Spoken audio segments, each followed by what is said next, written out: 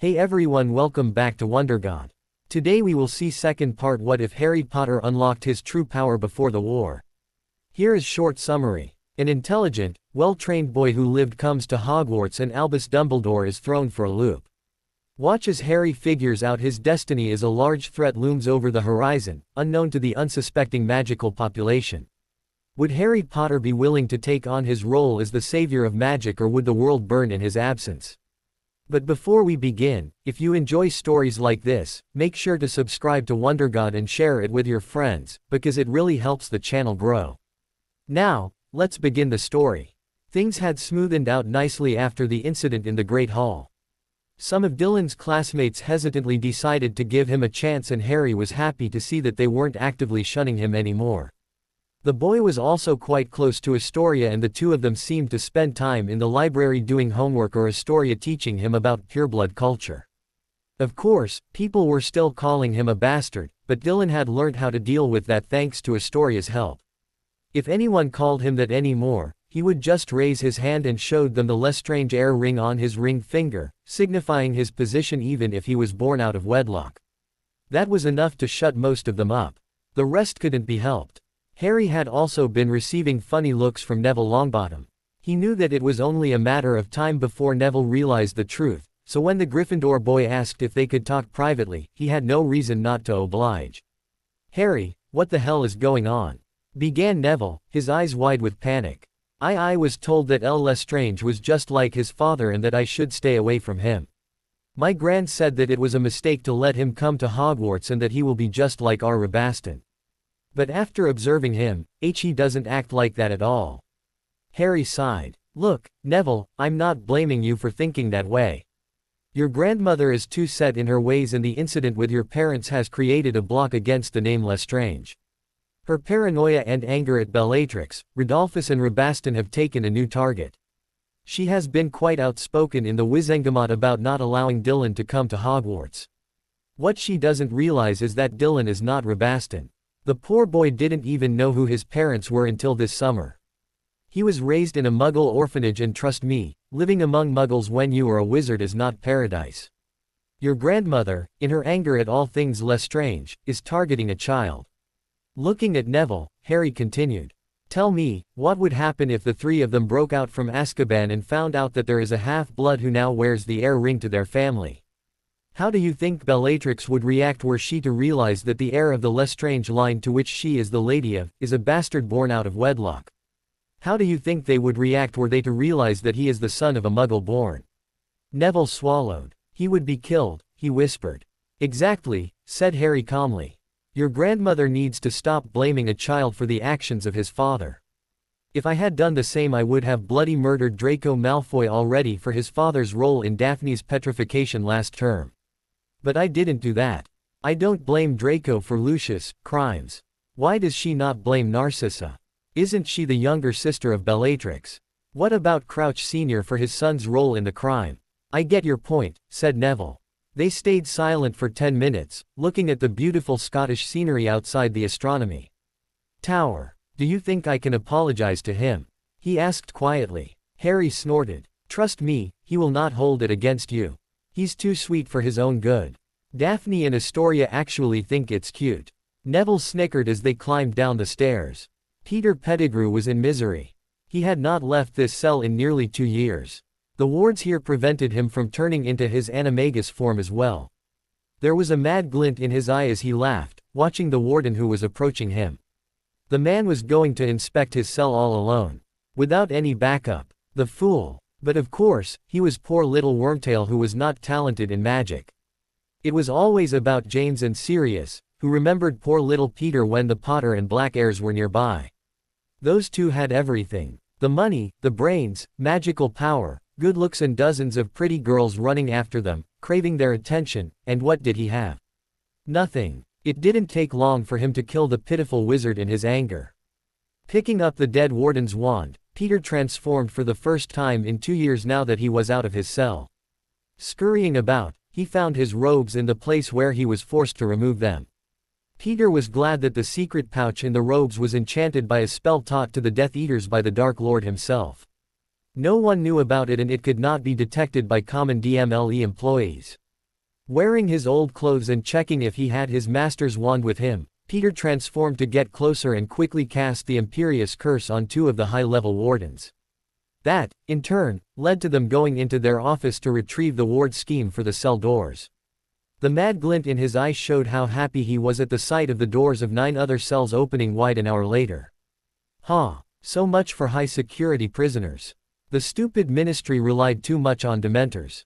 It was something Dumbledore used to complain about back then, but nobody listened to him. There was also very limited security provided by the Aurors on weekends because nearly all the Aurors and Wardens let the Dementors do the job, not wanting to be there more than 5 days a week, something which went unnoticed by head Auror Rufus Scrimgeour until now. "Hello Wormy," said the babyish voice of Bellatrix as she grinned widely. "Looks like you've finally done something useful with that ability of yours. Maybe we can play with the Wardens for a while." "We need to leave, Bella," said Rodolphus Lestrange firmly, taking her hand in his, giving it a soft squeeze, happy to be reunited again. "Dolohov, did you get the wands from the vault in the head warden's office?" Dolohov nodded as he passed their wands back to the rest. "Let's not waste our chance," snarled Rookwood. "Move. Don't worry about the Dementors," said Bellatrix, with a mad grin painted on her face. "I have had 12 years to convince them." "To the Dark Lord," whispered Rabaston. Harry's face was devoid of all emotion as he sat in the Great Hall at Hogwarts. His breakfast was left untouched. Sitting beside him was Dylan, shaking in fear, face pale, as he read the headlines on the magical daily newspaper. Mass breakout from Azkaban. 10 high-security prisoners escaped the former escape-proof fortress. Lestranges at large again. Peter Pettigrew suspected of helping Death Eaters escape using his rat animagus, wardens found dead at Azkaban. Censor net around Britain and Ireland strengthened. International flow in Portkey travel tightened. Boy WHO lived a major target, says Minister Fudge.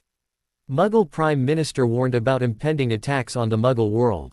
Be vigilant, warns Director Amelia Black, head of the DMLE. Aurors deployed all over the country. Please cooperate with them, says head Auror Rufus Scrimgeour. Dementors to help with the search, to also be stationed at Hogwarts School. We cannot rely on Dementors, they are as dangerous as the escaped convicts, says Chief Warlock Albus Dumbledore. We have everything under control, says Minister Fudge. How far is the truth? Know your enemy. Antonin Dolohov, convicted of the murders of Gideon and Fabian Pruitt. Augustus Rookwood, convicted of leaking highly classified Ministry of Magic information to you-know-who. Peter Pettigrew, convicted of the betrayal that led to the murders of James and Lily Potter and also the illegal incarceration of Sirius Black and deaths of 13 Muggles. Maximus Jugson, convicted of the murders of the members of the ancient and noble House of Mackinnon. Timothy Travers, convicted of the murder and decapitation of Benji Fenwick. Thorfinn Roll, convicted of the murders of Edgar Bones and other members of the ancient and noble House of Bones. Thaddeus Mulciber, convicted of placing the Imperious Curse on several employees of the Ministry of Magic.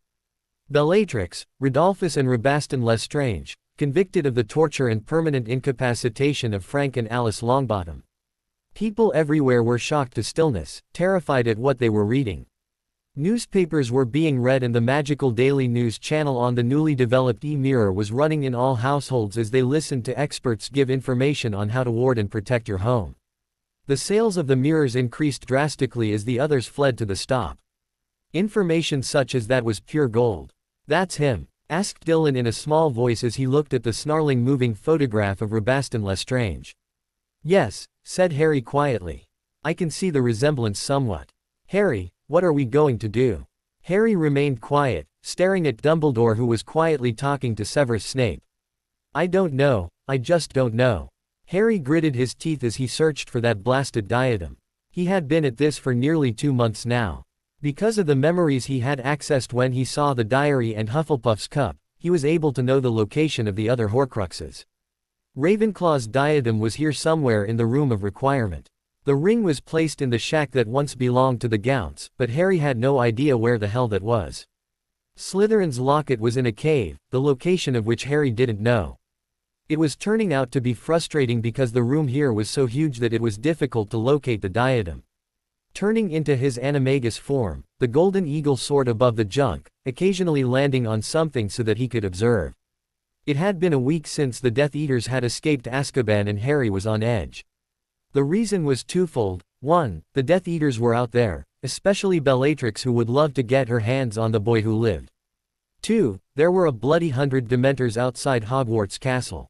Harry hated the Dementors. The day after they had arrived, when Harry had gone for his usual morning run, he felt something he had never felt before. The cold was horrible and the grounds were dark. He could feel the negative emotions in the air, making him miserable. Bad memories resurfaced, but thanks to his occlumency, he was able to shield himself long enough to get back to the castle. He had since been working out in the room every morning along with practicing the Patronus charm after having been explained the theory by his Aunt Amelia. Merlin knows he didn't want to be defenseless with those beasts around. Flying back to the ground, the eagle transformed back into a human as Harry used the Point Me spell again. He had done this so many times that he felt like burning the entire place with fiendfire and be done with it. But he couldn't do that. For one, there were some really good treasures here that he was quietly shipping off to Potter Castle using his elves. Really, no one was going to miss it.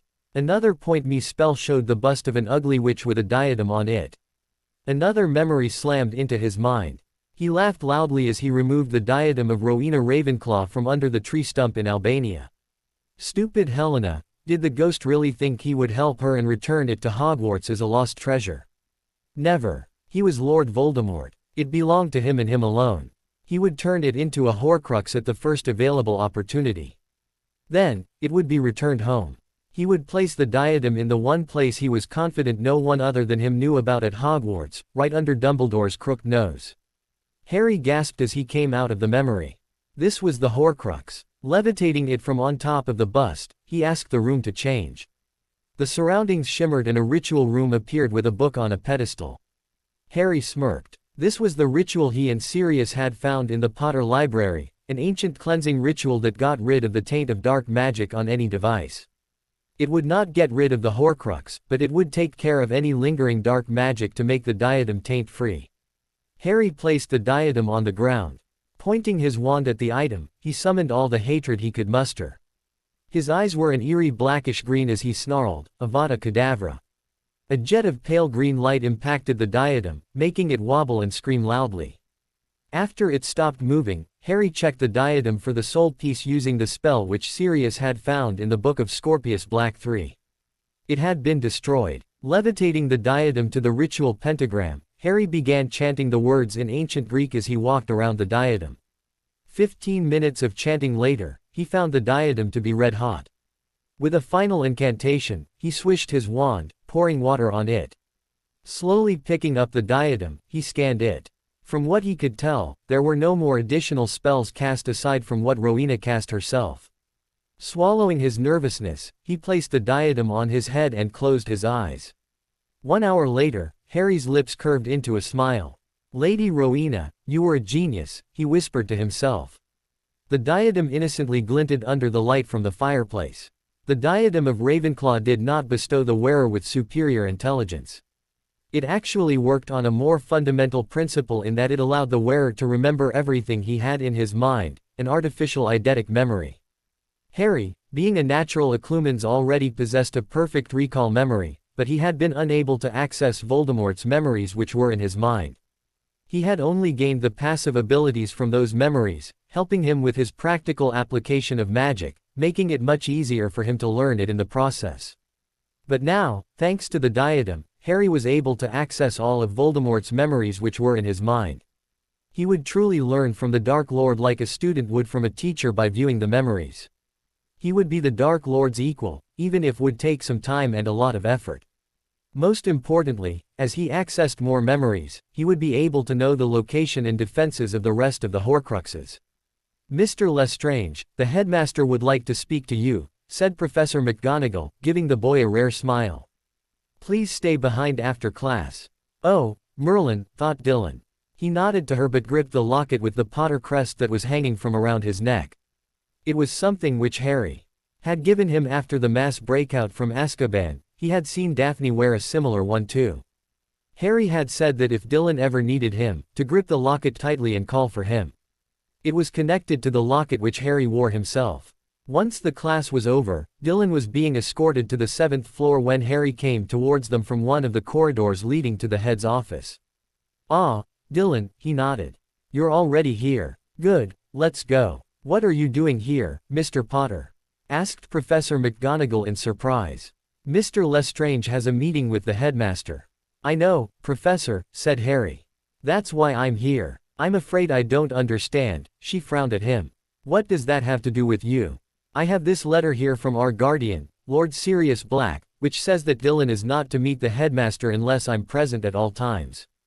It's just a precaution." "Mr. Potter," said Professor McGonagall sharply. "I do not like the implication you have just made. It's no secret that Sirius and I don't trust the headmaster," Harry told her. He turned to the gargoyle and said, "Acid pops." Professor McGonagall wondered how Harry had known about the meeting so quickly, not to mention how he knew the password to Dumbledore's office. Maybe it had something to do with his title as Lord Gryffindor. She knew for a fact that Dumbledore was not at all pleased when that information had come to light. She wondered what other powers Harry had over the castle. When he heard a knock on the door, Albus Dumbledore smiled as he called, "Come in." But this good mood was spoilt when he saw Dylan Lestrange being escorted by Harry Potter. It was not that Harry wasn't welcome, but not at this particular meeting. How was he to influence Dylan if Harry was here as well? "Harry, what are you doing here?" asked Dumbledore, looking confused. "I asked only for young Dylan." "Ah, using his first name like you do mine so as to induce familiarity, just as Sirius said you would. We already know of that trick, you old goat." "Oh, I know you only asked for Dylan," said Harry calmly as he casually put an arm around the younger boy's shoulders. The height difference was quite noticeable. "But I have a letter from our guardian saying that if you want to talk to Dylan, I am to be present at all times. Nothing against you, Professor, but it's just that I feel protective of him." "I see," said Dumbledore as he looked at the sheet of parchment. The seal of the head of House Black was present. "Well, in that case, do sit down." Harry sat down regally as always and Dylan sat next to him, looking around curiously. His eyes lit up when he saw the phoenix which trilled at him happily, something which Dumbledore did not overlook. "Ah, I see you have noticed my familiar," said Dumbledore smiling happily.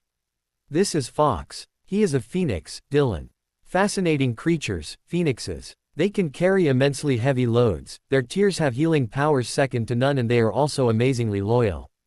In fact, young Harry here would not be sitting with us today if not for Fawkes healing him last term." "Yes," said Harry, his voice devoid of emotion. "He likes me and I'm fond of him as well." Dumbledore chuckled, wondering mentally if it was a good sign. Did Fawkes really like him? Did that mean there was hope to bring Harry back to the light? Mentally he was dancing in joy. He hadn't done that in a while. Those Dementors reminded him of what happened to his father and how he had died in Azkaban, bringing bad memories of Ariana and Gellert to the forefront of his mind. He really hated those creatures and was disgusted that they were stationed so close to Hogwarts, a school filled with children. "It's nice to finally meet you, Dylan," Dumbledore smiled warmly. "How have you been adjusting to Hogwarts over the past 2 months?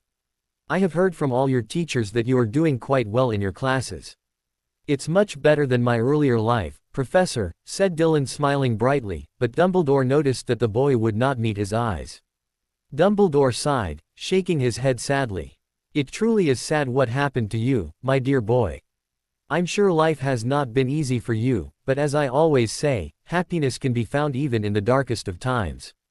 You need to look for the light, young Dylan." Harry mentally snorted as he gave points to Dumbledore. What a fine way of telling Dylan that the light was good and the dark was bad, especially given the recent escape of the boy's father and the rest of the Death Eaters. "My life was turned around when Harry and Uncle Sirius found me," said Dylan, looking at Harry with respect and affection shining in his eyes. "I found 2 adults who decided to take me into their family and a big brother I know I can always count on. When I have them, what more do I need?" Dumbledore raised his eyebrows in surprise. "Ah, yes," he said slowly. "I'm quite curious about how you bonded so quickly.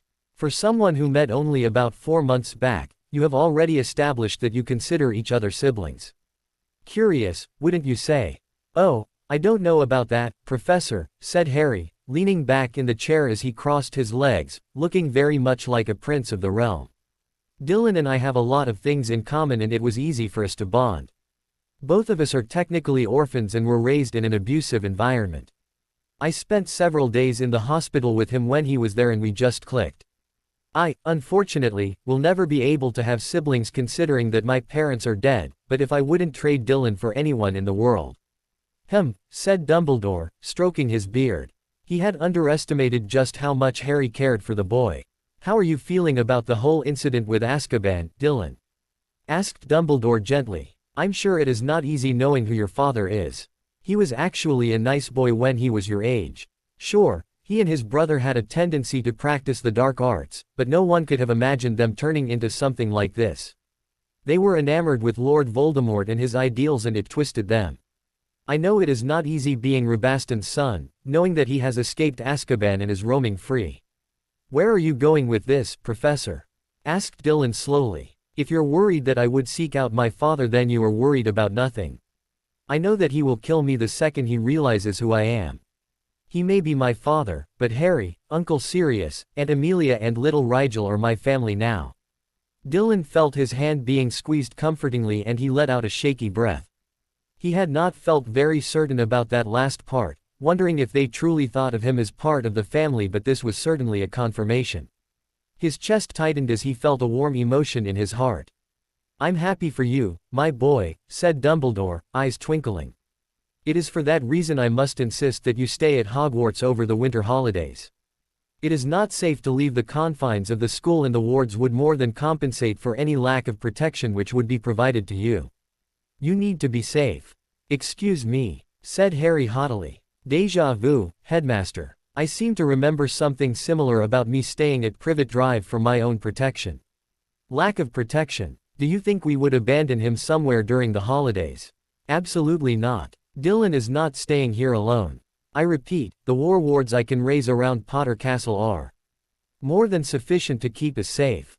Black Manor too is quite safe and I don't think Bellatrix would be stupid enough to attack us there. Hogwarts is actually the last place we should be. I don't deny the wards around the castle are excellent, but they are severely compromised due to the thousands of students who have been here. Secrets can be learnt, they don't stay secret for long. I am only looking out for him, Harry," said Dumbledore, shaking his head.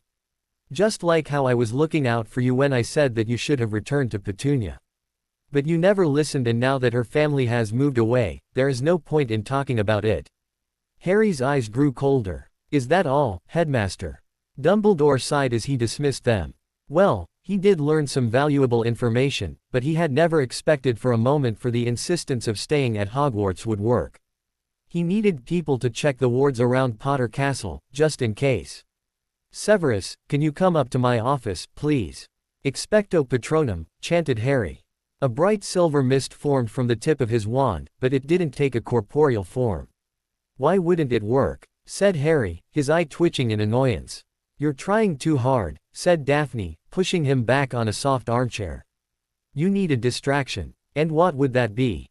he asked, smiling slightly. Daphne smirked as she sat down next to him and cupped his face, nuzzling his face against hers. "Do you want me to tell you or show you?"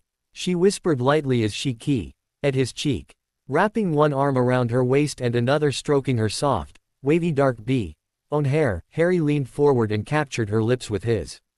They moved in sync as they both smiled into the key. "Maybe I should use this for a happy memory," said Harry, smiling at her. He looked into her deep blue eyes as his smile slowly faded. "Daphne, what is love?" he asked curiously. "What?" asked Daphne, blinking owlishly at his sudden question. "Love," said Harry slowly. "When someone says that they love you, what does that mean?" Daphne's heart melted at the innocent question posed to her by her fiancé. Her eyes filled with furious tears when she realized that Harry had never grown up feeling such emotion. Thanks to his less than happy childhood and his natural occlumency barriers, he tended to suppress his emotions nearly all the time. He was emotionally stunted, so naturally, unused to emotion, so he didn't know what love meant, having never experienced the warmth of a mother's hug. Had Harry been raised by his parents or Sirius, they would have identified the problem and sought out mind healers at an early age, but without help, he was feeling overwhelmed and confused. No one had explained it to him for him to understand.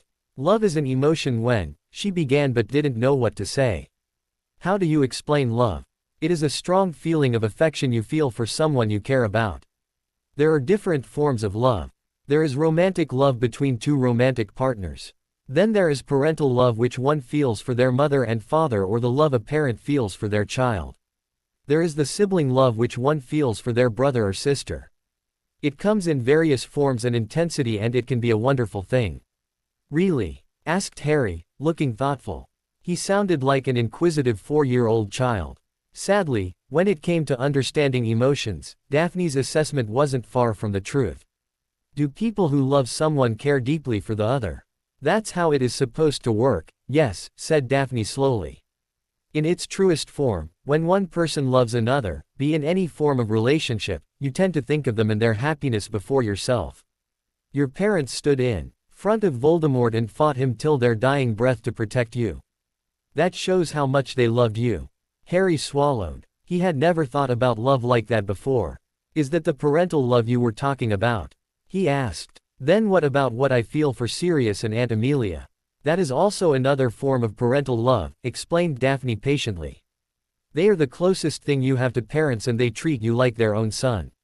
They obviously love you, and I'm sure you care deeply about them too. What about Dylan and Astoria? Daphne smiled slightly. I know that both of them care deeply about you. Dylan's adoration for you is clear as day for anyone to see it. He idolizes you, and I can't tell you how much it meant to him when you called him your brother in front of everyone in the Great Hall. Astoria might be sarcastic towards you and may tease you constantly, but that's her way of showing that she cares. Love can be expressed in all kinds of ways. Harry's eyes moistened despite himself. What about you? Do you love me? Daphne wrapped her arms around his neck and nuzzled her face against his. I do love you, Harry, she said softly. I love you very much. I think I love you too, whispered Harry as they cuddled on the armchair in front of the roaring fireplace, lost in their own world. The Quidditch season had finally started at Hogwarts. Roger Davies was now made the Ravenclaw Quidditch captain, and he was explaining the strategy for today's game. The weather was horrible and people could barely see what was going on. Heavy rain was pelting against the ground, and Harry wondered, not for the first time, why they were playing in such conditions. International Quidditch matches were all weather controlled and had covered stadiums. Look, I know the conditions aren't ideal, said Roger.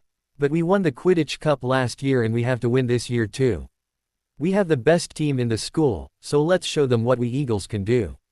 Casting charms on themselves to repel rain so as to see better, they kicked off from the ground. Because of the weather, Harry did not bother playing an interfering seeker but instead kept looking for the snitch. The Hufflepuff team captain and seeker Cedric Diggory was somewhere nearby as well. When the score was 80-60, Harry suddenly spotted a glint of gold in the air. Apparently, Cedric had spotted it too because he went after it. Higher and higher they went and the rain pelted against their faces, lightning flashing. Harry zoomed ahead of Cedric, his natural instincts as an eagle guiding him, and he smirked in triumph as his left fist closed around the snitch. Precisely at that moment, the temperature dropped drastically. The Nimbus 1001 which he was riding was rapidly being covered in ice. The already dark stadium was plunged into darkness, and Harry realized what was happening when bad memories assaulted him. He was in complete shock at what he was seeing. Fudge had lied. There were not 100 Dementors placed at Hogwarts. There were about 300 of those foul demons circling the Quidditch pitch. Knowing that he was only seconds away from being Harry flicked his wand to his hand, remembered his conversation with Daphne when they confessed their love to each other, and shouted, "Expecto Patronum!" An enormous creature burst from the tip of Harry's wand. If he had to guess, Harry would have thought the creature was probably 16 feet in height. It was a Thunderbird. Below, in the stands, people began panicking as the Dementors descended towards them. Daphne had also practiced the Patronus charm, but she had never succeeded in conjuring a corporeal Patronus before. But she knew the theory, so she tried it again. Summoning all her happy memories and emotions and thinking of the time Harry told her that he loved her, she pointed her wand at the incoming Dementors and shouted, "Expecto Patronum!" A large tigress burst from the tip of her wand and charged at the incoming Dementors. Daphne looked stunned for a moment at seeing the Patronus as she saw an enormous silver bird in the sky as well. Harry must have created a Patronus too. The staff of Hogwarts also realized that unless they helped, the students would all be ed. Several of them got up and pointed their wands in the air and yelled, "Expecto Patronum." Numerous, the Dementors may be, but they were no match against the combined assault of so many powerful Patroni. The massive Thunderbird Patronus stood proud and regal amongst them all, towering over the rest as it chased away the last of the soul-beeping demons. Even though the rest of the Patroni faded away, the Thunderbird still remained as Harry slowly descended to the ground, shaking badly. The Patronus approached him, bathing him in warmth. He couldn't help but swell with emotion as he touched it. "Thank you, my friend," whispered Harry as the enormous Thunderbird Patronus disappeared. Mayhem gripped Hogwarts as several students had fainted due to the Dementor exposure. Albus Dumbledore looked angrier than Harry had ever seen him, and one look at the headmaster's face let him know that the Dementors would be gone from the school the next day. The aura around the aged headmaster was something Harry had never felt before. It was a testament to how furious Dumbledore truly was. He was right. After the disastrous incident, Dumbledore had wasted no time to head to the Ministry to talk to Fudge. The next morning's newspaper article about the attack of the Dementors on hundreds of young witches and wizards made Fudge want to weep. He was still licking his wounds from seeing Albus Dumbledore the previous day. Nobody had seen the chief warlock that angry before, and Fudge understood then and there why the man was considered one of the most powerful wizards in the world. The Dementors were ordered back to Azkaban the next day. Hogwarts and Hogsmeade breathed a sigh of relief, but there was a war going on in London. Not a physical one, but a political one. Fudge had essentially committed political suicide. He would not last even a month in office anymore after the disaster with Azkaban and the Dementors at Hogwarts. The war was about who the next Minister of Magic was going to be. Pandemonium. That was the best word that could be used to describe the Wizengamot, the legislative and highest judicial body of magical Britain and Ireland. Minister of Magic Cornelius Fudge was shrinking in his seat as the shouting got louder. It wasn't his fault. He had just followed the advice of his senior undersecretary Dolores Umbridge, but no one cared about that. No, all of them were talking about him. Those bloody soul-beeping leeches should never have been placed at Hogwarts in the first place. Screeched Lady Acton furiously. Now, I'm sure Minister Fudge was just doing what he thought was best to protect our children," said Lord Lucius Malfoy smoothly. The decision was taken bearing in mind the danger posed to the common folk after the mass breakout from Azkaban. Dumbledore told him that the Dementors were not trustworthy, snapped Samantha Hudson, an elected representative. They should be confined at Azkaban where they belong. Our children could have been ed. I'm surprised you are so calm about this, Lucius. Wasn't your own son admitted to the hospital wing after the attack? While that is true, I see no reason to blame our esteemed minister for it, said Lucius. The breakout was hardly his fault. If the DMLE had done their job properly, we wouldn't be in this position. Normally I would claim responsibility for any mistakes made on my part and my department, Lord Malfoy, said Lady Amelia Black, her voice booming. But this time, my department cannot be blamed. I have repeatedly asked for an increase in the money allocated to the Department of Magical Law Enforcement, but the Budget Committee keeps diverting money to other departments which don't require those additional funds. Many people over the centuries have shared their distrust of Dementors and yet no one listens. If more Aurors and Wardens could be placed at the prison instead of relying on the Dementors to do all our work, then such a problem could be avoided in the future. Think about it for a minute. 5 Wardens were killed during the escape. There are thousands of Dementors at Azkaban. How can 10 high-security prisoners leave the island unless they had help? What are you saying, Lady Black? Asked Mr. Doge. I'm saying we should look at other options and stop relying on Dementors because they aren't trustworthy. Start streamlining the budget for one and give it to important departments.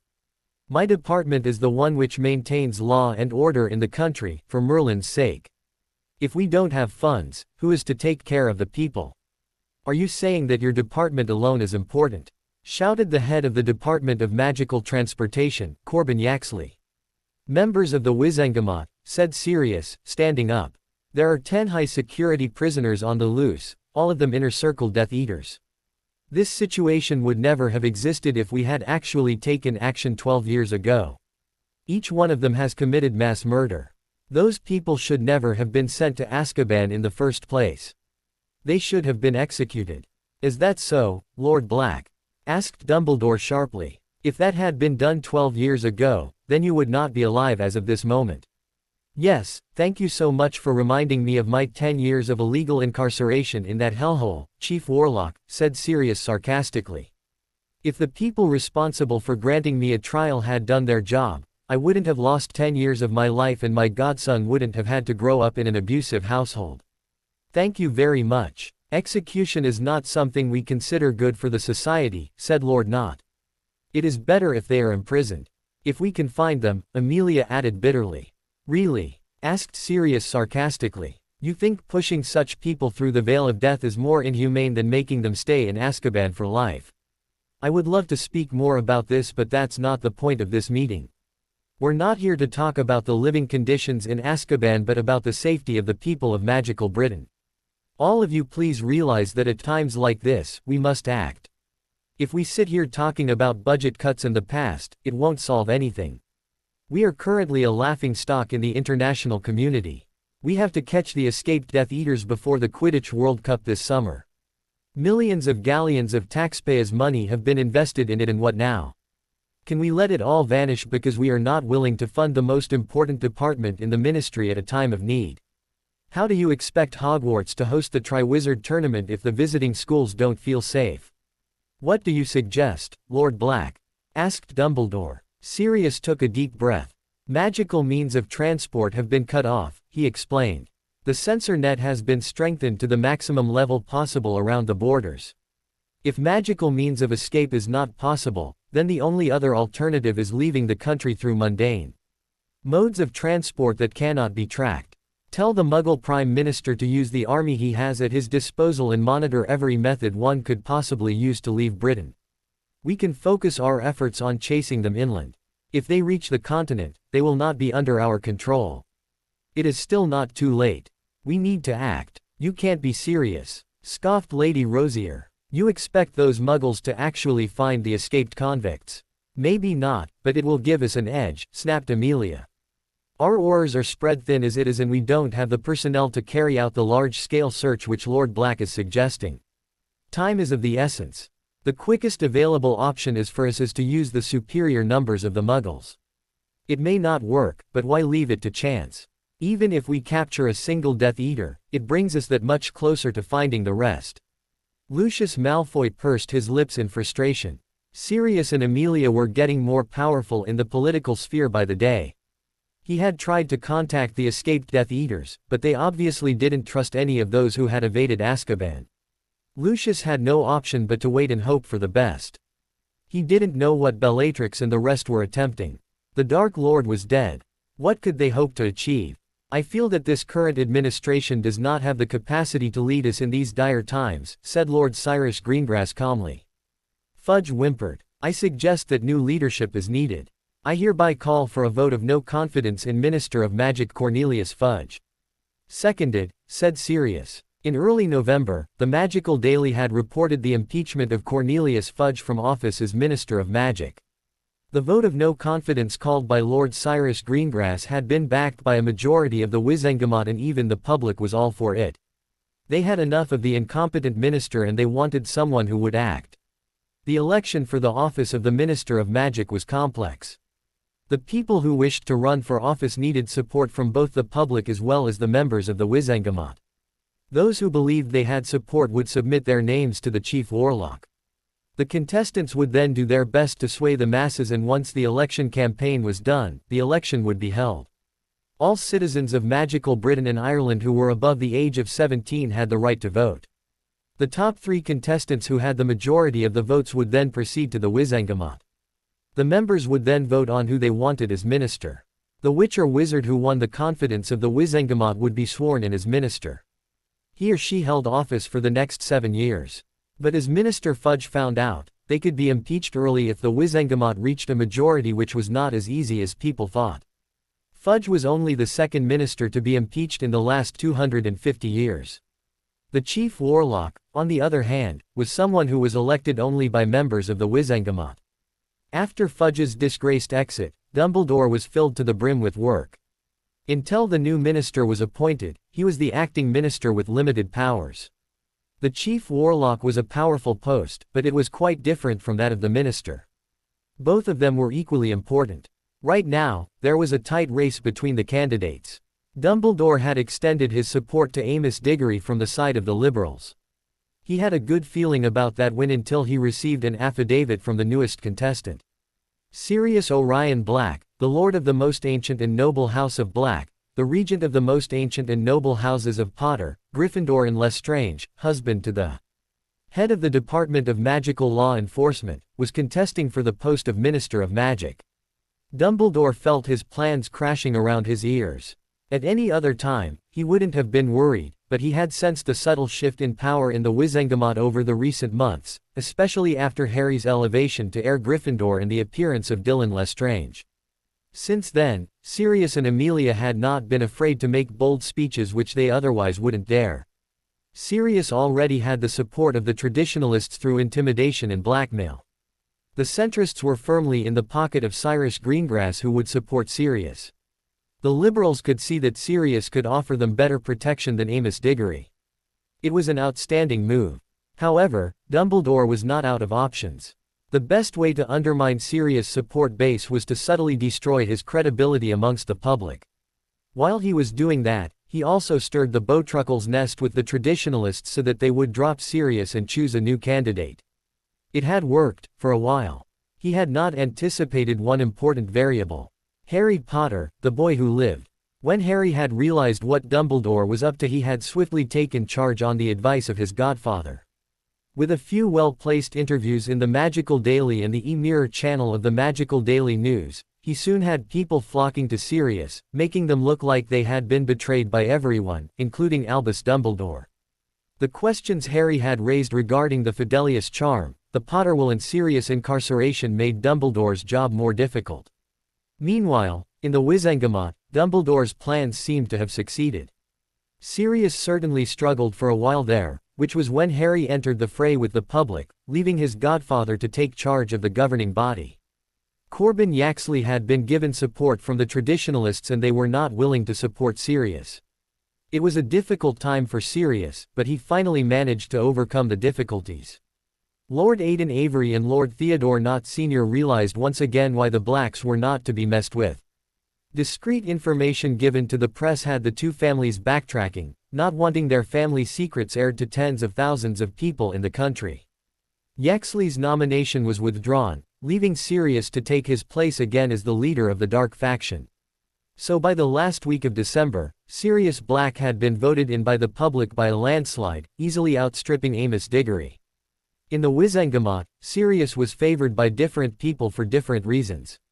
The traditionalists might be somewhat under control, but they wanted a pureblood on the minister's seat and Sirius was qualified. He was from one of the oldest pureblood families in Europe, so it certainly helped. He was also married to another powerful pureblood witch. Even though Amelia Black was hated and feared at the same time, her power in the Ministry of Magic was undeniable. The icing on the cake was that Sirius Black hated Albus Dumbledore. An enemy's enemy was your friend, and this certainly applied to the traditionalists. The centrists would go with the popular vote and they usually sided with the one who had the best chance to win. It did help matters that Sirius' policies were centric, increasing their potential power block. The Liberals, while under the control of Albus Dumbledore, were drawn to the fact that Sirius was Harry Potter's godfather. The man was also Regent Gryffindor and that was certainly very attractive. This had the light faction divided, which was exactly what Sirius wanted. Amos Diggory really did not stand a chance. The sheets of parchment in front of you should provide the names of the final candidates, said Chief Warlock Dumbledore. You may enter your votes. As soon as the members chose their candidate with a tap of their wands, the enchanted sheets of parchment magically vanished. 5 minutes later, they were all done and the tally had been reached. Dumbledore forced a smile on his face. The election process is now complete. By an overwhelming majority by both the public as well as the Wizengamot, the new Minister of Magic of Magical Britain and Ireland is Lord Sirius Black. Thunderous applause greeted him as Sirius ascended to his seat to the left of the Chief Warlock. He smiled widely at them and he saw a young boy with distinguishing green eyes in the seats meant for the public wink at him. Minister Black winked back at his godson. Their mission was a success. A teenage boy was sitting on a swirl chair behind an ornate desk in his study, looking out of the floor-to-ceiling windows. A bejeweled diadem was sitting on top of his head as he occasionally closed and opened his eyes. The election for the Minister of Magic had gone very well. Sure, there had been bumps along the way and they had wondered if they could succeed, but it had worked. Owning the magical daily had certainly helped. Harry's anger at Albus Dumbledore increased when he remembered everything the old man had done to prevent Sirius from becoming minister. Dumbledore really was an outstanding politician, but the problem was that he expected everyone to behave the same way.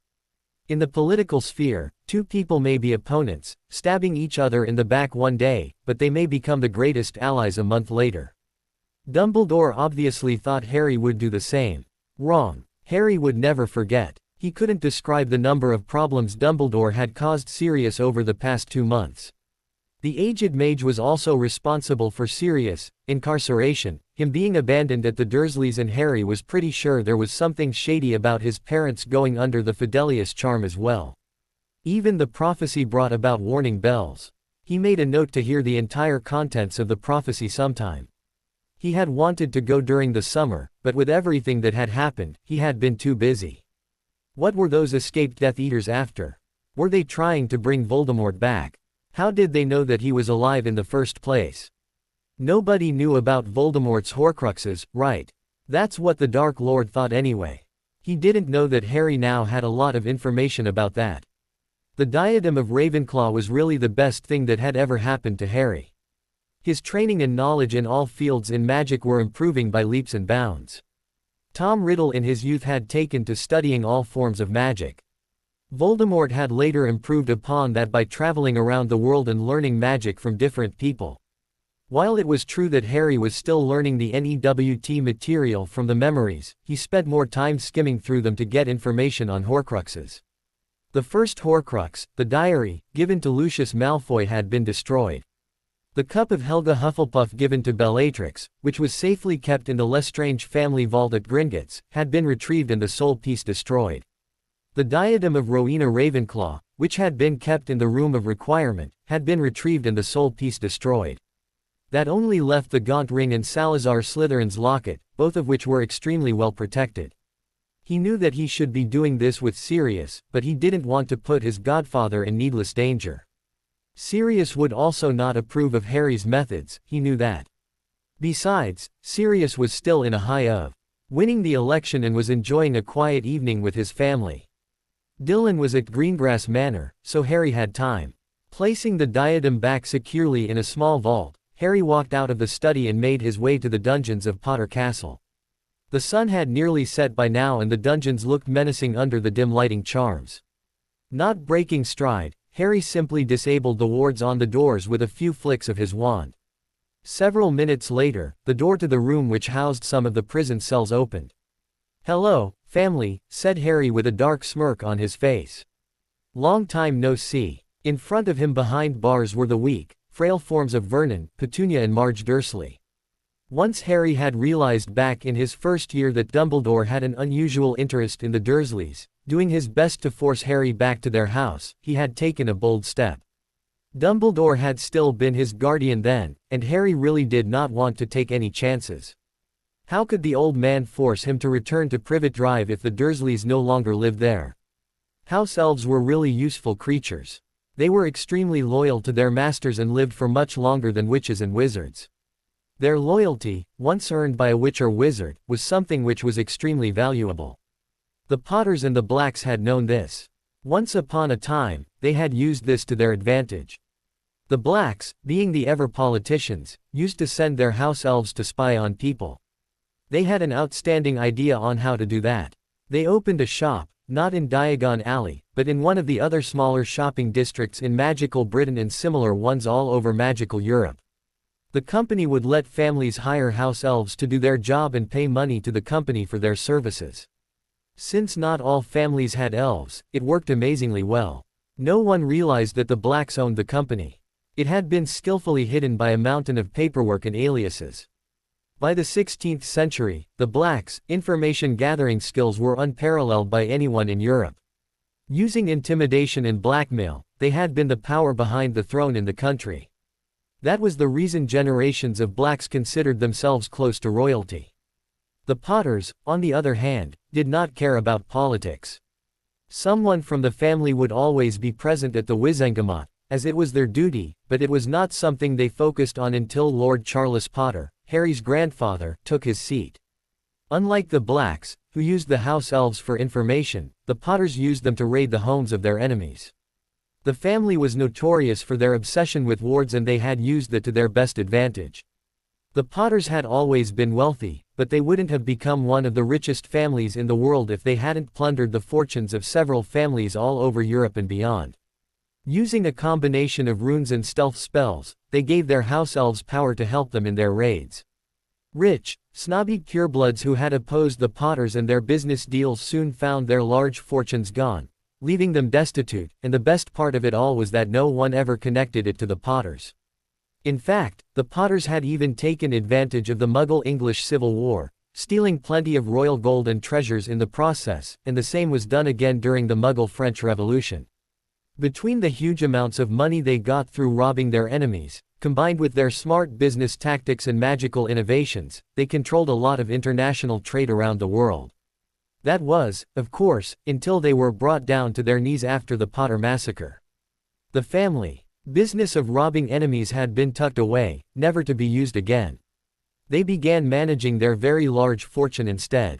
They had taken a massive beating after the massacre and had never recovered from that. The house elves went back to serving the family, not being asked to help in raids anymore. Karma. It all came down to karma. All those centuries later, the Black and Potter families took one hit after another, nearly being driven extinct in the process, losing a good chunk of their power with it, until Harry Potter and Sirius Black took their positions as the heads of their respective families. Using the house elves again, this time pooling their resources, they had ensured that their elves could not be tracked as they sent them to spy on people. While the other families who had house elves of their own were quite difficult to spy on, not to mention many had developed anti-elf wards to protect themselves from wizards who could use elven apparition to enter their homes, that was not to say that it was useless. The runes and enchantments developed by the Potters to hide the elf's magical signature may be quite old, but it was still ingenious.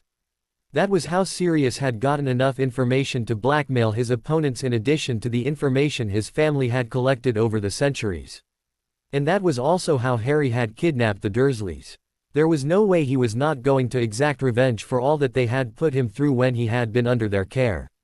He wanted them to suffer as he had suffered. How has it been to live here for the last 2 years? Smirked Harry. You, bellowed Vernon. You're the one keeping us here. Let us out, boy, now. Harry's eyes darkened and his wand sailed to his hand. With a flick, the door of the cell opened and he stepped inside. Vernon took the chance to pounce on Harry but was thrown against the wall violently without Harry even having to defend himself. Oh, you stupid fool, Harry snorted uncharacteristically, shaking his head. Did you think the collar you were made to wear was for beautification? Those are charmed to ensure that you cannot attack me. But even if you do, I'm more than capable of taking care of myself. He twirled his wand in his fingers, showing it to Petunia, who paled. Recognize this, Aunt Petunia. He sneered. It's called a wand. Why, you have become one of them, she whispered, looking horrified. You're a freak. Harry's face contorted in rage. There was no word he hated more than the word, freak. It brought back bad memories of him being tortured by them and also Dylan suffering for as long as he had. Gritting his teeth, Harry slashed his wand in the air and Petunia screamed an unholy scream full of pain as the bones in her legs exploded. Don't use that word in front of me, said Harry dangerously. Be glad that I've been kind enough to provide you with food and shelter. Does that sentence remind you of something, Aunt Petunia? What about you, Uncle Vernon? You claimed that you had provided a roof over my head and food from your table purely because of the goodness of your hearts. It didn't matter to you that you gave me a tiny boot cupboard under the stairs for me to sleep in, or that you gave me so little food that any other child would have died of starvation. Well then, I'm returning the favor. You should be glad that I've put a roof over your head by bringing you to my dungeon, and also that I provide you with food, however little it may be. "Where's Dudley?" asked Vernon, shakily. "He's in a much better place," smirked Harry. "What have you done, you disgusting boy?" screeched Marge. Harry turned to face her, his luminescent green eyes flashing with murderous intent. Apparently, being in an isolated cell for 2 years had still not broken them. Maybe more punishment was in order. "You know, I've always wanted to do this to you, Marge," said Harry quietly. He swiftly kicked her in the face, breaking her nose. With one more kick, she was holding her stomach in pain. "That was for letting your worthless dogs nearly maul me to death while you laughed at my helplessness, and this." Harry pointed his wand at her. "Crucio!" Marge screamed in a manner she had never screamed before. Vernon and Petunia were watching, horrified, as Marge twisted and turned like she was on fire and being stabbed at the same time. After 10 seconds, Harry released the curse, looking satisfied. "This was for calling my mother a whore and my father a good-for-nothing drunk," said Harry darkly. "And you, Aunt Petunia. I wonder what your plans were for me. You were rather insistent on denying me any knowledge of magic. Let's see what is going on in that head of yours." Legilimens. 5 minutes of shuffling through her memories left him disgusted. She had never planned on telling him about his heritage. She wanted to keep him so downtrodden that Harry would never be able to get up. She would have kicked him out of the house after high school, ensuring that Harry survived on the streets with no proper education or job, hoping that he would die in misery.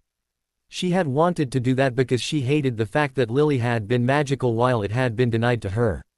The fact that Harry was an innocent soul in her feud with her sister did not matter to her at all. The baby dumped on her doorstep was a freak and he must be made normal. That was all that mattered to her.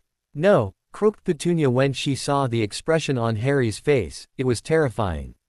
"Crucio." Harry calmed down a bit as he saw Petunia whimpering on the floor after having suffered the Cruciatus curse. "I'm not going to do anything more to you," he said softly. "Know that your actions against me were what caused this predicament in the first place. You received money for my care and yet you treated me like a. Know that you are the reason Dudley is dead. If you had treated me better, your son would still be alive. It's your fault, Petunia. It's all your fault. Remember that." He cast a Confundus charm on her to keep making her remember that her precious son was dead. Truthfully, Dudley was very much alive. The boy had tormented Harry when they were young, but he was just a child. Harry had simply wiped the boy's memories to make him think his parents had been killed by using a simple memory charm and a Confundus charm. He had then enrolled Dudley into a military school funded by the Muggle government. Let the fat lump be of some use to society. "Vernon, come with me," ordered Harry. The man still did not give up. Harry had to give him credit for that.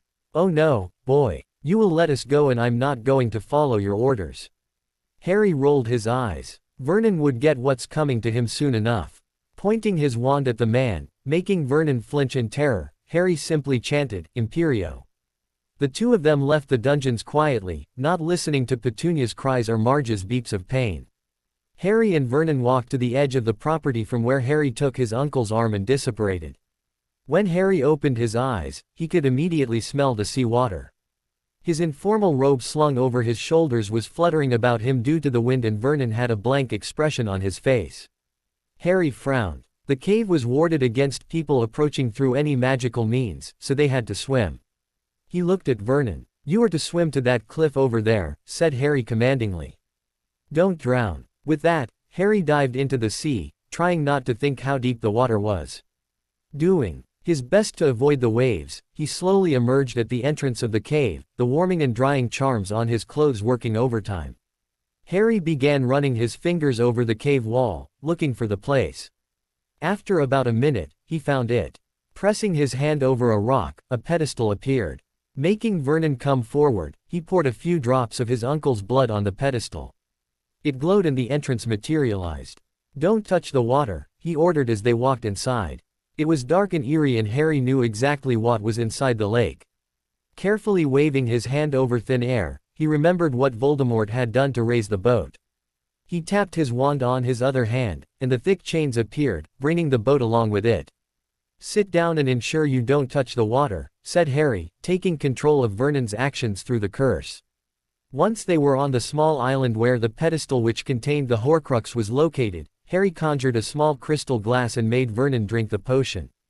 Voldemort was a genius. The potion he had kept here would recreate the worst fears of a person and ensure that they are mentally paralyzed after drinking a few gulps of the potion. If they did manage to finish it, they would turn to the lake to drink water because of the thirst caused by the potion. That's when the Inferi would rise out of the lake, dragging the person with them under. There was no chance for a single person to ever escape with the Horcrux. Harry removed the locket from the basin, dropped a fake one in its place and frowned when the locket did not look like the one in his memories. It was a fake. This wasn't the Horcrux. He closed his eyes in frustration and fear when he realized that someone else had stolen the real locket. Where the hell could the Horcrux be? It could be anywhere. Just as he turned, Harry screamed in fear when he came face to face with an Inferi. The potion had lifted the imperious curse he had placed on Vernon. The Muggle had crawled to the lake to drink water, raising the Inferi. Harry had been distracted to see it. Flicking his wand to his hand, he rotated it in a wide arc above his head as fire erupted from the tip.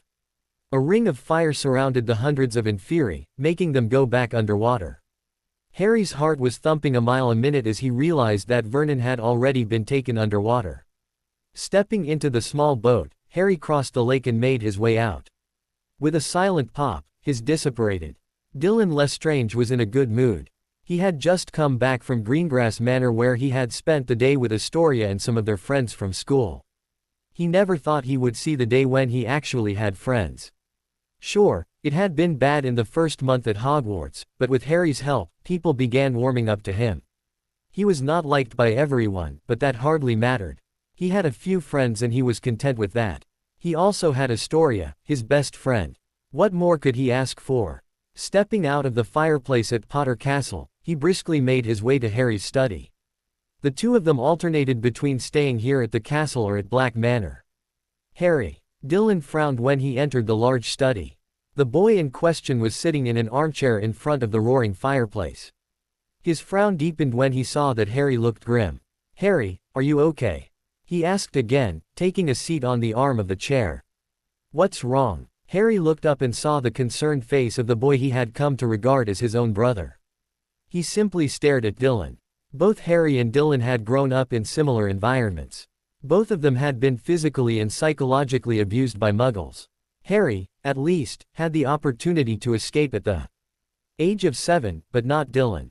Harry always had the comfort to know that his parents had cared for him when they were alive. Dylan's parents had not been married. His mother had been BP'd by his father who was a notorious and sadistic Death Eater. Their childhood was quite similar, and yet they turned out so different. "Why? How do you do it, Dylan?" "Do what?" "Stay innocent even after everything that has been done to you," said Harry quietly as he drowned a file containing a calming draft. "Stay innocent." "Harry, what are you talking about? You were called a freak your whole life. So was I. The matron in the orphanage tried to do an exorcism on you. I've never told this to anyone except Daphne, but the Dursleys did that to me when I was 5. I was never more scared in my life than I was that day. I was beaten up for accidental magic, so were you. I was told that my father was a useless drunken layabout and that my mother was a whore. Even now, many people at Hogwarts call you a bastard. You were told that your father was a Death Eater while I was told that my parents were murdered by one of the most dangerous Dark Lords in recent years. How, Dylan? You still remain pure at heart. You don't seek revenge against those who hurt you. Even after what others called you at school, you still go out of your way to help them if they're in trouble. Your innocence and sunny personality confuse me. We share a similar past, yet I turned out much darker in the process." "How?" Dylan was speechless. This was the last thing he expected. He stayed silent for a minute before responding. "I don't think I care much for revenge," he admitted softly.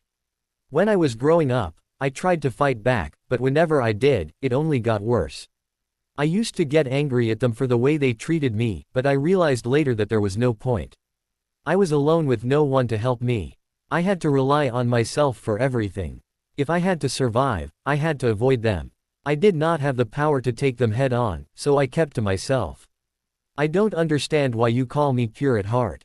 I'm nothing like that." Harry chuckled slightly, shaking his head in amusement. Dylan really had no idea how unique he was. Would Harry have turned out like that in another life, where his eyes displayed innocence and warmth instead of the cold emerald orbs they always were? Harry couldn't explain it, but torturing the Dursleys and killing Vernon today struck a chord. If you were given a choice, would you be willing to kill the people who treated you that way? Make them pay. Dylan was startled by that question.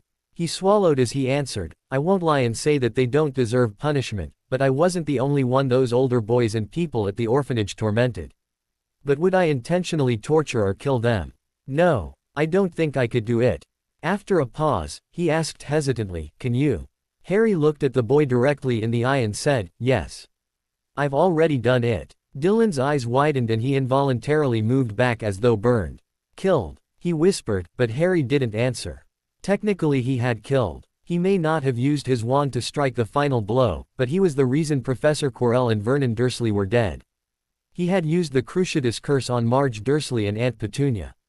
He had the capacity to perform the killing curse, which not many could do. The curse required powerful magic behind it. The amount of hatred which Harry needed to feel to use the Cruciatus and killing curses were frightening. Sirius had spoken to him about this, but there were some things he could never tell Sirius. His godfather wouldn't understand. Neither would Daphne, for that matter, because they had never experienced it. Would you think any less of me if I said yes? Dylan gazed out of the window, looking at the twinkling stars above. Why did you do it? He asked after a pause. Was it only for revenge? No, not really, replied Harry honestly. The first time I killed someone was when I was 11, in my first year at Hogwarts.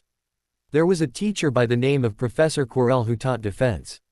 He was being possessed by Voldemort, or was Voldemort himself, I think, I'm not sure. He had nearly caused the death of Hermione Granger by letting a troll inside the school once. Many other students could have died that day too. To ensure that he didn't kill anyone, or me, for that matter, I led the man to his death.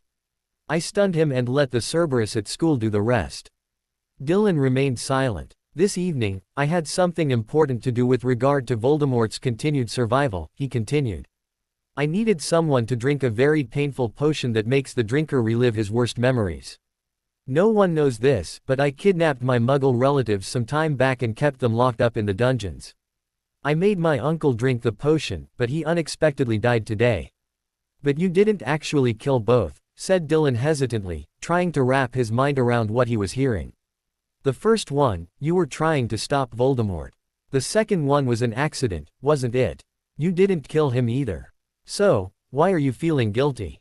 Oh, I'm not, said Harry flatly. I don't feel guilty for killing both those men and I never will. They deserved everything they had coming to them. But I'm just curious about how you turned out to be such a sweet kid. You really are something special, Dylan. I'm glad I met you. You're like a mirror to me. I won't change who I am. Merlin knows I am happy the way I turned out, but sometime, somewhere, I could have been like you. I don't know if it's a good thing or a bad thing. You certainly think a lot, don't you? Harry exhaled. If you're afraid of me after learning this. Stop, said Dylan firmly.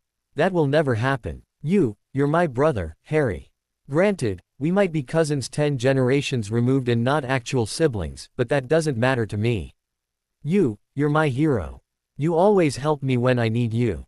You take care of me and, well, yes, what you did was wrong, but you took me in, accepted me, an orphaned son of a known Death Eater, as your brother.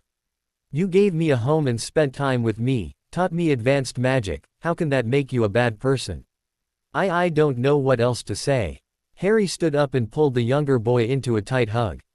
Thanks, Dylan, he whispered. You are and always will be my little brother. Just don't ever change from the sweet boy that you are. I love you. Dylan choked as he gripped him tighter. No one had ever uttered those words to him before and it was a novel experience for him, not to mention emotional. Love you too, Harry. Harry simply placed a key on top of the boy's head. A minute later, they headed towards their respective rooms for the night. Sitting on floor near the fireplace, the young Potter Scion closed his eyes to center himself. It had been an emotional day for him and he needed to get himself under control. He couldn't have such an episode again. The Death Eaters were camping in a small clearing outside Folkestone, Kent. They had managed to evade the Aurors, but unfortunately, they didn't have means of knowing what was going on in the magical world. Security had been tightened and they were on the run.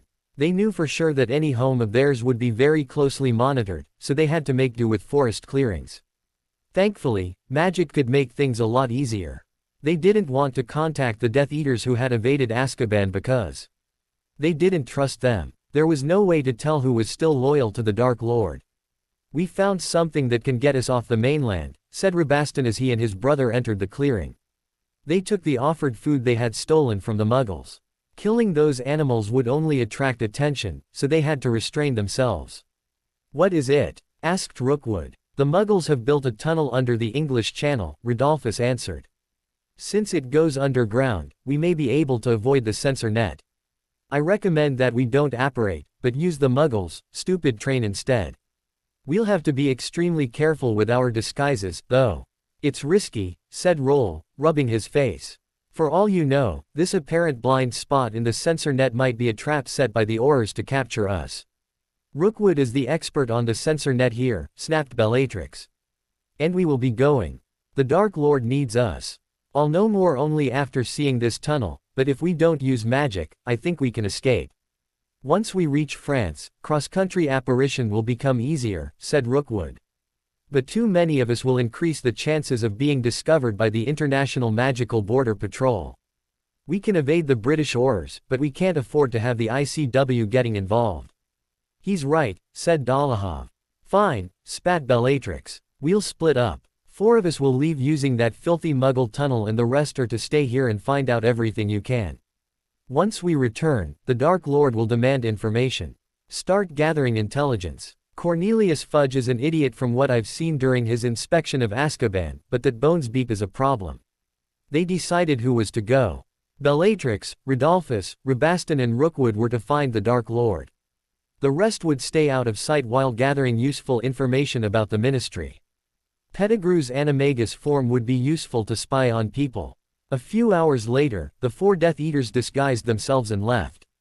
Chanting the Dark Lord's name, they moved forward, letting their dark marks guide them. It was time they got their master back. The second term at Hogwarts began without anything spectacular. Harry continued using the diadem for learning from Voldemort's memories and had later taken to practicing the spells he had learnt in the Room of Requirement. At the end of January, Harry finally came clean about his excursion to the cave where the fake locket was found. Needless to say, Sirius was not happy. "I have enough problems without you being one of them," shouted Sirius angrily. "Harry, what in Merlin's name were you thinking?" "I'll tell you, you weren't thinking at all, that's what you were thinking." "Sirius." "No, I don't want to hear it," snapped Sirius, cutting him off. "This is the most irresponsible, idiotic thing you have ever done. I don't even want to think about what could have happened if something had gone wrong. You are keeping too many secrets from me, young man, and I am not pleased. You are in deep trouble because right now, I can't even think of a suitable punishment for this latest stunt of yours." "Sirius, please hear me out," said Harry softly. "I knew the protections and defenses on that cave. I knew that I could take care of them myself." "Oh yes, that's why you were attacked by Inferi, weren't you?" the new minister said sarcastically.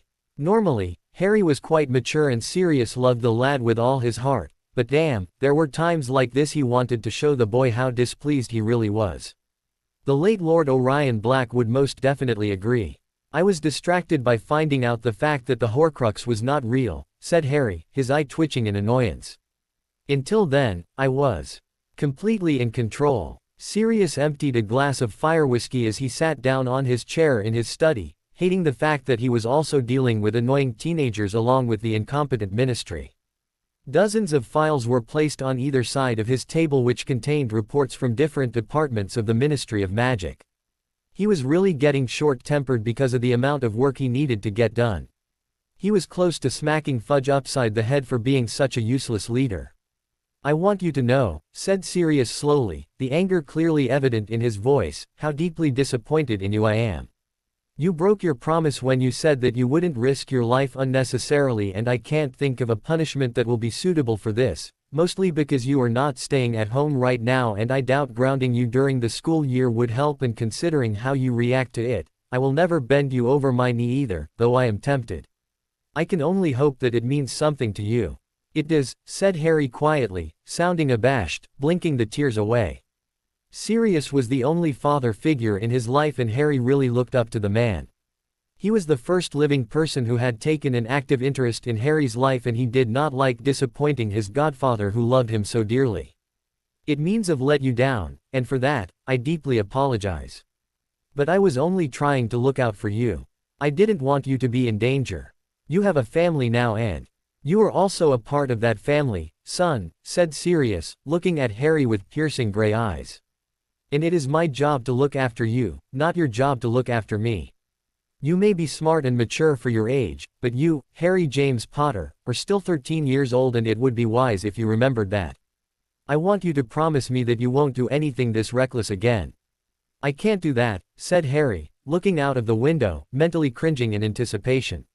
Excuse me? Asked Sirius dangerously, his eyes narrowed. I have a prophecy hanging over my head, Sirius, he continued, looking at his godfather. The future is not certain. If there ever comes a time when I need to act, I will do so. I'm not a person who will shrink from responsibility in times of danger, but I will do my best to avoid it. Sirius sighed. It was difficult to argue with Harry because the boy made valid points. But damn, he was so infuriating. Being Harry's guardian was really a pain in the ass sometimes. He felt like grounding the boy for a year, but he knew it would be counterproductive. Exhaling deeply, he said, "Where is this fake locket?" Harry removed the locket from inside his robe pocket and levitated it to Sirius. The older man took it and observed it for a minute. After doing a standard detection spell, he opened the locket and removed a slip of paper. Unfolding it, he read it, his eyes widening in shock. "Sirius?" asked Harry curiously. I didn't think to open it. What's inside? See for yourself. To the Dark Lord. I know I will be dead long before you read this, but I want you to know that it was I who discovered your secret. I have stolen the real Horcrux and intend to destroy it as soon as I can. I face death in the hope that when you meet your match, you will be mortal once more. R.A.B. Regulus Arcturus Black, explained Sirius quietly as he closed his eyes. My little brother stole the real Horcrux. But where could it be? Said Harry urgently. Did he destroy it? That, I'm not sure, Sirius whispered, tears welling in his eyes. I never had much contact with him after I ran away when I was 16. We used to be very close when we were kids, inseparable even, but as the years rolled on, Mother's poisonous claws latched onto him. He was the only one in my family that I ever truly loved. The last I knew, he had succumbed to Mother's threats and had joined the Death Eaters and was killed on Voldemort's orders for backing away just a few months later. Oh, Reggie, why didn't you come to me? Harry sighed, rubbing his temples. This only complicated matters. How in Merlin's name did Regulus find out about the Horcrux in the first place? Voldemort had never told anyone. He had used a house elf while placing the locket in the cave, but the elf had died after Voldemort left. There was no way Regulus could have read Voldemort's mind, which meant he must have known about Horcruxes and might have recognized it when the Dark Lord had once said, I have guarded myself against mortal death. Yes, that must be it. But how did he find the cave in the first place? So many questions. Do you have any information on the ring? Asked Sirius, wiping the tears away. Yes, said Harry. But we need to create a replica of the ring and put the protections back in place. If Voldemort were to find out that something is wrong. I don't know what the ring looks like, Sirius frowned. Leave that to me. The curse on the ring is called the Bothrops Curse. It is named after a snake. The curse's effects are very similar to the snake bite of a Bothrops asper. Anyone who comes into contact with the curse suffers a very painful, instant death. The limb turns black and shriveled, causing severe necrosis and death of the muscle tissue throughout the body. If the person puts on the ring or even touches it, the curse is activated. Once the cell damage reaches the heart, there is no stopping it. In fact, there is no counter curse at all. It is a very old curse that hasn't been seen for a long time. Talk about overkill, muttered Sirius. All right, do what you can, but you are not going this time without me, is that clear? Understood, said Harry with a small smile. He went over and gave his godfather a tight hug. I didn't mean to disobey you or make you worry about me, but I thought I was doing the right thing. I'm really sorry, Sirius. Sirius sighed. He remembered his own teenage years. Running around with a werewolf every full moon night was not something any sane wizard would do. I know how you feel. In mid-March, Harry put down the book he had just finished reading. It was the Journal of Godric Gryffindor. Once he had claimed the family ring, he had received information that Godric had hidden the family fortune somewhere at Hogwarts. Knowing the general location, he had searched for it until he had struck gold, literally. Using the Sword of Gryffindor and the Gryffindor headship ring, he was able to get the secret chamber opened, only to gape in shock. The secret chamber was clearly Godric's personal chambers at Hogwarts, but it was filled to the brim with gold, silver and precious jewels. Mountains of gold could be seen in a small pile of diamonds, rubies and other gems was placed in a corner. He had seen something similar in the high-security vaults deep under Potter Castle and also in the Potter family vault at Gringotts, but the amount of gold in here was staggering. He had immediately called his house elves to transport the contents to a high-security vault at Potter Castle. Slowly, over time, he would transfer a bulk of the fortune to Gringotts where he could begin investments. Gold wasn't the only thing he found in the place. On a table was a journal penned by the founder himself. After using a translation charm, Harry had taken to reading it every spare moment he got. The revelations were astounding. Godric had been the firstborn son of the Gryffindor family. The Gryffindors were an old family, dating back to the time of King Arthur and Merlin. In fact, they, along with the Potters and Slytherins, were members in King Arthur's court hundreds of years ago.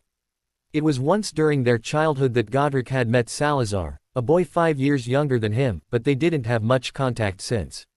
He was taught magic by his parents and other tutors, and once he was an adult, he traveled abroad to learn various branches of magic from tutors. While touring magical Italy, which still carried its traditions from the ancient Roman Empire, he met a woman who was a year older than him who wanted to go abroad and learn all about the intricacies of various forms of magic as well. Her name was Laurentia, who was the daughter of Godric's instructor in Rome. The two had forged a friendship, and several months later she joined Godric in his tour of the world, and the pair traveled extensively for many years, learning various branches of magic. In Egypt, Godric won the friendship of the goblins, a warrior race known for their expertise in banking, warding, warfare and creation of weapons from magical metals that only their race could work with. He spent a lot of time with them, learning about their culture and how to wield a sword. Once, he saved a bunch of goblins from a mob of muggles who wanted to kill them, so the leader of the goblin community finally accepted Godric's request and made a special sword for him as a reward. Godric still had to pay for it, of course. It was a 3-foot-long blade, made of goblin silver, making it very conductive for magic use. While he was quite good with his wand, he couldn't help but be at home with his new sword. He spent many years enchanting and enhancing the sword to his style. By the time they finished their tour of the world, he and Laurentia had fallen in love and had decided to get married. After talking to her parents and returning to Britain to talk to his family, it was finally decided to hold the marriage ceremony in Rome. Once they were married, Godric and Laurentia returned to Britain, hoping to create a better life for the people of their country. But there were problems as witch hunts grew in popularity. If muggles detected witches and wizards or even magical creatures, they would be attacked in their sleep and killed in their beds. The muggles would then drag the mutilated bodies for all to see. These instances horrified Godric, but he felt that once they could explain to the muggles that magic wasn't evil but a blessing from the goddess herself, everything would work out and both magical and muggle humans could coexist in peace. It was a few short months into their marriage that Laurentia found herself pregnant. The couple was ecstatic, and 9 months later, Laurentia gave birth to a girl who they named Geraldine Gryffindor. When Geraldine was only a year old, tragedy struck. Godric's entire family had been targeted due to them being witches and wizards. His parents and siblings were all killed by a large mob of muggles. Godric was filled with rage and wanted vengeance, but Laurentia managed to calm him down. It was then that Godric decided to rethink his plan for muggles and magicals coexisting with each other. Clearly, muggles did not tolerate the existence of magic. Life went on, and Laurentia befriended a witch from Scotland named Rowena Ravenclaw. She was several years older than Godric and Laurentia, and had come back to Britain from Albania, where her husband's family was nobility. Godric was very impressed with the older woman's sheer intelligence and talent with her wand. The Gryffindor family slowly got to know Rowena, who became close to Laurentia and thus, as an extension, her husband Godric. But unrest in the muggles soon found its way to strike again. One night, When Godric was away on business, the Muggles attacked his home. An entire mob of Muggles managed to overpower Laurentia and burned her at the stake after torturing her, while her 6-year-old daughter was badly injured. Luckily, Laurentia had managed to send a message to her friend Rowena, who arrived quickly and managed to save Geraldine, but was unable to save her friend. Laurentia Gryffindor was killed. Rowena then sent a message to Godric, telling him to come back to Britain as soon as he could, while she took little Geraldine to a well-known healer of the time, Helga Hufflepuff. Although Geraldine was badly injured, Helga was able to save her life. Godric returned to find his wife dead and his only daughter wounded. Rage filled him in a way he had never felt before. He headed back to the village where his family had lived and slaughtered the Muggles, every single one of them. The village was a bloodbath, and no one would forget the sight of Godric Gryffindor holding a sword in one hand and a wand in the other, killing everyone he could find, magic radiating off of him in waves, his face in tears. If the Muggles wanted to see death so badly, he would show them what death really was. Godric then spent his time raising his daughter. It was during this time that he had met his childhood acquaintance, Salazar Slytherin, who, Godric had heard, was in a similar predicament. Salazar's family too was murdered when he was just a child, and he had grown up as an orphan, using his cunning nature to survive and manage his fortune. But unlike Godric, Salazar was more in control of his emotions and used his sly and cunning personality to win. He was not a battle mage like Godric, but he was very knowledgeable in obscure magical arts. When Godric found himself very troubled with his past, Salazar taught him how to control his thoughts and emotions using occlumency. Godric also taught Salazar many spells which he had learnt during his travels. It was during this time that their friendship deepened. The two men realized that the witches and wizards were in grave danger, with the knowledge of magic dying in their beloved country. The Muggles seemed to have forgotten the time when King Arthur ruled their land hundreds of years ago, when Britain's population of both Magicals and Muggles coexisted peacefully. It was then that Rowena came up with the idea of a school. The idea was accepted by Godric, Salazar and Helga, who had by then become Rowena's friend. They chose a remote location in Scotland, in the middle of a forest, away from prying eyes. They had to ensure that no one trespassed and attacked innocent children. They pooled all their money and constructed a large castle where they were to have the school. Having already befriended the Potter family, who had constructed a castle with a heavy amount of protective enchantments and a stone fortress around it so that no one could enter their home and kill them in their sleep, Godric realized that their school had to be well protected. They collectively used their knowledge of magic to erect various wards around the place, to make the castle a magical fortress, something which Godric remembered the Potters had insisted was important. Once construction was complete, Helga named the school Hogwarts. The four then spread the message among the magical community so that parents would send their children to the newly constructed magical school. Godric personally went to Potter Castle to talk to them, and soon, Alan Potter was among the first students enrolled at Hogwarts. As knowledge of Hogwarts spread, many more parents sent their children to the school so that they could learn from the four learned witches and wizards. Godric specialized in battle magic and transfiguration, Rowena focused on charms, runes and spell crafting. Helga specialized in healing and potions, while Salazar specialized in rituals and other obscure arts of magic. Rowena even developed an open ward which was so large that it could detect magical children born anywhere in the British Isles. It would later be known as the Book of Admittance of Hogwarts. It was some years later that Godric found out that his daughter and Alan Potter were seeing each other. He was quite happy with the union, and with the blessings of their parents, the couple got married. Rowena too had a daughter named Helena who grew up at Hogwarts with her parents, as Rowena's husband shuffled between living at Hogwarts and going to Albania to take care of his family business.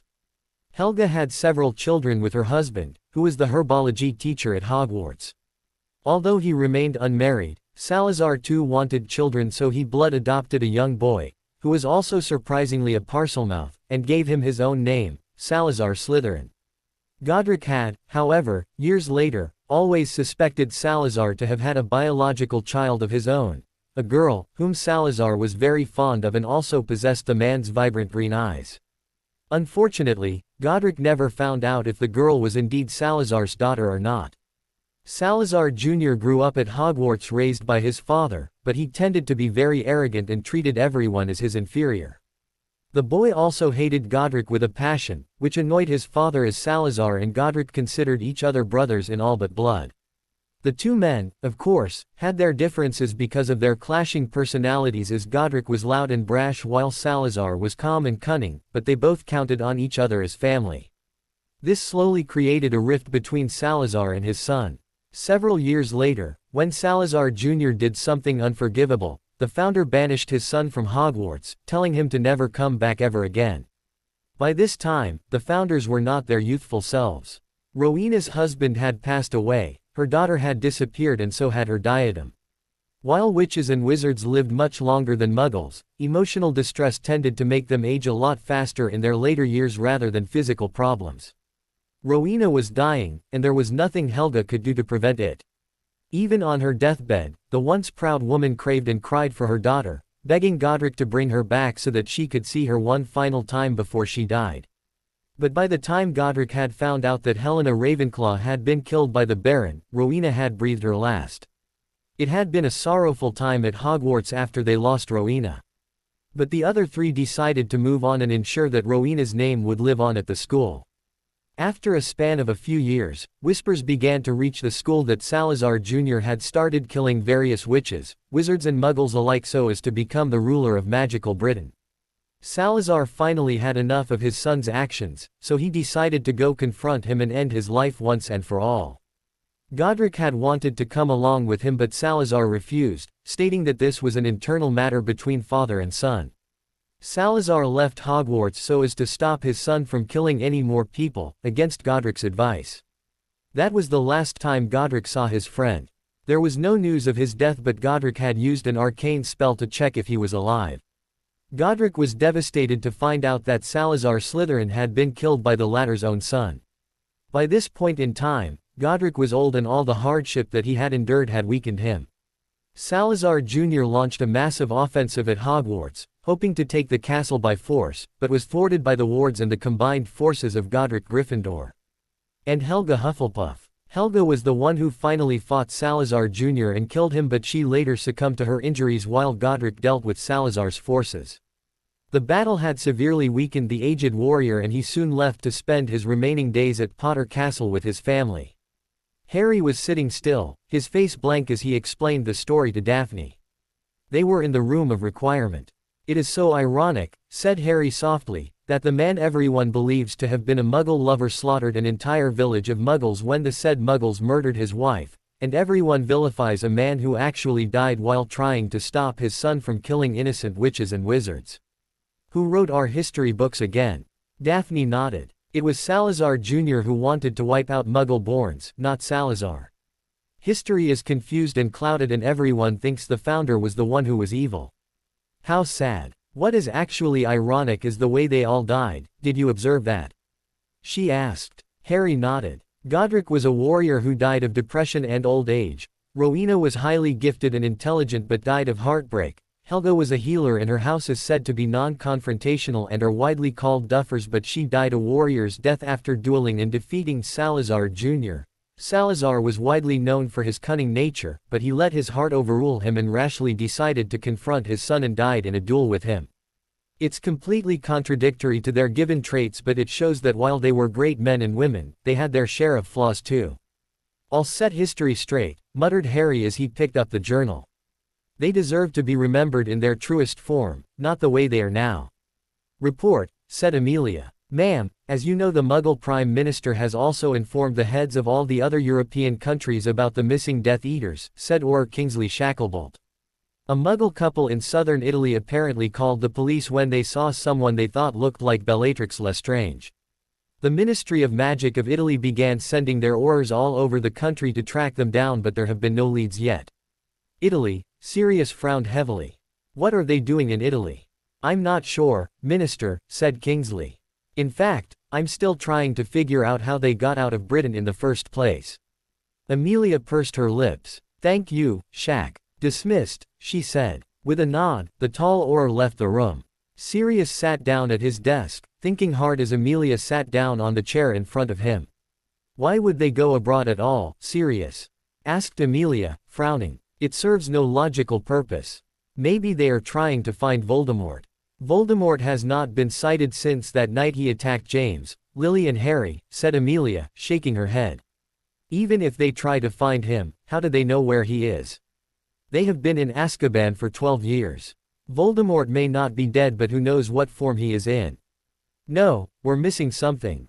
The wards informed Sirius that someone was at the door. Pressing a rune on his table, he opened the door while retaining the other wards around the office. "Ah, Director Croaker," said Sirius. "Please come in." "Minister Black," said Algernon Croaker, head of the Department of Mysteries.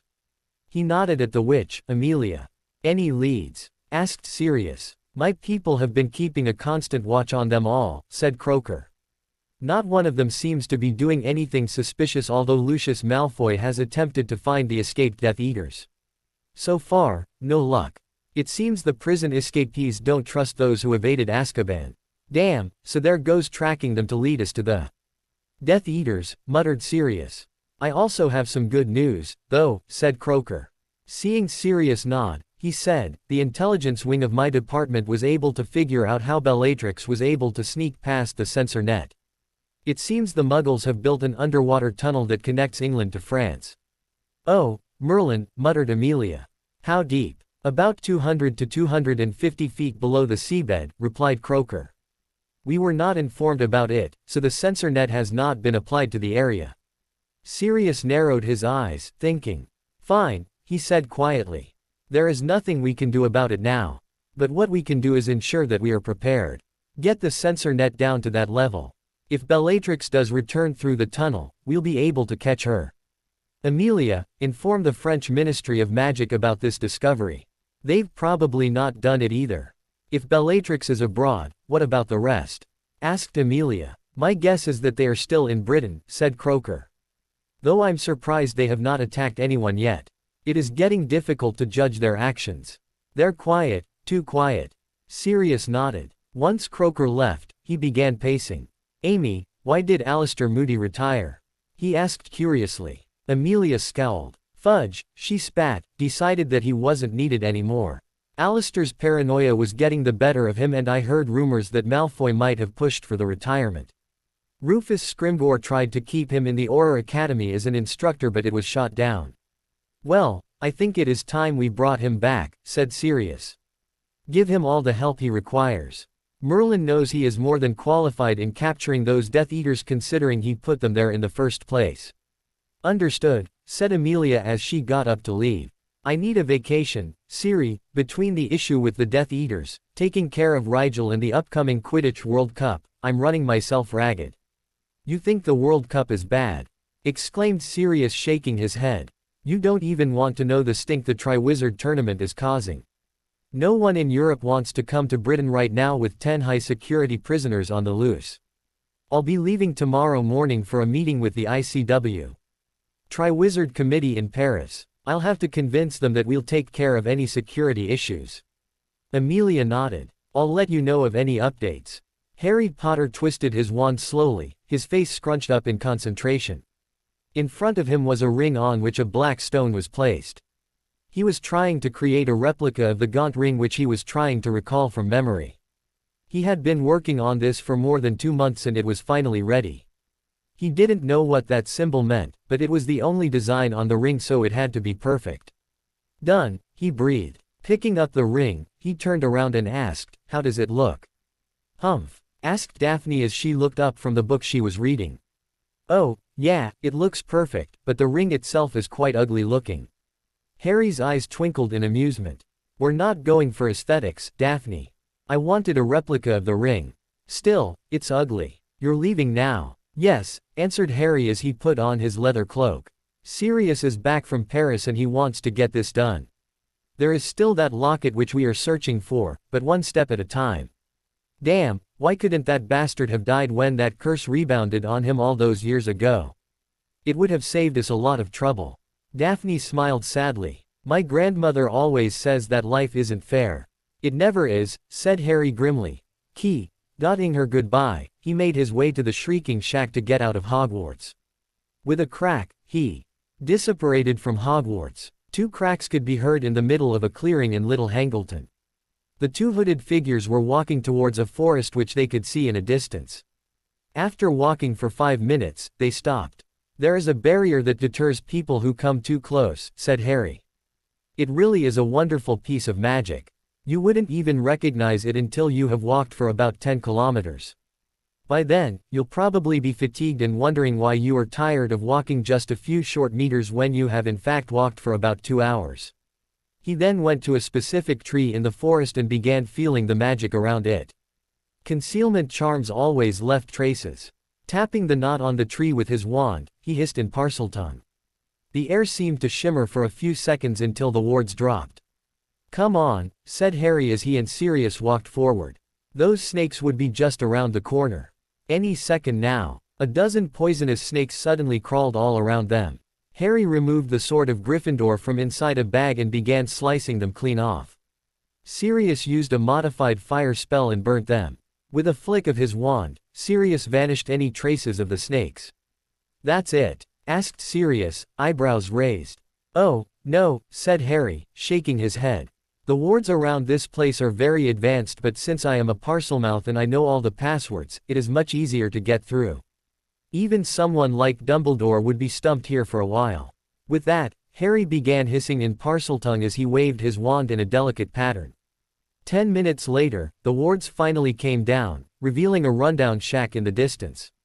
"The door also has a curse placed on it," said Harry as he opened the door, careful not to touch it. He does take the security of this place seriously," said Sirius. "But I wonder why he didn't put a piece of his soul in a small stone and dump it at the bottom of the ocean." "Let's be very glad that he didn't," said Harry grimly. Looking at the badly concealed portion of the floor, he began scanning. "That's another trap, isn't it?" asked Sirius. "If someone enters the shack, they can find the ring easily, and once they do, it is a quick, painful death." "Yup," said Harry as he blasted the floor open. "I can't help being impressed by his diabolical mind. Avada Kedavra." A pale jet of green light flew from the tip of Harry's wand and impacted the ring. There was a loud screeching sound as the ring stopped moving. Carefully levitating it into a dragon hide pouch, Harry placed the fake ring in its place. "I still cannot believe you can perform the killing curse like it is second nature to you," said Sirius, looking alarmed and worried. Harry maintained his silence. Unlike Sirius, Harry did study the dark arts after all, and he knew the taboo on most of it was unwarranted. Sure, some of them should never have existed, the Horcruxes for one, but they did not fall under the purview of dark. That was black magic, which was highly illegal and dangerous. Flicking his wand in a complicated gesture, muttering under his breath, the ancient Egyptian curse slipping easily from his lips, he finally pointed his wand to the ring as a ripple of magic impacted the ring, making it glow. "There, it is done," said Harry as he put the ring back in place and repaired the damage done to the floor. "Now all we have to do is take care of any evidence that would lead us to believe we were here at all." Sirius nodded as he began waving his wand and clearing the evidence. 1 hour later, the stone which was on the Gaunt ring was placed in the high-security vault at Potter Castle. The golden ring was melted with fiendfire to get rid of the curse placed on it. Another Horcrux down. Now, if only they could find that blasted locket. "Come on, laddie," barked Moody. "We have them surrounded." Sirius watched from his position, biting his lower lip in anticipation. His idea of using the Muggle military really worked wonders. The Muggles had sighted a couple of the Death Eaters near Dover. Using utmost secrecy, they had selected the best Aurors they had under their command for this operation. "Listen here everyone," said Sirius. "We have gone through the plan. We're going to split up. We have received intelligence that the Death Eaters are spread in 2 groups, so we're going to split up as well. Team Alpha, you'll be coming with me and Auror Moody. Team Beta, you'll be going with Director Black and Head Auror Scrimgeour. You know how dangerous they are. Coordinate with each other and take them out as quickly and efficiently as possible. We can't risk them trying to escape. Is that clear?" "Yes, Minister," said Kingsley, speaking for them all. "Good," said Sirius, nodding at them. "Split up. Let's get started." Peter Pettigrew panicked as he heard screams and saw flashes of spellfire. No, they couldn't have found them. They had been so cautious, so how had the Ministry managed to track them down so quickly? He saw Mulciber get killed by a severing curse. An Auror was also killed, but Moody managed to take out Jugson. Peter's eyes widened in shock as he saw his former best friend Sirius Black dual role, who was one of the best duelists in the inner circle. Sirius was bleeding badly with several cuts all over his body, but he was able to hold his ground. Behind him, his wife Amelia was fighting like her husband, dodging everything Dolohov was throwing at her. Travers screamed in pain as 3 Aurors surrounded him and fired reductor curses. He died of a massive hole in his chest but managed to wound an Auror in the process as well. Peter's insane eyes glinted with worry. He had gained very useful information over the past few months. He could see that the Dark Mark was growing stronger, which meant that the Lestranges and Rookwood had found their master. It was only a matter of time before the Dark Lord returned to Britain. He couldn't fail their master. He needed to survive to give the Dark Lord all the information he had found out. Transforming into a rat, he scurried away. 10 minutes later, Roll and Dolohov were killed by Minister of Magic Sirius Black and head of the DMLE. Amelia Black. "Take the minister and the injured Aurors to St. Mungo's," said Amelia. Quickly. Amelia looked at the pale form of her husband. He had managed to kill Roll but he had lost a lot of blood in the process. She watched as 4 Aurors and Sirius disappeared using a portkey. "Damage report," said Amelia. "Dawlish was killed in the skirmish with Mulciber," said Kingsley, looking worn and tired. "There are no more casualties as of this moment. Auror Roberts was injured by Travers, but he'll recover. The Death Eaters are dead." "Good," breathed out Amelia. "Pack them up and send them back to the morgue at the ministry. Search the area for the others. We still have Pettigrew, Rookwood and the Lestranges to catch." "Yes ma'am." The news of the deaths of the 4 Death Eaters was met with huge cheers by the people of magical Britain. The common folk were singing serious praises.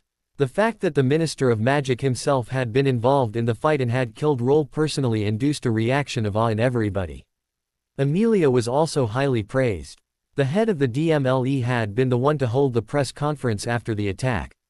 Fresh from the battle, still displaying the scars on her body like a proud warrior, she had explained what had happened. The common witch and wizard were overjoyed, but they were warned that the Lestranges were still out there.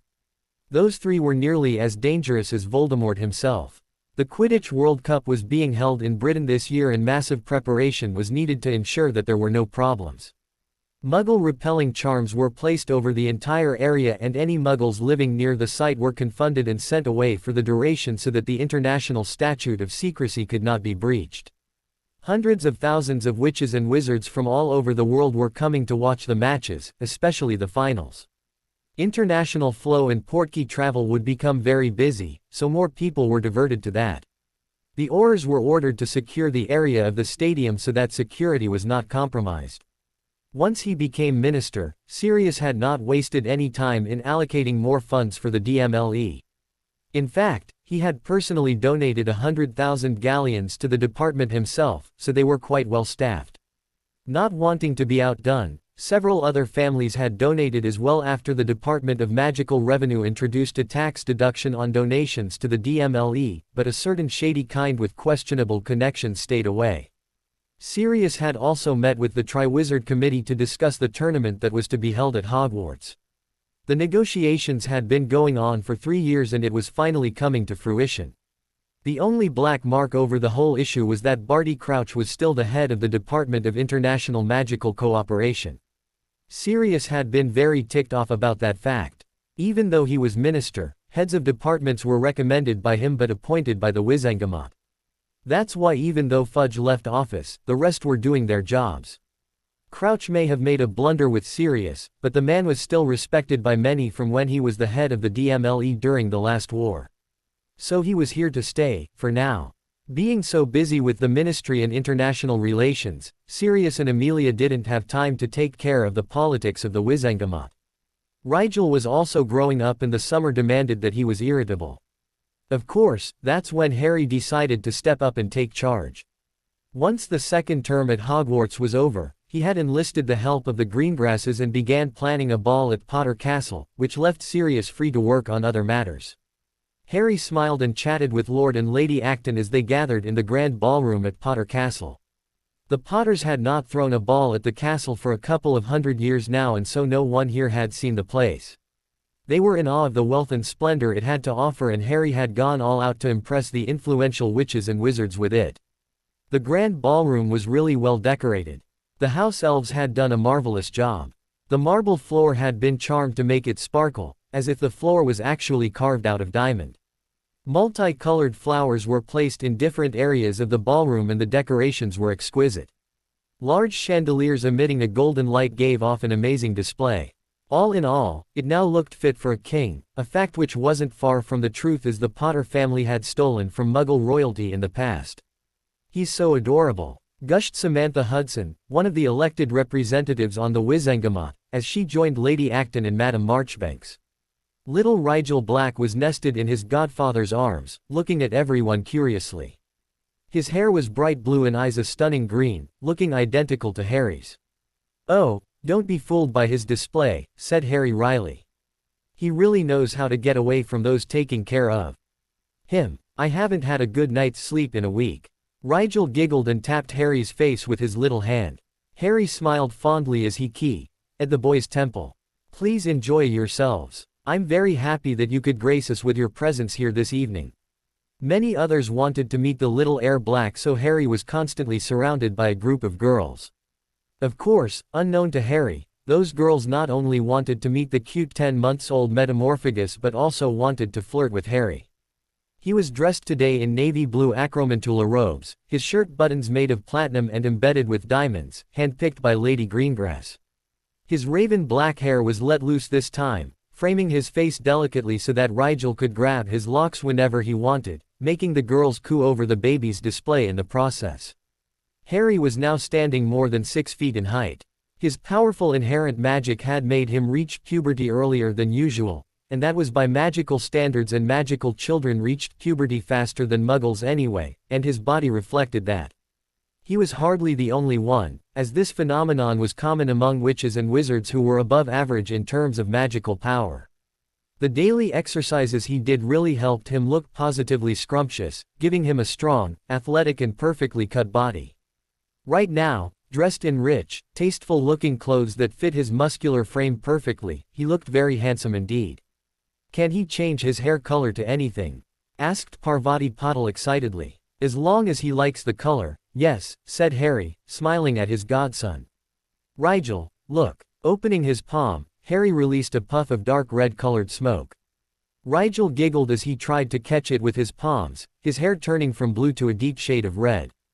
"Wow," said Hestia Caro, dragging the word slowly in amazement. Blinking her eyes flirtatiously, she said, "You're really good with kids, Harry." "Yes, you are," Flora Caro, Hestia's twin sister, moving closer as she smiled sweetly. "Not many boys your age like children, forget taking care of them." Daphne pursed her lips as she looked across the grand ballroom. She was dressed in a beautiful flowing champagne-colored dress with silver accents, long diamond earrings sparkled from her ears. Her wavy dark owned hair that reached the middle of her back was expertly styled and a butterfly-shaped hairclip was holding her hair in place. Daphne had developed quite nicely over the past year. Her deep blue eyes and rosy pink lips were already attracting attention from many a young man across the ballroom. Her lush beeps and delicate curves, enhanced due to long hours of dance practices, were eye candy to anyone who danced with her. She looked breathtakingly beautiful, with her magical powers, like Harry and most other witches and wizards her age, giving her the physical maturity of an 18-year-old Muggle, and Lord Cyrus Greengrass had been glaring at anyone who even looked at his 2 daughters the wrong way, much to the amusement of his wife. "Look at that," hissed Daphne, glaring daggers at Harry from across the ballroom. "Can they be any more obvious in their flirting with him?" Dylan Lestrange chuckled as he silently sipped his drink. "You find this funny. I don't know why you're worried, Daph," Dylan replied, looking amused. "Harry loves you. He practically worships the ground you walk on." "I don't know about that," she huffed, looking cross. "If he did, he wouldn't be flirting with a dozen girls over there." "If you don't like it, just go over there and put a stop to it," Dylan shrugged. "Yeah, and be known as the psycho fiancé of Harry Potter," snapped Daphne, looking at the group with narrowed eyes. "I can't do that even if I wanted to. I'm the host here, remember? Besides, my mother would kill me for not behaving in such a public place." "You're jealous," Astoria stated triumphantly, coming to stand next to her. "I'm not," Daphne retorted indignantly, but the fire in her eyes said something else. She spotted many of their schoolmates and heirs of important families dancing around the ballroom. Neville was dancing with Susan, looking quite shy in the process and doing his best not to step on her toes. Theo Knott and Tracy Davis were laughing as they tried to dance ridiculous moves, earning disapproving looks from Lord Knott for not behaving. Daphne grimaced when she saw Cormac McLaggen talking to a bunch of boys, bragging about himself. She had been requested to dance by him and after one song, wished she had never met him in the first place. "Miss Greengrass, would you do me the honor of being my partner for this dance?" asked Draco Malfoy formally, stepping up to them. Astoria giggled as he brushed his lips against her knuckles. "Of course, Draco," she said happily, allowing him to lead her forward. The smile on Dylan's face faded slightly and he felt as though someone had punched him in the gut as he watched Draco and Astoria. Swallowing his discomfort and reinforcing his still developing mental shields, he turned away. A few moments later, he felt someone gently running their fingers through his hair. "Hey, what's wrong?" asked Daphne, cupping his face and brushing her thumb along his cheek in concern.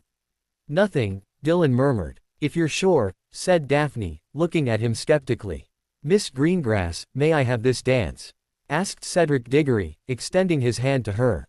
"Of course," smiled Daphne as she let him lead her away, still looking at Dylan suspiciously. She knew something was bothering him, but couldn't put a finger on it. Dylan was busy, trying to hold a conversation with the older generation witches and wizards who wanted meeting him, but his eyes kept wandering to where Draco and Astoria were dancing. His stomach clenched but he didn't know why. He and Astoria were best friends, that was it, right? Right. So why was he feeling like this?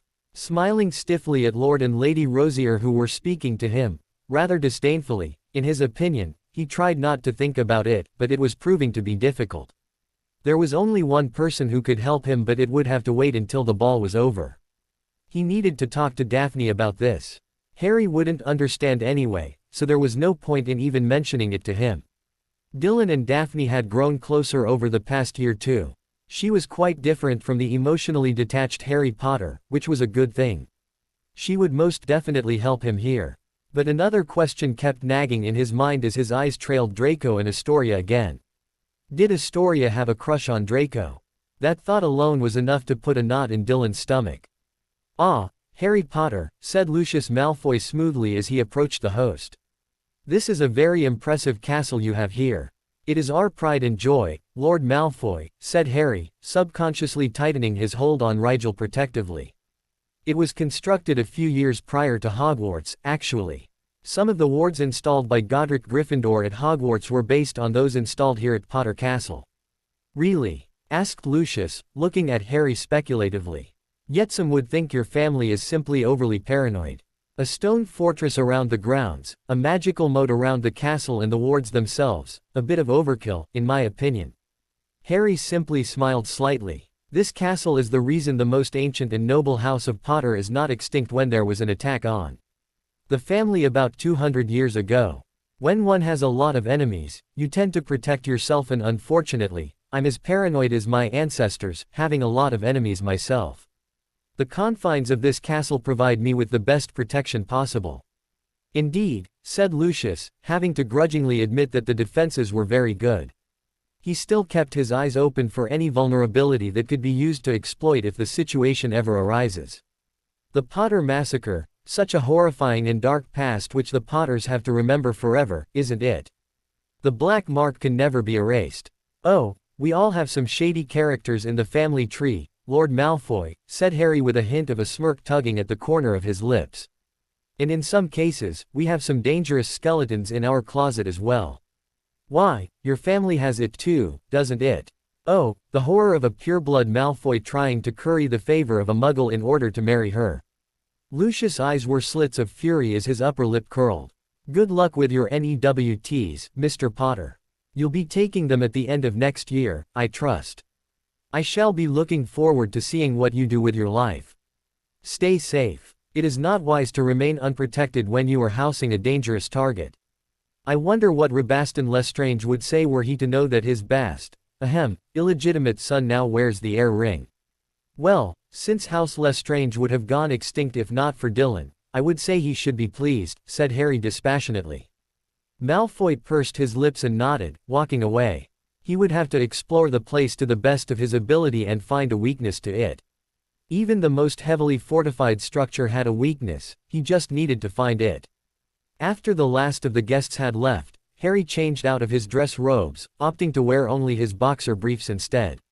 Walking back down, he plopped himself on the comfortable couch in the informal drawing room, relaxing as the environmental charms around the room blew cool air in his face. He was exhausted and was glad that Dylan had taken the responsibility of putting Rigel to sleep. "Had fun at the ball?" asked Daphne as she sat down opposite to him. She too had changed out of her formal dress. "Oh yes," he said, closing his eyes. "It went better than I thought it would. What about you? I noticed that you were annoyed with Cormac McLaggen. I don't blame you. I've heard rumors of his bragging skills." "You noticed?" asked Daphne bitterly, unable to hide the hurt in her voice. She gave a watery chuckle. "I'm impressed. And here I thought you had forgotten about my existence the entire evening." Harry's eyes immediately snapped open. "What are you talking about?" he asked, sounding confused. "Don't play innocent with me," snapped Daphne angrily. "You didn't talk to me during the entire event. You didn't ask me to dance with you, not once.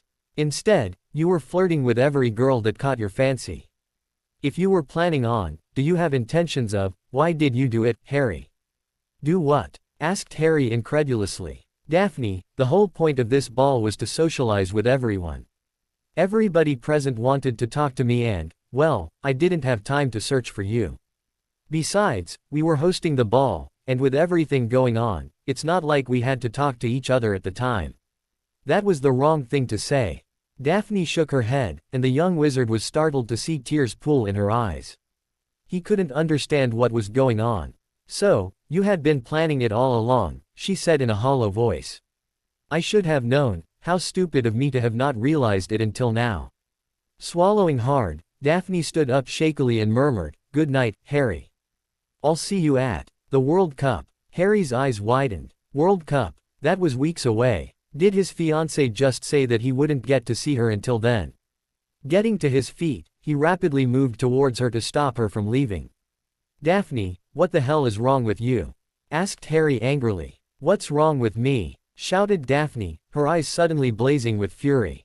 "You expect me to remain calm about all this? You ignored me for several hours straight. The ball went on for 5 hours. Not once did you talk to me or did we make an appearance together. Yes, you were busy talking to people from old to young, but that's the problem. You did it alone. We're betrothed and we should have done it together. You could have just come up to me yourself." "Not everything is my fault," said Harry stiffly. "And how was I to do that when you were being surrounded by girls the entire time?" "Don't be dense, Harry. They weren't there only for Rigel, they were there to curry favor with you."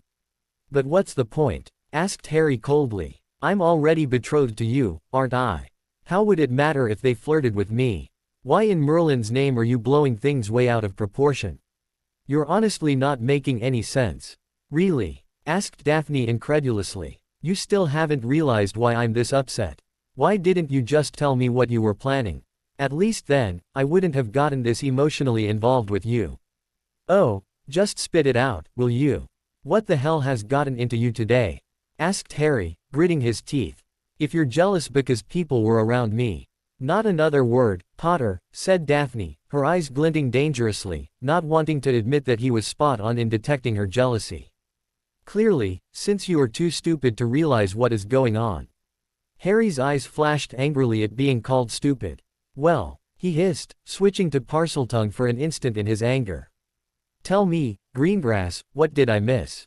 You have a dual lordship, a phenomenon that, historically, has nearly always attracted multiple partners for the sole heir or heiress," said Daphne quietly, looking down at her feet. "You are the future Lord Potter Gryffindor and the Greengrass lordship will also be inherited by our children. All those girls were doing their best to gain favor with you for that reason. Polygamy and polyandry are rare, but not unheard of.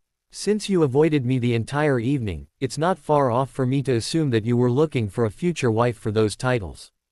If you were considering it, you could have at least told me, Harry. Didn't it cross your mind that I deserved to be informed about it?" Daphne paused when she was greeted with silence.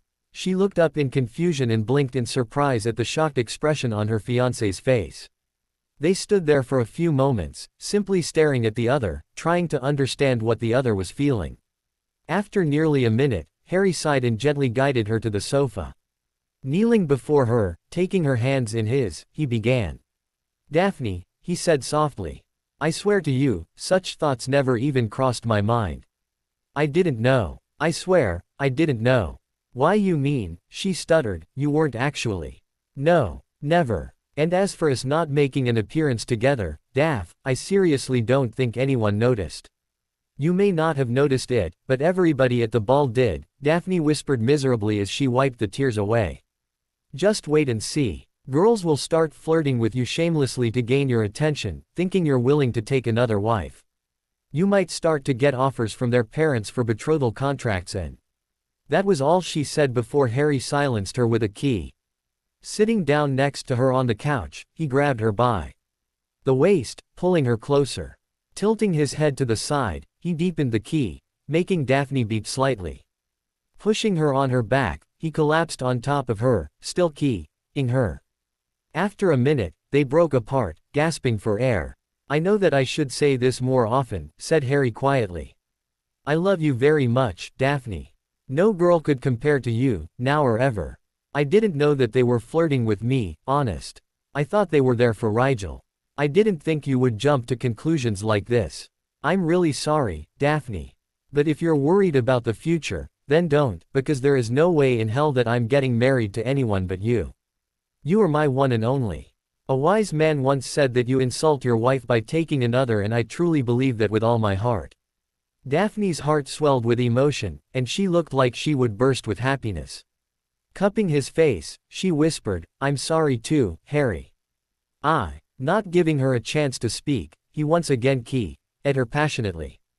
Daphne enjoyed it, smiling into the key, as her hands roamed over the skin of his upper body. Harry was hers and no one was going to say otherwise. Harry smiled as he keyed at her jaw, secretly enjoying how she was acting. He never thought that Daphne could be so possessive of him, but he liked it.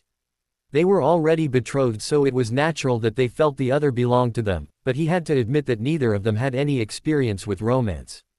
They could only learn as they went along. Sitting up, he pulled her on his lap, wrapping his arms around her waist. "Are you happy now?" he asked softly. "Yes," Daphne breathed out, running her fingers over his firm chest. Nuzzling his face against hers, she placed light keys along the side of his face adoringly. "And I love you too." They stayed there for a while, listening to each other's heartbeats before they locked lips in a heated key. Both of them groaned softly in arousal as their hands roamed. Harry's fingers deftly undid the buttons of Daphne's nightdress and slowly slid his hand up. Daphne giggled slightly, pulling away from him.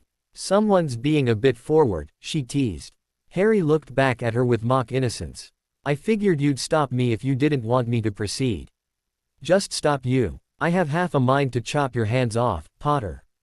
A soft laugh escaped his mouth as he pulled her closer, capturing her earlobe with his teeth and nibbling on it. "Highly unlikely," he murmured. "You love me too much to do that." Daphne beeped sweetly as he began to key her neck. She whispered coyly, "You shouldn't believe everything you hear. I'm a compulsive liar." This time Harry couldn't help but laugh. "Liar," he shot back softly. Their faces inched closer and soon, they began dotting lazily.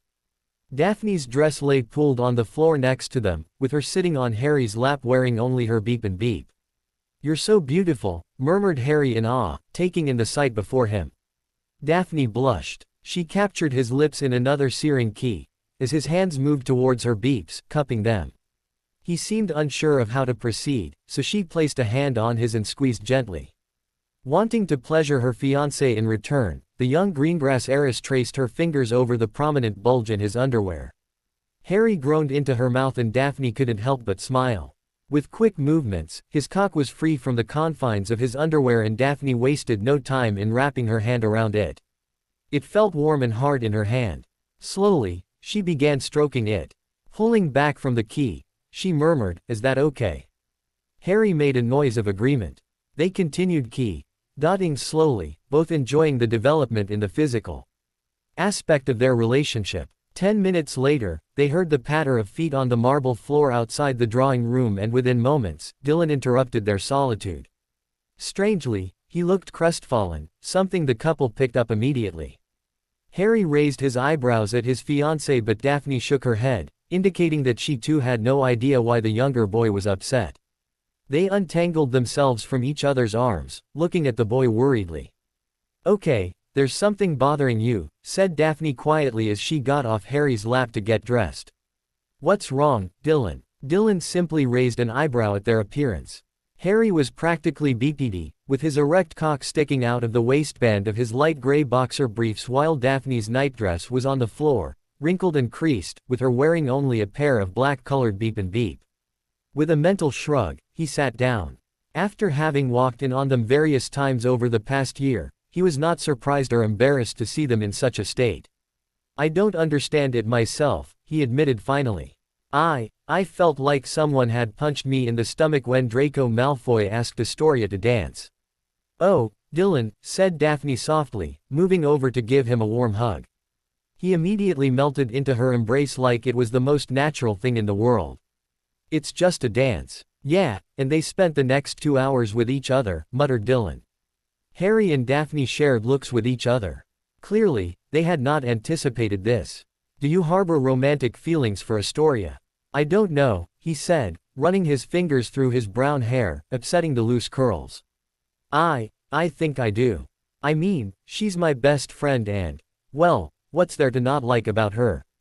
And now Malfoy comes over and, we're still 12, I know, but, what chance do I stand against someone like Malfoy?" "Oh, please," Daphne scoffed. "If there ever was a competition between you and Draco, you would win hands down." "Exactly," said Harry, sitting on the sofa by his brother's side. "What? I swear, I'm stuck with the two most clueless boys on the planet," muttered Daphne, shaking her head. "Listen here, lover boy. This is not a competition for my sister's heart, but even if it were, you would win. You and Tori are already close friends. You are a model student, people like talking to you. Trust me, there are many who don't like Draco because of his arrogance. You are less strange, so you have the money and standing in society. And a bastard to boot," said Dylan bitterly. "Dylan, you have to get over that," Harry said harshly. "There is no escaping it, just like there is no escaping the fact that I'm a Parselmouth. You need to accept the situation for what it is and move on. There isn't anything you can do about it. Not to mention you are much better looking than albino Draco," finished Daphne, acting as though she hadn't been interrupted. "I'm not better looking than Malfoy," protested Dylan. "Okay, now you are just fishing for compliments," Daphne glared at him. "Trust me, Dylan, I'm a girl. I know what to look for in a guy and what makes him desirable, and there is no comparison between you and Draco. You were looking very handsome today and you know it. I never had to give this speech to Harry because unlike you, he knows of his good looks and is rather proud of it." "I'm not vain," Harry exclaimed. "Besides, I still stand by the notion that looks aren't everything, but who listens to me?"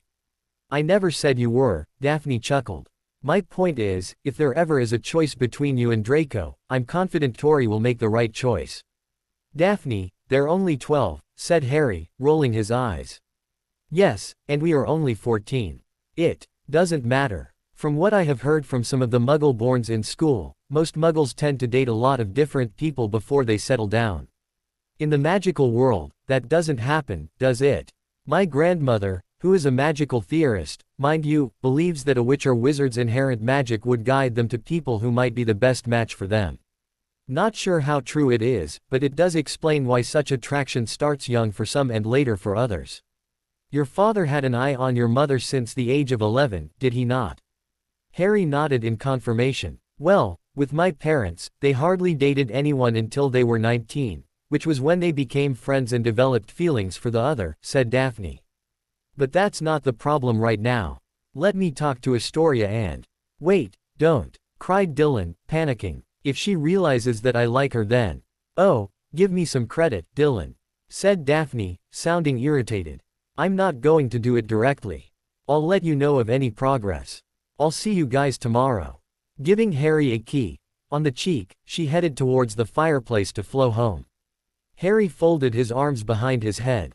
"This certainly has been an interesting day," he muttered. Dylan groaned as his head hit the back of the sofa. He really hoped that Daphne did not blow it with Astoria. The last thing he wanted was for him to lose his best friend. At the end of August, the finals of the Quidditch World Cup approached. Security was beefed up considerably as 1 million people had come to watch the finals. The turnout was greater than anyone expected. Apparently, Fudge had done a number on international relations, but Sirius took that job seriously when he became Minister of Magic. That, in turn, led to more witches and wizards coming to Britain for the World Cup. The stadium was truly an awe-inspiring spectacle of magic. Great care was taken to ensure that no muggles were near the vicinity. Harry and Dylan had taken their respective roles well. Sirius being their guardian meant they had to take part in many diplomatic functions. Harry barely had time to finish attending the sword-fighting class he had enrolled for the summer with how busy he was in interacting with so many international ambassadors and heads of magical governments, not to mention their delegates. Since he was the boy who lived, it generated a lot of attention for him.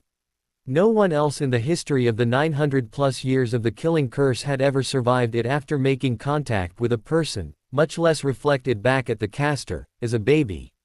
Harry didn't mind, though. This was an outstanding opportunity to make international contacts and he was quite happy to speak with them. Languages weren't a problem in the magical world. A translation potion ensured that you could speak and understand any other language, but unfortunately, it didn't work on magical languages like Parseltongue. The finals of the World Cup had Ireland playing Bulgaria. The stadium holding 1 million people was packed with advertisements and vendors of every kind. Harry smiled when he saw the biggest hit of them all, Miller's Magic Mirrors. Stores had opened in all 6 continents after Harry had been willing to spend an additional 25 million galleons on it. It had been worth every single coin of gold. The mirrors had been a major hit everywhere and Harry couldn't believe the amount of gold he was receiving as he owned half the company. Serena Miller had become a world-famous enchantress in a blink of an eye. Her face now appeared in magical business magazines and she had repeatedly thanked Harry for what he had done. Truthfully, she would never have become this big without Harry willing to contribute millions of galleons to fund her business. Then there had been the simple, unintentional investment he and Sirius had made a few years prior. Firebolt broomsticks had been very new to the market and Harry had found it interesting that the manufacturer said he was going to create a new form of broomsticks that would be the fastest in the world.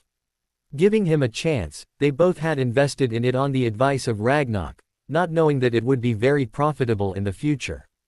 The Firebolt had become the broomstick for Quidditch in international matches. Harry himself had been gifted one by his godfather for his birthday and he couldn't believe how amazing it was.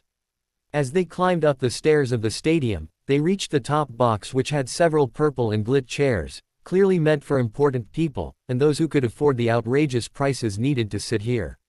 Apparently, Lucius did not mind spending thousands of galleons on 3 seats as he, Narcissa and Draco were here.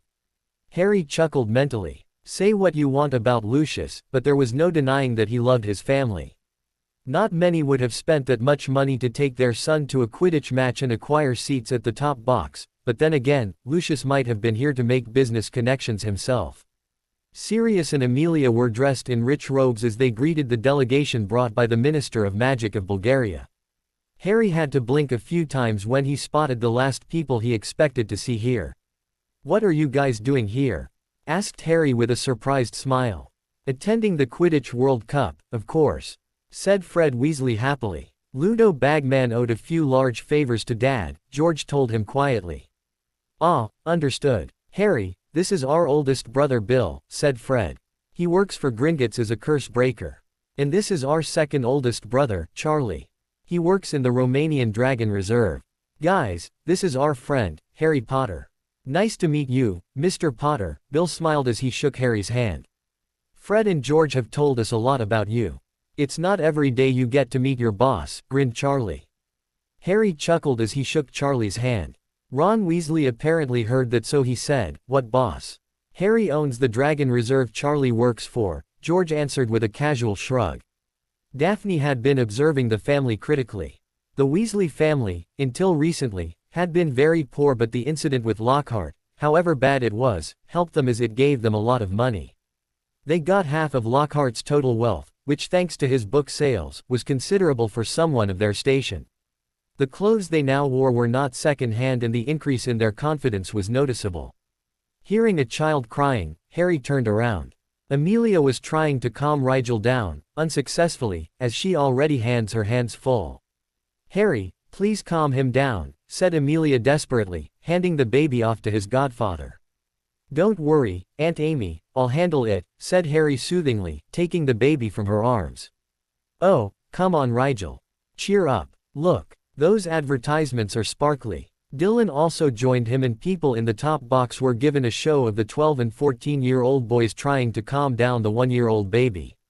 After about 15 minutes, his crying subsided and Rigel's hair turned auburn and eyes his favorite shade of emerald green. Astoria was chatting with Dylan, telling how cute it was to watch him with little Rigel when someone else decided to make their presence known. "Hello Astoria," said Draco in his usual drawling voice. "Oh, hi Draco," Astoria smiled brightly. "Fancy seeing you here. I wasn't about to miss the World Cup," said Draco, grinning. Dylan quietly left, not wanting to be involved in their conversation, something which Astoria noticed. Not that Draco had acknowledged Dylan anyway, so it didn't matter. Sitting next to Harry and Daphne, he sighed. "I take it you still haven't spoken to her?" he asked quietly. "Not yet," said Daphne. "I was thinking of doing it tonight." A few minutes later, Astoria returned and sat next to Dylan, wondering why he was suddenly silent and withdrawn. Harry handed Rigel over to Daphne and went to Sirius who had beckoned him. He spent several minutes talking to the Bulgarian Minister of Magic and his daughter who wanted to be a professional duelist once she graduated from Durmstrang. Daphne pursed her lips at seeing the minister's daughter blatantly flirting with Harry and checking him out, but kept her silence. The Irish team mascots were unveiled and it turned out that the Department of Magical Games and Sports had really outdone themselves. Leprechauns were flying over their heads, dropping thick gold coins. Harry was quite amused when people began diving under their seats, trying to scoop as many coins as they could. "And now the Bulgarian national team mascots," shouted Ludo Bagman, looking expectantly down at the pitch. "I should have known," said Daphne darkly as the villa emerged. She blinked her eyes in shock when Harry simply kissed her on the cheek. "Who needs Vila when I have you?" he whispered in her ear. Daphne felt her face heat up as she blushed. Dylan wasn't so successful in fighting off the allure, though. He had gotten up and was about to dive from the top box, not that he would have succeeded as there were wards preventing anyone from doing that, but he was pulled back by an annoyed-looking Astoria. "Huh," he said, looking confused. "What's going on?" "You were affected by the Vila allure," said Astoria through gritted teeth. Somehow, she didn't like it. She knew it was natural for all young boys and men to be affected by it. Hell, even Harry's gaze had softened, but when Dylan acted like that, her stomach clenched painfully. "Why did that happen?" "Oh," said Dylan, blushing madly. "Sorry about that." And then the game started. It was really amazing, especially with the enormous Miller's mirrors being placed at every corner of the stadium. Small crystals followed the players everywhere, and once the goal was scored, the mirrors would play the same in slow motion. Everyone enjoyed themselves and the food served at the top box was spectacular. The match ended with Ireland winning 170-160 with Victor Crumb catching the snitch. The noise was deafening, but Harry had already placed a silencing charm around Rigel so that he did not have to deal with the noise. Once the trophies were handed out, people began leaving the stadium to celebrate. The people in the top box adjourned to the after party, which was held with all the players and officials. Amelia had given strict instructions to ensure everything was under control outside. The last thing they needed was something to destroy all the good international relations they had built up over the past 6 months. "You were brilliant, Mr. Crumb," said Harry, smiling slightly at the seeker. "I have tried the Ronxie feint many times myself, but I must admit, I usually pull up a little higher than you." "Harry Potter, right?" asked Crumb, frowning slightly. "Yes, nice to meet you," said Harry, shaking his hand. "You're a seeker too." "I play for my house team at Hogwarts," Harry shrugged. "We were able to win the Quidditch Cup for the last 2 years. I love the game, but I don't think I'll be playing professionally." "I heard you're still at school. It must be difficult to manage school and practice sessions at the same time." "You get used to it after a while. I love Playing Quidditch, which is why I deal with it, though I could do without. The creepy, stalking fans. Finished Harry, looking amused. I can understand how you feel. I've just gotten used to dealing with it. The after party went on for a few hours as delicious food was served to everyone. At 2 in the morning, when Sirius, Amelia, Harry, Rigel and Dylan returned to Black Manor, they breathed a sigh of relief. The Quidditch World Cup had ended without any problems and had been a massive hit. Daphne, you awake? I am now. Come on in, Tori. The lighting charms activated to a dim setting, bathing the room with light. Daphne was sprawled on her bed and was looking at her sister with one eye open.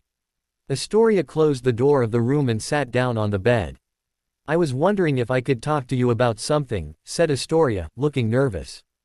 Daphne raised an eyebrow. It was a far cry from the confident, sarcastic girl she was used to. What is it? Taking a deep breath, Astoria began. She told Daphne about how Dylan's behavior had confused her at the World Cup. She had noticed that he had become withdrawn suddenly and didn't speak to her. Then it was her reaction to him being attracted to the villa. She was quite confused. Do you like him, Tori? Asked Daphne, observing her sister. I don't know, admitted Astoria. I mean, he's my best friend and we spend a lot of time with each other. He's cute and I thought I had a crush on Draco, but now. After a minute of silence, she said, what if he stops being my friend if he realizes that like him? What if he feels awkward around me? I don't want to lose him. Daphne smiled. Tell me something. Why do you think Dylan became withdrawn before the match? I don't know. Well, what were you doing right before that happened? I was talking to Draco, answered Astoria promptly. I noticed the same reaction in him during the ball at Potter Castle. When Draco asked you to dance, he became silent and withdrawn. Why? Asked Astoria with a frown on her face. Oh, come on, Tori.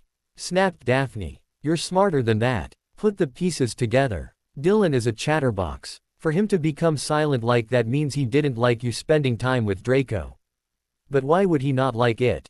Urged Astoria. Unless. Her eyes widened in disbelief. You mean, he has a crush on me? I don't know, Daphne shrugged casually. That's something you have to figure out yourself. But tell me something, if there ever were a competition for your heart between Draco Malfoy and Dylan Lestrange, who do you think would win? Astoria stared out of the windows, the cool breeze ruffling her brown hair as a small, shy smile formed on her lips. Her cheeks turned pink as she got off the bed. Thanks, Daphne, she said quietly. Can you keep this between us? Of course, what are sisters for? Daphne smirked at her. You have another year before you actually start dating boys, Tori. Daddy wouldn't allow you to date before that. Take your time. I don't need time, whispered Astoria as she left the room with a happy smile on her face. A smirk formed on her lips as she thought about many delicious ways she could give Dylan hints about her having a crush on him, but not outright telling him. This was going to be fun. The room in Riddle Manor was filled with people who were kneeling in front of the lone armchair by the fireplace. Bellatrix, Rodolphus, Rabaston, Rookwood, Pettigrew and Barty Crouch Jr. were all kneeling in front of the babyish form of Lord Voldemort. Rise, my faithful Death Eaters, said the high, cold voice. We have gained valuable information thanks to Wormtail's spying on the wizarding population and from the mind of that ministry witch, Bertha Jerkins. Barty here has had the time to listen to his father speak of the ministry's dealings and operations during all those years he was held captive, so we have classified information at our disposal. It is time we show them the true power of Lord Voldemort. I cannot believe my blood traitor of a cousin is now Lord Black. Shrieked Bellatrix, and Minister of Magic to boot. That is most definitely something we hadn't anticipated, my lord, said Barty. Amelia Bones is now married to Sirius Black and they are a formidable team. Ever since Black became minister, there have been several changes. International relations between magical Britain and the rest of the world are at an all-time high. He is also more efficient, which was how Roll, Dolohov, Jugson, Travers and Mulciber were killed. He is a dangerous adversary. We can deal with Sirius Black later, said Voldemort coldly. But first, I must get my body back. I will be using a ritual of my own design, but the potion needs to stew for 9 months using very rare and hard to find ingredients, culminating on the night of the summer solstice. I also need the blood of an enemy and right now, There is no one better than Harry Potter, the boy who caused my downfall. Twice, once when he was a baby, and the next when he was 11 years old. I need the blood of the boy who was willing to commit cold-blooded murder at the age of 11. I will need his blood to make me stronger than ever before. Barty, here is what you must do, ordered Voldemort. After explaining the plan to him, he turned to the others. You all will have to begin working on the potion. I will also send you on missions so that we can begin recruiting the dark creatures. We shall not call the rest of the Death Eaters yet. Their welcome shall be special. However, said Voldemort, his red eyes gleaming, we do need the specialized services of one of them. Contact McNair and bring him here. We need to send envoys to the giants. I'm not sure how successful we would be with vampires, but we need to find Greyback if we are to have the werewolves on our side again. Begin searching for him. The Dementors can be taken care of once I regain my full powers. All of them grinned savagely. Wormtail here will continue his role in spying on the wizarding population, said Voldemort. Any new piece of information or magical technology which we can use, he'll let us know so that we can take advantage of it. Barty, are you up to the task? I live to serve you, my lord, said Barty, looking at Voldemort with respect shining in his eyes. Good, said Voldemort. Smirking, he turned to one other. Rebaston, you have been awfully quiet. Any thoughts about this newly discovered son of yours? Barty here tells me the boy wears the heir ring of your family on his finger, so there is no doubt that he is your son. No son of a mudblood is a son of mine, spat Rebaston. The heir of the noble Lestrange line being a half-blood is inconceivable. Not to worry, my friend, said Voldemort smirking coldly. Your family's taint shall be taken care of soon enough. Rebaston didn't mention the conflicting emotions he was feeling within him. He had a son, Dylan. Oh, he remembered the boy's mother, all right, the beautiful muggle-born which he had violated. Rebaston still felt sick just by thinking about it. He and the rest of the Death Eaters had done a lot of vicious things in their lives, but never in his life would Rebaston ever have imagined that he would have been capable of doing that to a woman, even if it was a filthy mudblood. He had been intoxicated that night, not in his senses, and he had let his body overrule his mind, and instead of killing the young mudblood, he had BP'd her. Even the vegetative state of the Longbottoms had never bothered Rebaston, nor did the countless deaths he was responsible for, but this one memory was something he couldn't ever forget. He had violated one of the most sacred laws of magic. Was this a way to make up for it? He had been given a chance to redeem himself for what he believed to be the one and only mistake of his life, and he would use it to the best of his ability. He would ensure that his son joined their side of the war, no matter what it takes. He would ensure Pettigrew checked for any information available on Dylan Lestrange. His stomach clenched every time he thought of the boy since he had found out about Dylan's existence. How was he? Did Dylan look like him? How was the boy raised? Was he already corrupted by muggle-loving fools like Dumbledore? Rebaston knew that his brother was actually pleased about it, since Rodolphus and Bellatrix could not have a child through natural means, and Azkaban had robbed them of the ability to have a child using other methods. It was disgusting that the boy was a half-blood and a bastard to boot, but Rebaston didn't find himself caring much about that. This was his son. One more year and Dylan would be back with his family where he should have been all along. The next generation of Lestranges would continue to serve the Dark Lord, just like his generation and the one before him. Neither Rodolphus nor Rebaston noticed the anger in Bellatrix's eyes whenever Dylan was mentioned. The 1st of September dawned bright and early, and the house elves at Potter Castle were busy preparing a heavy breakfast for the two occupants. Harry shrunk his trunk, with Hedwig flying to Hogwarts, as he came down the stairs. After breakfast, Harry and Dylan packed the lunch the elves had prepared for them and flowed to the platform. Once they entered the train, the two brothers headed in different directions towards their friends. Spotting Daphne in a compartment, Harry opened the door and pulled her into a deep key. They only parted when someone cleared their throat. That is not something you do when you have company, said Susan Riley. Harry chuckled as he gracefully sat down next to Daphne, and the compartment soon filled with several people from all four houses. The train journey was smooth without any interruptions, and after several hours, they reached Hogsmeade Station. Once they entered the Great Hall, Harry sat down at the Ravenclaw table and observed those around him. After a few minutes, Dylan sat down next to him, looking a bit dazed, confused and perhaps slightly smug. Putting up a privacy charm with just a wave of his hand, Harry asked, "What's up?" "Draco Malfoy came to our compartment during the train ride," said Dylan, smiling slightly. "When he did, he greeted Astoria and ignored me as always. By the way, what did you do to him? He had been the most vocal of those who used to call me a bastard, but now he ignores that I even exist." "You don't want to know," smirked Harry. "Besides, Draco himself doesn't know that I was the one who spoke to him a year ago." "You were saying." Chuckling, Dylan said, "Well, he asked Astoria to join him in his compartment. She politely declined and went back to speaking to me, right in front of him. When he tried to gain her attention, it didn't work so well. I was shocked when she took my hand in hers as we were talking. I swear I could see steam coming out of his ears by the time he left with his goons. The best part is that she never let go of my hand during the entire train ride." Harry smiled. Looks like Daphne's talk with Astoria had worked. Shaking his head in amusement, he concentrated on the sorting, memorizing the new names and faces like he did every year. Everyone in the room was shocked when they noticed that Remus Lupin was still there as the defense teacher. He was the first Witcher wizard in a long time that had stayed as the defense professor for more than a year because there were rumors that it was cursed. Of course, Harry had verified that theory using Voldemort's memories. There was no curse, just a very powerful compulsion charm cast using Parseltongue and linked to the defense classroom, making the teacher not stay for more than a year. It went without saying that Harry had removed the charm at the end of the previous term. Once the feast was over and the plates cleared away, Dumbledore stood up to make his usual start-of-term announcements.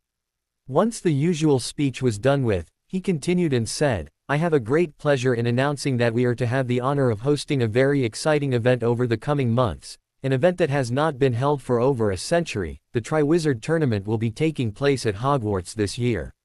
"You're joking," shouted Fred Weasley in awe. Harry's face remained impassive, but the twinkle in his eyes showed that he was quite amused. Even Dumbledore's beard twitched as he smiled. "No, Mr. Weasley, I'm not joking," he said, sounding deeply amused. "A lot of work has gone into this over the past 3 years, so trust me, I would hardly joke about it. Anyway, where was I? Ah yes, the Triwizard Tournament." He went on to explain the history of the tournament and why it was discontinued and about the 25,000 galleons personal prize money. "Only those who are of 17 or older will be able to participate," said Dumbledore amidst protests. Once he explained the finer details and announced that the delegations of the foreign schools would arrive in October, he dismissed all the students. Harry shook his head, amused as he observed several students who were grumbling under their breath. The tournament sounded like fun, sure, but if it were him, he would stay the hell away from it. He knew what the first task was, and as he had said 3 years ago, if he ever saw a dragon in front of him, he would head in the other direction. The basilisk was bad enough. His sense of self-preservation would not allow him to even think of participating, even if he could talk Dumbledore into it. Technically, he could participate because he was a 7th-year student, but from what Sirius had told him, it was essential that the champion is an adult, meaning he or she is 17 years old. The contract created by the ICW and enforced by the Goblet of Fire demanded it, which was why he couldn't take part in the tournament. Even without participating, he was sure that it would be fun to watch. Once everyone had gone to bed, Harry donned his invisibility cloak, held the Marauder's map in his hand as he made his way to the first-floor girls' bathroom. Once inside, he cast a detection charm. He snickered when he found an alert charm, Dumbledore's work. Disabling it, he looked at the tap and hissed, "Open." When the pipe was visible to him, he stuffed the cloak inside the expanded pocket of his trousers and jumped. The pipe was just as slimy as last time, and once he landed, he flicked his wand at himself, making the dirt and slime disappear from his body. "Tippy," he called. Harry frowned when no elf arrived. There were probably anti-elf wards in place. He went forward and examined the shed skin. There was so much shed skin here. He would have to harvest it all. Moving forward, he opened the door to the chamber and stepped inside. The basilisk's corpse was perfectly preserved. The inherent magic of the snake must have preserved decay, or there must be an ancient variety of a preservation charm on the entire chamber. He slowly went forward and looked at the corpse of the magnificent creature. It was probably the last of its kind and it had been killed. After a silent prayer of apology for taking its life, Harry got to work. He began casting detection charms in every direction. From what he knew, Tom Riddle had tried to search for any hidden room in the Chamber of Secrets, but he had been unsuccessful in getting past a barrier which was powered by ancient blood wards. But Harry was going to try it. He had been curious about it since the time he had read Godric's journal. According to Godric, Salazar's family had vivid emerald green eyes, a natural color which had never been seen in any other human. This had gotten Harry curious. Was it possible? Finding something strange at the base of the statue, he began hissing in Parseltongue, using detection and revealing spells. After 20 minutes of trial and error, a pedestal appeared. Harry understood what had to be done. Now he would know if his theory was correct. Taking a deep breath, he sliced his palm and let the drops of blood fall on the pedestal. The blood was absorbed and it glowed, making a stone door appear as it opened with a groan. Harry's heart was beating a mile a minute. His theory was right. He and his mother were the descendants of Salazar Slytherin himself. There was no way he could have bypassed the blood ward if he did not have Slytherin blood in him. It was a known fact, even though the traditionalist purebloods did not want to openly admit it, that all Muggle-borns were the descendants of a witch or wizard. Witches and wizards were different from Muggles at the microscopic level, which was their DNA. That was where the differences started. Many witches and wizards had studied the differences over the centuries, but no real explanation was given as to why Muggles existed in the first place. It was also a proven fact that once upon a time, the planet had been a habitat to magical human beings only, but at some point in time, a mutation had occurred in the DNA of select human beings, creating humans without the power of magic in their blood, Muggles. Initially, they had been very limited in number, with magical humans being the dominant race, but several millennia later, especially in the period of the 2000 years before Harry's time, with the current century being the worst, Muggle population had increased drastically, outnumbering witches and wizards as they reproduced at an exponential and illogical rate. With the magical royal houses having come to an end all over the world and Muggles taking their place, the balance had been irrevocably broken, completely shattering the last vestiges of peace between magical humans and Muggles. Since their DNA itself was different, it was impossible for two Muggles to create a magical child. Through outward appearance, no one could tell if a human were magical or Muggle, but the differences went deeper than that. The average lifespan of a magical human, for example, was at least 2 or 3 times the average lifespan of a Muggle. Magical children too developed faster than Muggles, from babies to teenagers. This was also the reason Harry had been able to speak fluently when he was a child while Dudley could not. Witches and wizards entered puberty early and their bodies' accelerated growth would slow down at the age of 17, which was why it was universally considered the age of reaching adulthood in the case of magical humans. After that, witches and wizards would age slowly to the point where a 90-year-old witch could easily pass off as a 40-year-old Muggle. The reason for all this was pure and simple: magic. Magic was the fundamental building block of the universe itself. It existed in every living thing, and no organism or inanimate object could exist without magic. Plants, animals, humans, rocks, soil, water, air, the vacuum of space, they all had a magical component in them. Muggles had magic too, but the level of magic in their blood was so ridiculously low because of the mutated DNA that even non-magical animals had more magic in their blood than them. The soul itself was nothing but pure magic, which was why splitting it was considered the biggest act of evil, and not even the worst of the worst dark wizards would attempt it, except Harpo the Foul and Voldemort. Even dark wizards believed in the sanctity of mother magic, which was why even if they pushed the boundaries, they never crossed it. That was the reason Voldemort and Harpo the Foul had been physically disfigured so badly. They had crossed the line and their bodies reflected it. Magic existed everywhere and its source was infinite. However, magical creatures like humans, elves and goblins couldn't completely harness the infinite power available to them. While magic existed in the air or soil, only a certain small quantity of it could be used or tapped. The wards powering Potter Castle was the best example of this. While the castle wards could absorb magic from the ley lines present underground, the ward stone could only harness a limited amount of magic. The ward stones itself came in various forms, with different input and output configurations on how much magic it can absorb and use. This was the limitation to magic in that nobody could tap into its unlimited natural reserves.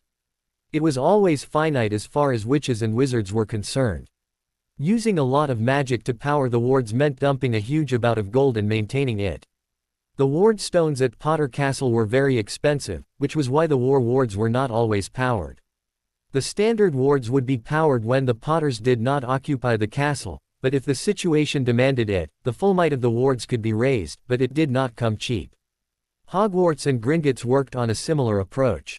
The school had extensive ward stones powering wards, but maintaining them was not easy, nor was it inexpensive. The castle had built a reputation for the reason that despite it being a school, the wards were well maintained. This, along with the cost of boarding and teaching, led to an increase in the fees of incoming students, which not everyone could afford. Hogwarts had always been an elite school for the rich or talented, while the rest of the British magical population attended the other magical schools of the realm.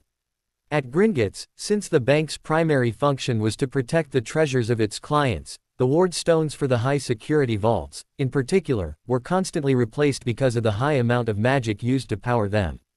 It went without saying that maintaining such high-security vaults was very expensive. As for Muggle-borns, the only way for a Muggle-born witch or wizard to be born is if they had a magical relative somewhere in their bloodline. The DNA, dormant in the parent, might activate in the child. The pureblood philosophy was somewhat accurate, actually. Marrying Muggles would give rise to weaker wizards or squibs. There were a few exceptions, of course, but they were wrong in that marrying Muggle-borns would do the same. Muggle-borns were just the same as any pureblood wizard. There was no difference in blood or power, with the original human DNA of witches and wizards having fully activated in their blood. Just like physical strength differed from person to person, magical strength also differed. Some purebloods were naturally weaker as compared to others, while some Muggle-borns like Lily Evans were naturally more powerful than the rest. The pureblood fanatics did not hate Muggle-borns only because of their Muggle heritage, they hated them because they were a threat to all witches and wizards. Harry, for one, truly believed that unless something was done, the knowledge of magic could not be contained in 50 years. There was also the problem that Muggle-borns bring their Muggle culture into the magical world, and some of them expect witches and wizards to change or adapt to suit their Muggle heritage. Naturally, the purebloods had been furious, which was why Voldemort had risen to power as quickly as he had. That is also why the Death Eaters would not care if their master was half-blood himself. Voldemort supported their goals and was ridiculously powerful, and that was enough. Entering the chamber, Harry flicked his wand to his hand, just as ancient lighting charms activated. He frowned when he saw that the room was empty. Just as he took another step, another pedestal appeared with a sheet of parchment on it. He sliced his palm again and let several drops of blood fall on the parchment. The parchment absorbed the blood and words began forming in what was clearly parcel script, being displayed in Harry's blood. Dear descendant, I am Salazar Slytherin, the last member alive of this once noble family. I am about to go confront my son, but before I do, I want to ensure that my true descendants would be able to access this place and know of their ancestor. If you're reading this, then Amarantha must have told you about the Chamber of Secrets. She assured me that once she and her family returned to Britain, she would tell her grandchildren about me securing the Slytherin fortune and titles here in my chamber at Hogwarts. I hope the time is right for you to reclaim what is your right by birth. But before you claim it, I would like you to know more about me. I was orphaned when I was 10 years old, my child. My family was murdered by a bunch of Muggles. I was devastated, as any child would be, but I also knew that I had to take care of myself. I didn't trust anyone on the Wizengamot to take care of me because there were many, even amongst the nobility, who were jealous of my family's wealth and knowledge and would have done everything possible to steal it from me, just as my father had always said. So I raised myself and grew up in the shadows, learning the most obscure forms of magic that interested me. I went abroad when I was old enough and learnt from various tribes who taught me more obscure rituals and magic. I have always been ambitious, and I wanted to achieve something great so that I would be remembered by many for centuries to come for my great achievements. That's when my life took an unexpected turn. When I met Godric Gryffindor, he was in a bad shape. The man too had lost his family to those filthy Muggle barbarians and was doing his best to take care of his young daughter. We bonded over that and learnt different forms of magic from each other. Through Godric, I met Rowena Ravenclaw and Helga Hufflepuff, two very gifted witches. Together, we created this school, Hogwarts. I didn't marry anyone at that time, but I wanted a child of my own, so I blood adopted a young boy and gave him my own name, Salazar Slytherin. How I wish I knew that I was raising a boy who would be the cause of so much pain and misery. I showered him with love and affection, but he grew up to be very arrogant and power-hungry, not to mention had an intense dislike for Godric and saw the rest of the students as beneath him. When Salazar was 18, he attacked a group of students, intending to beat them, and that's when I threw him out of the castle. We consider women to be sacred, the ones who are blessed by Mother Magic to be able to create life. The fact that he could even think of something so atrocious still makes my blood boil. Several years later, there was a young student. Her name was Evangeline Noma, and after she finished her studies, she apprenticed under me. Though she was more than 30 years younger than me, I couldn't help but fall in love with her as we had several things in common, including the fact that we both were orphans. She too loved me, but she said that society wouldn't accept our relationship, given our great age difference, not to mention the fact that I was her mentor. If such a relationship were known to the magical public, they would stop sending their children to Hogwarts, fearing for their safety. So we got married in secret, and pretty soon, she found herself pregnant. We were very happy about that, but we were also scared of being discovered. She hid her pregnancy, but 9 months later, she died in childbirth. I was devastated and heartbroken, but when I saw the beautiful baby girl who was in my arms, I knew I couldn't let my wife down. I named our daughter Amarantha, and she also seems to have inherited my green eyes, and so have her children. It is a trait in my family that all Slytherin children have vivid, emerald green eyes. If you're reading this, my child, it means that you've passed the blood ward that my daughter and I placed around this room. Please do not disturb the basilisk unless the castle is under attack. Give her specific orders, but try to leave her alone. Call her to battle against the Muggles only if all is lost, as innocent witches and wizards could die in the attack as well. But I do have to say that it is better to die by the stare of a basilisk rather than being mutilated by those filthy Muggles. My daughter grew up at Hogwarts under the watchful eyes of those faithful house elves. Rowena discovered that Amarantha was my daughter, but she agreed to remain quiet, although I'm sure Godric suspects it as well. Amarantha grew up to be a fine young woman, and I couldn't be more proud of her. She met a young man in Greece and fell in love with him. I'm happy that my dear daughter has found love and happiness. But now, I have to go confront my son. Thinking of killing him makes my heart ache, but I shall do it. He has killed many witches and wizards in his bid for power, and I cannot let that happen. Salazar seems to have a family of his own, having married the daughter of the House of Gaunt, but what can I do? He is terrorizing people using my name, and I have to put a stop to it. Godric has volunteered to come with me, but I can manage on my own. I am confident I shall return to Hogwarts triumphant. My dear child, please accept the signet ring and magic of the Slytherin family. It shall help you in your future endeavors, as I'm sure you'll go on to do great things. My blessings are with you always. May Mother Magic always stay by your side and watch over you. Salazar Slytherin. Harry closed his eyes and dropped down to one knee in respect for his ancestor. Lily Evans was born to the Slytherin line. While the magic manifested in her, giving her the emerald green eyes of the family, Petunia still remained a Muggle. Harry placed his hand on the parchment and poured some of his magic into it. Immediately, a green glow surrounded him, as though judging to see if he was worthy. After several seconds, the aura seeped into Harry's skin, just as a ring appeared on the middle finger of Harry's left hand. It had a silver band with a large emerald with the basilisk crest. When he opened his eyes, the area around him seemed to be shimmering. There was a flash of light and Harry took a step back in shock. Just like how it had been in Godric's chamber, there were mountains of gold and other precious metals and gems. Harry was now probably the richest wizard in the world. He noticed something else too. While all of Godric's books had been given to his daughter 1,000 years ago, there were many books here in the Chamber of Secrets that belonged to Salazar Slytherin. Most were in Latin, but there was nothing a translation spell couldn't fix. Some other old tomes were in parcel script which contained information on parcel magic. Harry smiled. This place contained information Voldemort could never get his hands on. Calling for his house elves, now having the power to do so, He asked them to transport all the gold and books to Potter Castle. He also asked them to render the basilisk for all useful parts and store them at the castle. Merlin knows those parts were extremely hard to come by, if at all.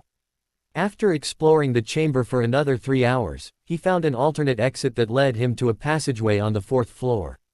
Donning the invisibility cloak over himself, Harry returned to Ravenclaw Tower. It had been a very productive night.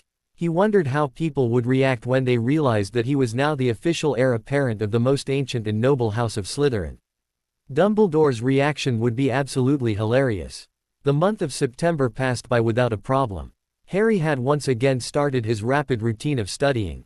He had finished the NEWT syllabus from Voldemort's memories and was now learning new forms of magic which the Dark Lord had learnt from around the world. It was certainly exciting on a monumental scale. There was a reason Harry was in Ravenclaw. Harry had also told Sirius, Amelia, Daphne, Dylan and the Greengrasses about him being Lord Slytherin. Sirius had choked and looked at him with wide eyes. Harry would never forget Cyrus Greengrass actually dancing around the drawing room at his manor in joy when he found out that his daughter was the future Lady Slytherin.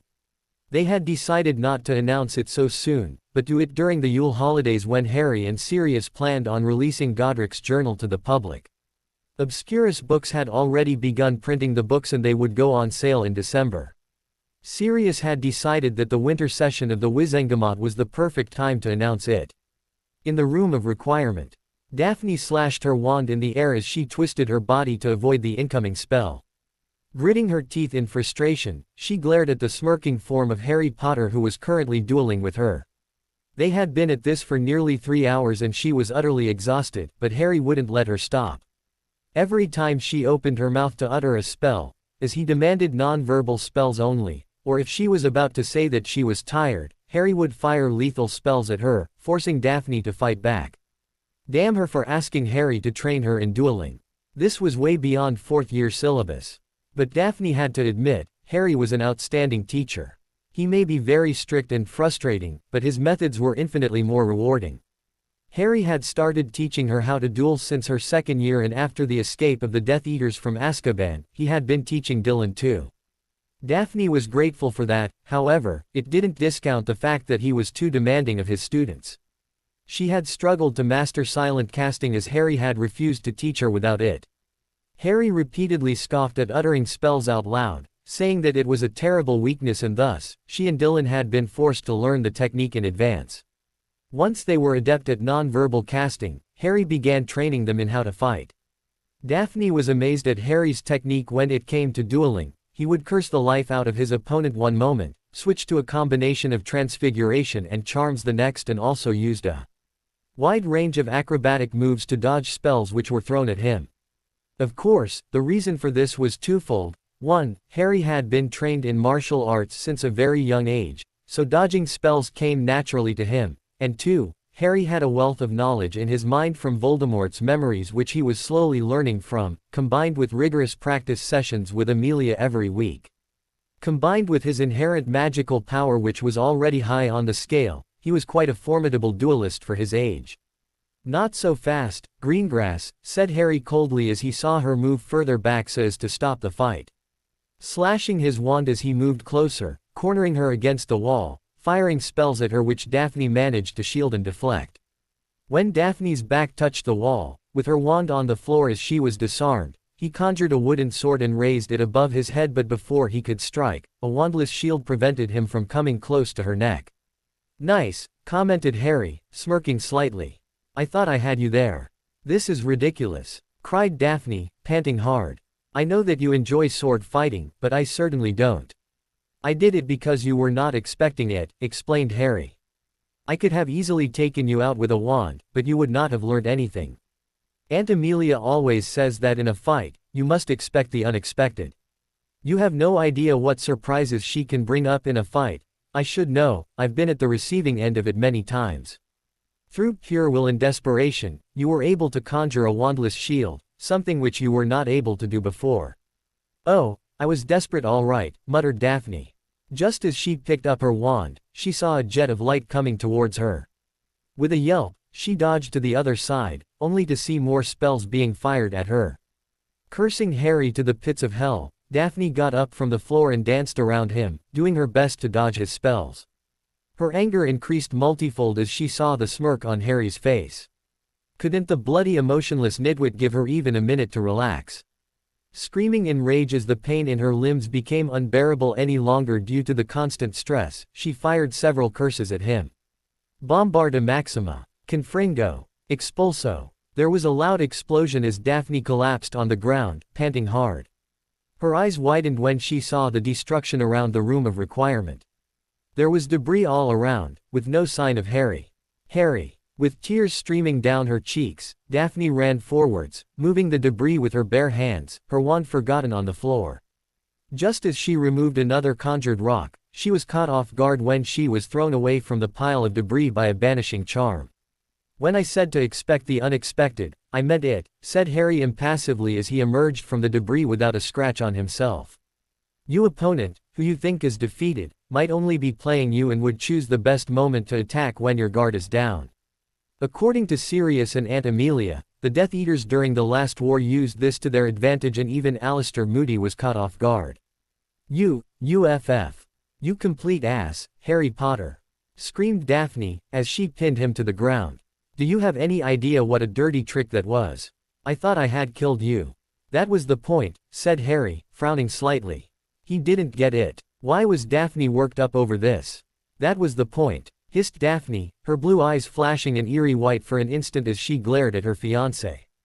Cupping his face angrily, she said, "I have put up a lot with you over the past 3 years, but this time, you have crossed the line. You may be incapable of understanding the ramifications of what you just did, playing on my emotions like that, but don't you beeping dare do that to me again. I thought I had killed you." Harry blinked in shock. He was genuinely confused. "What did I do wrong?" asked Harry curiously. Daphne's heart melted at the innocent question. She sighed as she collapsed tiredly against him, her head on his chest as she breathed deeply. "How would you feel if you thought you had killed me?" asked Daphne quietly. "I know that you can perform the killing curse. What if I had been present when you were practicing it and you fired the curse at me accidentally?" Harry paled slightly and his eyes widened in shock and understanding. "That's how I felt when I saw the destruction around me after I fired so many blasting curses at you," she said. Looking up and seeing the shocked expression on Harry's face, she gently caressed his face, locking eyes with him. A tear rolled down her cheek and fell his face. "You mean the world to me, Harry," whispered Daphne tenderly. "A few years ago, you were just the boy hero from the children's stories my mother used to read to me when I was a child. You were the boy who lived, but you are more than just an icon to me now. We have gone from being casual acquaintances to friends to best friends and finally to romantic partners. I deeply love you, Harry, and I can't stand the thought of losing you. Please don't do something like this again. I won't be able to handle it." "I'm sorry," whispered Harry, cupping her cheek, stroking it with his thumb. "I didn't know, I swear." Daphne smiled slightly as she leaned down to key him softly. Harry reciprocated, his kiss full of warmth and love he felt for her as wrapped his arms around her waist, pulling her close. Harry and Daphne complemented each other, completed each other. Both of them were not perfect and would never be perfect, but they were perfect for each other, which in the end, was all that mattered. 20 minutes later, Harry and Daphne were having dinner in the kitchens. Just as they were finishing dessert, they saw 5 elves sitting in a corner, drunk. The other elves were giving them worried looks, and the head elf was looking at Harry strangely, wondering if he could solve their problems as Dumbledore was not at the castle for the moment. "Trixie, is there a problem here?" asked Harry, bending down to one knee so as to be level with the elf. The head elf nodded hesitantly. "There is a problem at Gryffindor Tower, Master Harry," she said softly. "The bushy-haired Gryffindor is giving clothes to elves. Trixie be wanting to explain to her, but Trixie is scared of the bushy-haired girl. She has set 4 elves free by tricking them to take clothes while we clean Gryffindor Tower." Harry's eyes flashed with anger. Hermione Granger had been going on about house elves and rye over the past month, but no one had paid any attention to her. But to think she would do this. "What about the 5th elf?" asked Daphne. "That is Winky, Mistress Daphne," said Trixie. "She used to be the Crouch elf, but her master be giving her clothes. She is very sad and wants a real family." How is it that those elves were freed when Granger gave them clothes? Asked Daphne curiously. Your bond is with the castle, and you report to Harry and the headmaster. We serve the students, Mistress Daphne, explained Trixie. We be bonded to the castle which houses the students. When any student intentionally gives clothes to free us, it be the same as a master giving us clothes. Harry nodded in understanding as he stood up. He went over to the depressed elves and said, Do you four want to bond with the castle again? Yes, Master Harry, said one of the elves desperately.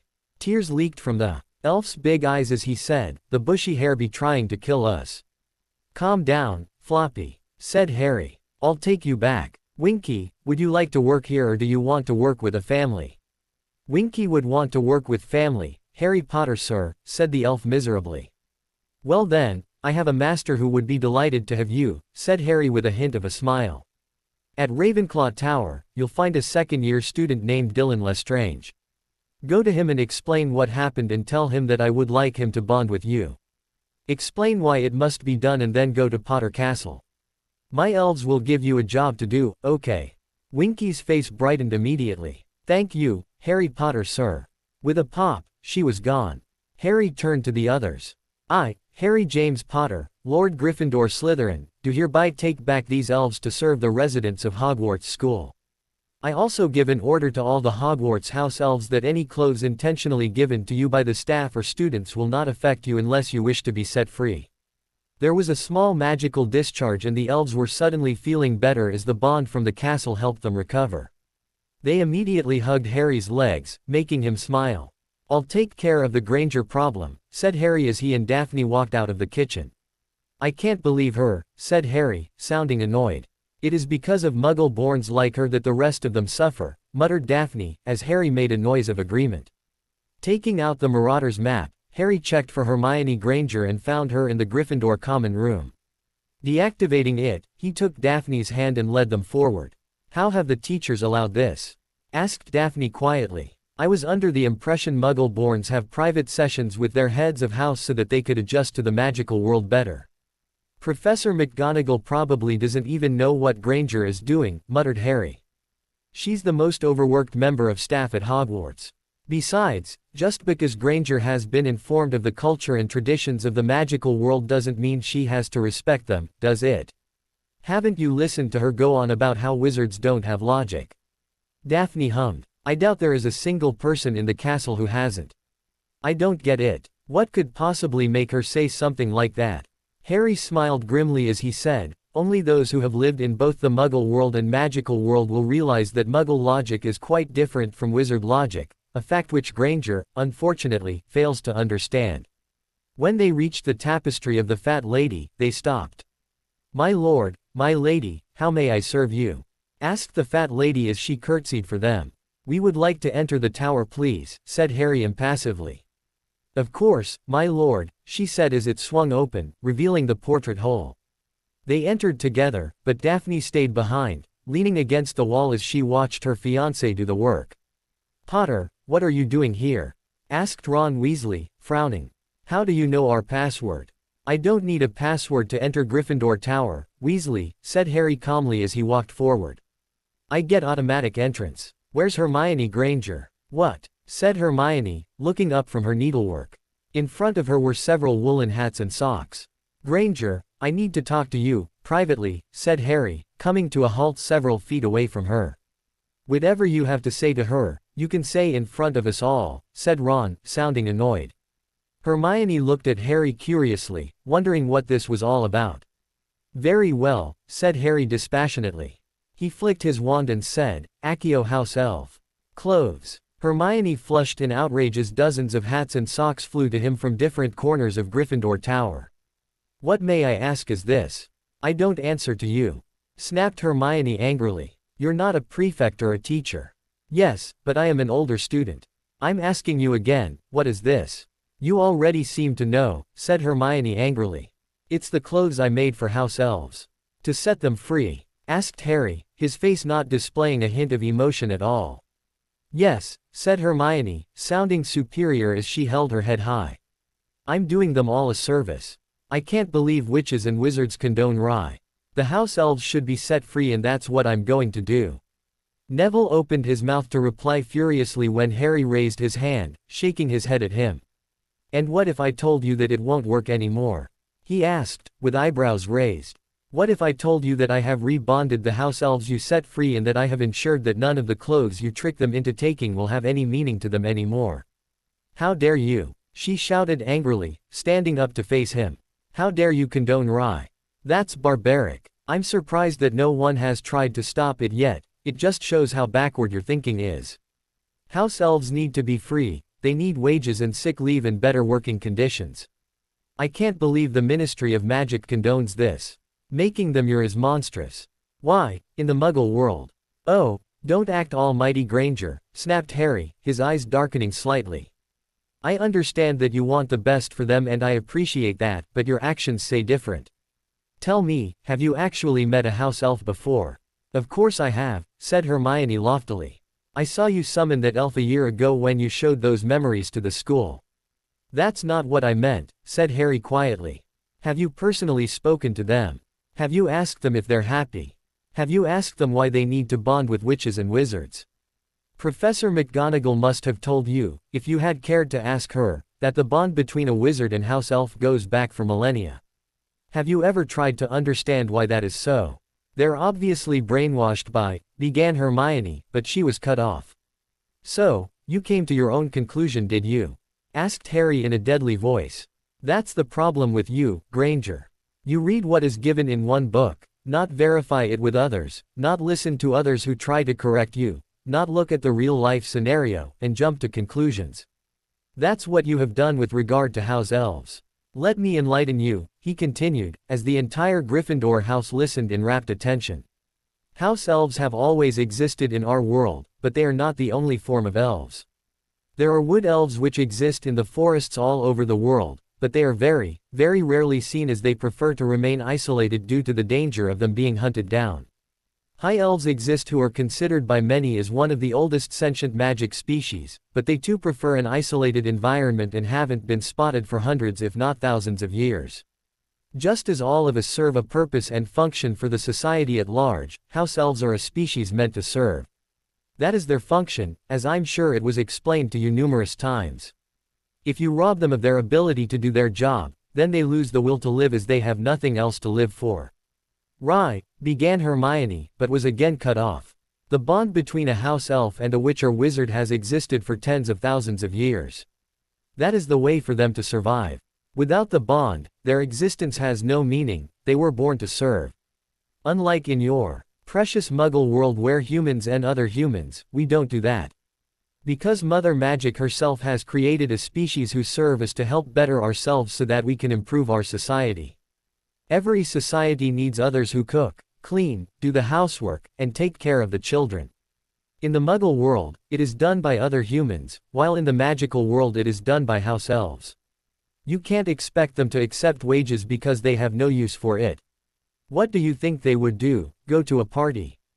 Watch a movie? Their inherent magic itself provides them with whatever they need, and coupled with the magic they get from witches and wizards ensures that they are self-sufficient. They use the magic received from the bond to reproduce, and you trying to free them shows that there is someone out there who wants to kill them all. Please, don't try to bring in your vaunted Muggle ideas into the magical world where it is neither wanted nor necessary," said Harry quietly, but firmly.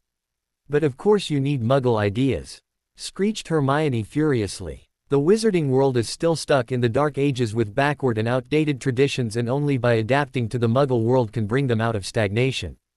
There isn't even the concept of divorce in the magical world, while it exists in the Muggle world. There is so much more. Polygamy, the ancient and noble house system. Only if we remove such barbaric laws and traditions could the magical world ever hope to be as advanced as the Muggle world." This comment brought outrage from many of them sitting in the common room. Nobody missed the part of Granger called them all barbaric, and many of the purebloods couldn't believe that she would think that the Muggle world could even compete with the magical world in any way. "Let me tell you something, Granger," sneered Harry. "Don't compare the Muggle world to the magical world, and don't you dare question our traditions and beliefs and impose your beliefs on us just because you consider them beneath you. We don't want that. You think the Muggle world is superior, isn't it? Please, enlighten us. Just what do Muggles have that we don't? You mentioned divorce, right? Well, let's test that. Hey, Fred, George, do you know what divorce is? He asked the Weasley twins sitting there. Ahem, no idea, Harry, said George confused. What is that? Is it some kind of cure for a disease? Aha, said Hermione triumphantly. See, they don't even know what it is. This proves that divorce doesn't exist in the magical world, finished Harry calmly. Do you know why, Granger? It's because unlike Muggle marriages, in the case of witches and wizards, the husband and wife are bonded for life. To those who don't know, divorce is a Muggle term that describes a situation where a husband and wife split after marriage and go their separate ways. You see, Granger, they're disgusted to even hear of such a thing. That's because when two people are married through blessings of magic, it creates a sacred bond between them. They don't cheat on each other, they don't feel the need to divorce the other. Whatever we do, we have a reason. There's a similar bond between parents and their children as well. As for polygamy, if you're interested to know, has not been seen in our world for 100 years. It exists only in law, in case the heads of families decide to marry another to continue their line or in case people marry for love. The ancient and noble house system is archaic, said Hermione stubbornly. It shows the magical world isn't democratic like the Muggle world. This clearly discriminates Muggle-borns as they don't have access to such influence as the ancient houses. We Muggle-borns face so much prosecution and we don't get high position. Jobs. Oh, give me a break, said Harry through gritted teeth. Just what is it with you wanting to bring more of the Muggle world into everything? Get your facts straight, Granger. Elected representatives and magical governments have existed for much longer when Muggles were still struggling with corrupt monarchy. The ancient houses exist for a reason. The most ancient houses are those families who were appointed by King Arthur to take care of the welfare of the British magical community nearly 1500 years ago. Since King Arthur was the last magical king, we had to govern ourselves. Newer families were introduced, creating the ancient and noble houses, and a few centuries later, the noble houses. They were the ones who founded the magical governments and enacted all those laws in the first place. They were the ones to introduce the concept of elected representatives, and thus, for all the work they have done, they have hereditary seats. This system of governance exists not only in magical Britain but all over the world. Everything is regulated by the International Confederation of Wizards. In our Ministry of Magic, the Wizengamot is comprised of ancient and noble houses, ministry department heads, those who are young and elderly alike, holders of orders of Merlin, and the remaining nearly half of them are elected by the people. Even being the lord of an ancient and noble house isn't easy. While no one can deny us the seat, just because we were born in the family doesn't give us the right to sit there. We are evaluated by a panel of Wizengamot members who test our knowledge about magical law and if we're worthy to sit there for legislative and judicial sessions. I'm not saying those in the nobility aren't privileged, but if the society had equal standing for all its citizens, then there would be no chaos at all. Unfortunately, such a society is but a distant dream. You mentioned Muggle-borns and their rights, said Harry, cutting off Granger who wanted to speak. Do you realize that you're talking to the son of a Muggle-born? I'm a half-blood myself. Who told you that Muggle-borns don't get top jobs? I can give you the names of 5 elected members of the Wizengamot who are Muggle-borns. My mother was an unspeakable when she was alive, and she was a Muggle-born. Dirk Cresswell, the newest head of the Goblin Liaison Office, is a Muggle-born. 25% of the ministry workers are Muggle-borns. Are you saying that they aren't successful? Why, have you heard of Miller's magic mirrors? Of course, you have. The proprietor is Serena Miller, a Muggle-born. She was named the Businesswoman of the Year in the International Magical Business magazine and has received several awards globally, and was also awarded the Order of Merlin, First Class, by our Ministry of Magic. So, tell me, in which sense are we barbaric? He sneered at the last word. Atlantis was a thriving magical city thousands of years ago while the Muggle world was still developing rudimentary huts. Stop judging the magical world by your knowledge of the Muggle world. They're completely different. We believe the laws of Mother Magic should. Mother Magic, snickered Hermione triumphantly, as if her theory of wizards not having an ounce of logic was validated. Now that is the most ridiculous thing I have ever heard. Magic is just a tool which can be used. Shut up, hissed Harry furiously in Parseltongue, losing control for the first time while other purebloods too shouted in outrage. This is what we don't like. You were introduced to the magical world just 3 years ago, and you're already spitting on our traditions and beliefs which have existed for thousands and thousands of years. For Merlin's sake, Granger, stop trying to convert the magical world to your so-called advanced Muggle standards. We don't want it. I'm not saying that we are perfect. Yes, there is widespread corruption. Yes, there is stagnation. Yes, there are dangerous Dark Lords in the society. And yes, Muggle-borns do face scorn, but this is the reason for it. You enter into our world, spit on our beliefs and try to change who we are. And no one likes that. You are still thinking like a Muggle, which is why you can't see it from our point of view, spat Harry accusingly. You say that we have S. Have you forgotten, Granger, that you had human S until 50 years ago? Didn't different Muggle countries colonize different parts of the world and subjugate the natives or even eliminate them? Where were your morals then, Granger? You keep spitting on us while saying that the Muggle world is advanced. Let me tell you that until about 100 or 150 years ago, the Muggles had nothing. It was only because of the 2 world wars that made you start developing all sorts of technology. Do you think what you have done is advanced? 50 years of development will not equal the development that was present in the magical world 5,000 years ago. Go to the library and read more books on magical history and you'll soon come to the same conclusion. It is because of people like you that the rest of the Muggle-borns face scorn even if they adjust to our society. Do you want to complain about discrimination? Of course, there would be discrimination if you act like this. Do you think the Japanese would treat you well if you go to Japan and start spitting on their traditions and culture? The same applies here. You are essentially entering a new country. Just because we also go by the name of Britain and Ireland does not mean it is the same. There is a reason we are called citizens of magical Britain and Ireland. This is Avalon, not the United Kingdom. We are a separate country and thus not answerable to anyone in the Muggle government, just like every other magical country in the world. We are not asking you to follow our traditions, Granger, but you have to learn to respect them since you are now a citizen of Avalon. Taking a deep breath, Harry centered himself, trying to control his emotions. After a minute, his impassive mask was back in place, but his eyes were still a shade of blackish green. He saw that Hermione was still glaring at him and that no one in the common room was speaking a word.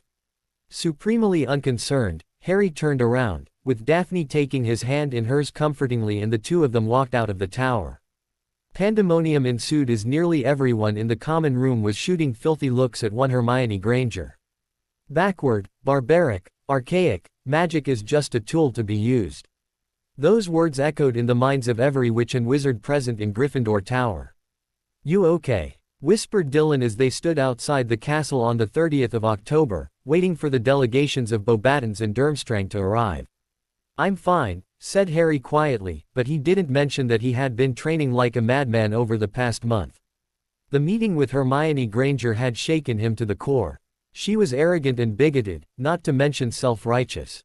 He would readily agree that he did not think highly of Muggles, but he was not a citizen of Muggle Britain and had not entered the Muggle world since the age of 7. Hermione Granger, on the other hand, was a citizen of magical Britain, and for her to speak like that brought warning bells to Harry. There was no telling what she might do if she thought she was doing the right thing without realizing the consequences of her actions. She was dangerous, but no one else would agree with him. Harry involuntarily shivered when he thought about the scenario of Muggles knowing the existence of magic. It would be the end of the world because Muggles would never accept magic in their lives. That was the reason the International Statute of Secrecy was imposed in the first place and why it was so strictly enforced. He remembered reading about some of the Muggle-loving wizards wanting to help during the First World War. If another war breaks out in the Muggle world, it was people like Hermione Granger who posed a danger to the society. She would simply act, wanting to protect those Muggles from destroying themselves, using magic in the process. If magic was exposed to them, they would destroy witches and wizards along with each other. He was not speculating. History over millennia provided them with infinite evidence, history which Muggles did not have access to. He only hoped such a situation never occurs in the future. The magical world had enough problems without the Muggles being one of them. The confrontation with Hermione Granger had spread throughout the school like fiendfire. Harry actually expected a massive backlash, but there wasn't one, towards him, at least. not that much, anyway. Harry was right, no one wanted to give up their traditions and beliefs even if they were pro-Muggle. The Gryffindors had not forgotten the words Granger had used to describe them: backward, barbaric, archaic, and word had quickly spread throughout the school. Even some of the teachers had grown cold towards her, and Snape was actually being nastier than ever, docking points from Gryffindor every chance he could get. Draco Malfoy had loudly started talking about mudbloods, until Harry had dressed him down verbally and transfigured him into an albino ferret in the middle of the Great Hall for insulting all Muggle-borns. He had gotten detention for it, not to mention had to endure Professor McGonagall loudly berating him for using transfiguration on another student, but it had been worth it. Harry was a half-blood himself, and he wouldn't take such insults to the general Muggle-born population lying down. Blind bigotry of the Death Eaters was something he did not agree with. "So, any information on who's going to enter the tournament?" asked Harry. "The Hufflepuffs are all talking about Cedric Diggory," replied Dylan. "The Ravenclaws don't have a strong candidate, and even though you are a 7th-year student, I doubt you can enter because of what you said about the tournament's magical contract. The Gryffindors also don't have anyone strong, and neither do the Slytherins." "Diggory?" asked Harry, frowning slightly. "Yeah, I shared classes with him for 2 terms. He's a smart bloke, from what I remember. Maybe he'll do a good job, who knows? He could surprise us." "What did Dumbledore want with you?" "Oh, the usual," said Harry, rolling his eyes. "He heard about my confrontation with Granger and decided to instill the virtues of Muggles. He said that they are a fascinating race and that we must learn to be more like them. He also said that I should learn to forgive and forget." Dylan cringed. "I bet you didn't take that rather well," he said. Harry snorted. "You think?" "I told him to bugger off and walked out of his office. I have an aversion to dragon dung, and Dumbledore produces it in bulk. He accused me of going dark, and I was quite curious as to why he ever thought I was a so-called light wizard." Dylan burst out laughing. Soon, the delegations of the 2 schools arrived and they were led inside the castle. Harry sat down next to Dylan as he listened to Dumbledore's speech, even though his mind was drifting. Schooling his features, his face was back to its expressionless self as the food appeared. "Is that French food?" asked Dylan, curiously. "Yes," said Harry. "You might want to try it. I certainly enjoyed it during my trip to France 2 years ago." The Great Hall looked a lot more crowded than usual, which it was. There were about 200 students from the 2 foreign schools put together, and they were sitting at all 4 house tables. Unknown to Harry, several of the new female students were staring at him unashamedly. While Harry wasn't vain, there was no denying the fact that he was the best-looking male at Hogwarts. When his gaze drifted to the Slytherin table, his eye twitched in annoyance as he observed several of the Beauxbatons and Durmstrang boys eyeing Daphne, a few brave ones actually flirting with her. Daphne felt someone staring at her.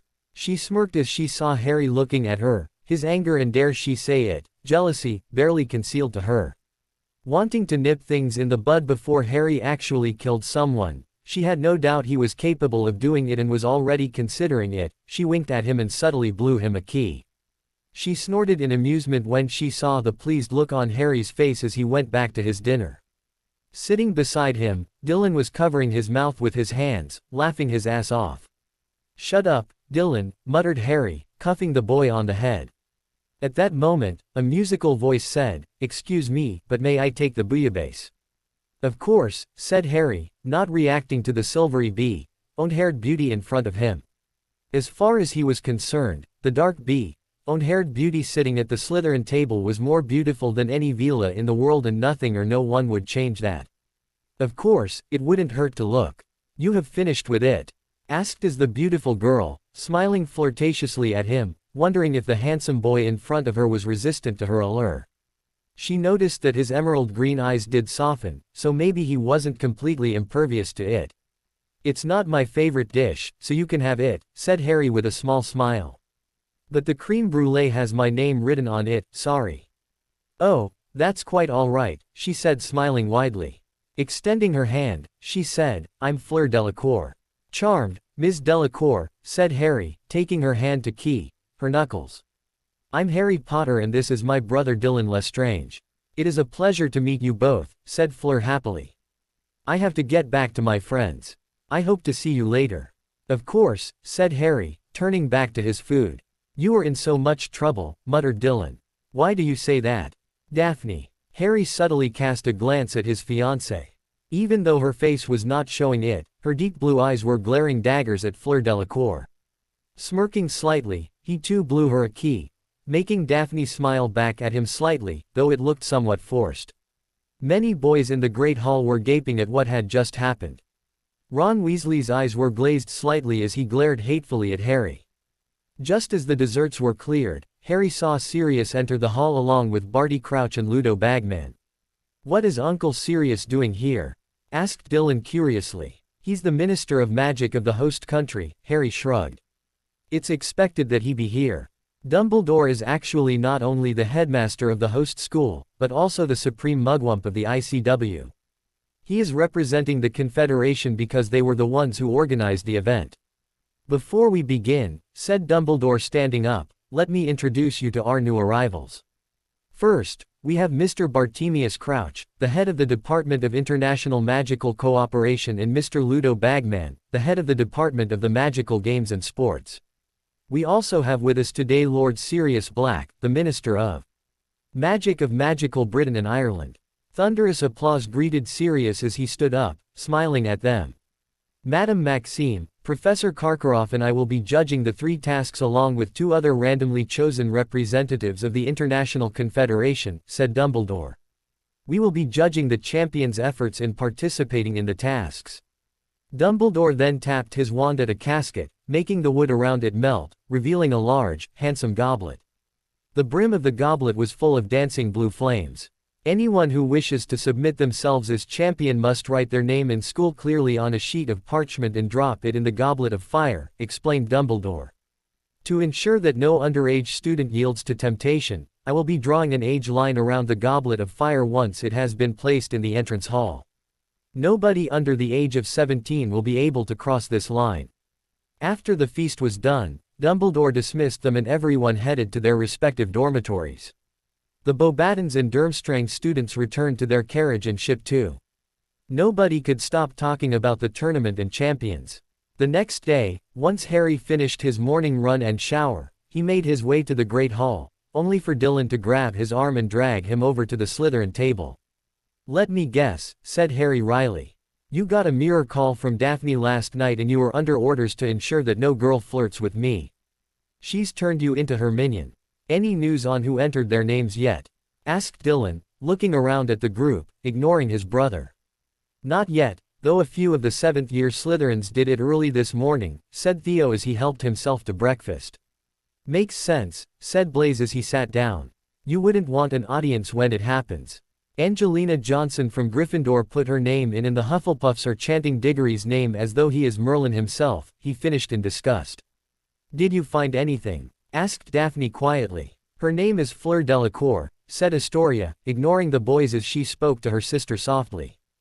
"Daughter of Jean-Luc Delacour, the head of the Department of International Relations of the French Ministry of Magic. He's married to Avila, I'm told, which explains her allure." "That's very rare," observed Daphne. "Vila, male or female, don't usually intermarry with witches and wizards, choosing to keep themselves separate." Astoria shrugged. "She's the top student of her year at Beauxbatons, so she might be a champion. She is adored by the boys for obvious reasons, but the girls, not so much, though she does have several friends." "Interesting," muttered Daphne. Once they finished breakfast, Dylan and Astoria went off to the library but Harry dragged Daphne to the room of requirement. Once inside, he pinned her to the wall and keyed her lovingly and passionately. "You know that I love you more than anyone in the world, right?" he breathed, stroking her cheek with his thumb. "Of course I know that," said Daphne softly, not meeting his eyes. "And you should know that I love you too, but then, in that case, please trust me when I say that you are my one and only," said Harry as he tilted her chin up, locking eyes with her. "No one can compare to you, Daphne. She clearly has her sights on you. Not just Delacour, but several other girls as well. They're all waiting in line to get to you. Is it wrong of me to be scared of losing you to them? How do I compete with her? Daphne, why do you think this is a competition? Even if it were, you've already won. You managed to capture my heart and make me fall irrevocably in love with you." So what is she has Vila blood in her? It's her nature. We can't blame her for that. Even so, why would I be attracted to them when I have you, someone who is more beautiful than all the Vila in the world combined? Daphne looked at him with wide, hopeful eyes. The warmth displayed in Harry's eyes made her heart beat faster. Wrapping her arms around him, she melted into the hug, her head under his chin as she listened to his heartbeat. I can't begin to describe how much I love you, she said softly. That's why I'm scared. Harry closed his eyes as he placed a key on the top of her head as they stayed there together, enjoying the silence and comfort the other offered. I love you too. Never forget that. People were quite nervous that night, going by the fact that they didn't even take second helpings of dessert. Once the golden plates and cutlery were cleared, Dumbledore stood up and there was a sharp upswing in the level of noise as people began whispering excitedly. Minister Black was present, along with the Triwizard Committee of the ICW, Mr. Crouch, Mr. Bagman, Madame Maxime and Professor Karkaroff. There was also the staff of Hogwarts and the teachers of Beauxbatons and Durmstrang who had come with the students. The media was also present. One reporter from each major magical publication was allowed, so that had a half a dozen reporters from Britain and abroad being present. The reporter of the Magical Daily had the recording crystal suspended in midair so that witches and wizards could watch the live telecast. The flames in the goblet turned red suddenly. Sparks began to fly and a tongue of flame rushed out of the goblet, spitting out a piece of parchment. Dumbledore caught the parchment and said, "The champion for Durmstrang is Victor Krum." Thunderous applause greeted this declaration as the international Quidditch star stood up and walked to the chamber off the Great Hall. The goblet released another tongue of flame along with a parchment. "The champion of Beauxbatons is Fleur Delacour," shouted Dumbledore. The applause was not as great as Victor's but it was still deafening. The anticipation in the hall was palpable when the third slip of parchment flew out. "The Hogwarts champion is," said Dumbledore, "Cedric Diggory." All the students at the Hufflepuff table stood up in celebration as Cedric went to the headmaster, grinning widely. Harry's eyes twinkled in amusement. The other three houses were clapping loudly too, but he could see some of the Gryffindors and Slytherins look aghast. He was actually pleased with the outcome. Hufflepuff rarely got a chance to shine and this was their moment. Amelia Black was another exemplary Hufflepuff, so there could be a chance that Cedric might shine in. Harry Potter. Harry's head snapped up, blinking in confusion. In the midst of the celebration, he had not listened to Dumbledore's speech being interrupted or the goblet of fire turning red for the fourth time, spitting out another piece of parchment. "Harry Potter!" shouted Dumbledore, holding the slip in his hand. Sirius looked half scared and half outraged. People all over began looking at him and whispering. Harry himself had a look of utter shock on his otherwise impassive face. "Harry, you need to go," urged Dylan. "What the hell is going on here?" asked Harry, his eyes narrowing. "You'll never find out if you stay here. Go on." Harry slowly got up, his eyes darkening, glowing a shade of blackish green, his fear and fury making it difficult to think. He heard someone shout, "Cheat," but did not care. He stared at Dumbledore, promising eternal pain if he did not explain himself. Dumbledore, for that matter, had a look of shock on his face himself. "Go on in, Harry," said Dumbledore quietly, giving him the slip of parchment. Harry took it and checked the handwriting. There was no doubt about it. His name was written in his distinctively neat cursive writing. Clenching his fists, he left the great hall, the sound of his long strides echoing off the walls. "Harry, what are you doing here?" asked Cedric in confusion as the younger boy entered the room. "Did they want us to return to the great hall?" Harry didn't answer. His eyes were burning with fury at being tricked into the tournament and magic was leaking off of him in waves, the aura palpable. How had someone managed to enter his name into something as ancient as the Goblet of Fire? His mind was working at a furious pace, thinking about any spell that could achieve this. Looking out of the window, he wondered who would want him here and why. He mused that the reason why was obvious. Harry did have a lot of enemies and this was an outstanding way to get rid of him. He didn't know what the other two tasks were, but the dragon would surely have a field day with him. What a great assassination attempt. Whoever did this didn't even need to lift their wand. But did he have to compete? Yes, he had felt the twitch in his magic after his name had been called, signifying that he was under a very powerful magical contract. Harry paled slightly. The magical contract for the tournament was meant for of-age witches and wizards, which meant that should he compete, he would be breaking the terms of the contract. At the same time, should he not compete, he would be again breaking the terms of the contract. Who was the idiot that decided to bring binding magical contracts into this? But one thing was certain, unless he figured out a way, he'd lose his magic, and if that happened, it wouldn't be long before he died. He could not let that happen. What to do? He snapped out of his musings when he heard raised voices, but he didn't turn towards them. "We were under the impression that your age line would keep out younger contestants, Dumbledore," said Karkaroff, his steely smile still in place, though his eyes were colder than ever. "Otherwise, we would, of course, have brought along a wider selection of candidates from our own schools." "It's no one's fault but Potter's, Karkaroff," said Snape softly. His black eyes were alight with malice. "Don't go blaming Dumbledore for Potter's determination to break rules. He has been crossing lines ever since he arrived here, his arrogance clearly." "Thank you, Severus," said Dumbledore firmly. He turned towards the boy who still had his back turned towards them all. Before anyone could say anything more, the door to the room burst open and a furious-looking Sirius Black, the Minister of Magic, strode through. "I think I need to hear an explanation for this," he said calmly, but his face was still filled with fury. "You can ask that reprobate of that godson of yours," said Snape snidely, sneering at Sirius. "Clearly he thinks the rules don't apply to him as always. Arrogant brat, just like his father." "Not one more word, Snape, or you and I will be clashing wands," said Sirius dangerously. "Harry is not responsible for this, and I want to know how someone hoodwinked the Goblet of Fire. And where is the evidence to support that claim?" snapped Madame Maxime, throwing her huge hands in the air. "He's obviously lying if he says he didn't put it in himself." "I don't lie, Madame Maxime," said Harry sharply, turning around and fixing a cold look at her. "Would you believe me if I told you that it was not me who put my name in the Goblet of Fire?" "How else would the goblet have chosen you?" asked Madame Maxime, obviously not believing him. "It is disgraceful," Karkaroff said loftily, his eyes displaying the glee he felt, "that the godson of the British Minister of Magic and the boy who lived himself thought it was fine to cheat his way into the tournament. Deplorable behavior." "I don't need a Death Eater to tell my son what is deplorable, Karkaroff," Sirius retorted darkly. "Watch your tongue. How dare you?" shouted Karkaroff. "I am. Do you recall the Battle of Bristol? I seem to remember James and I defeating you once before. I may not have my best friend with me anymore, but I assure you, his son is more than up to the task of taking his place." "Know who you are talking to, Karkaroff." Karkaroff glared at Sirius but gulped nevertheless when he saw the mad glint in those haunted gray eyes, reminding him of another member of the minister's infamous family, his notorious cousin, Bellatrix Lestrange.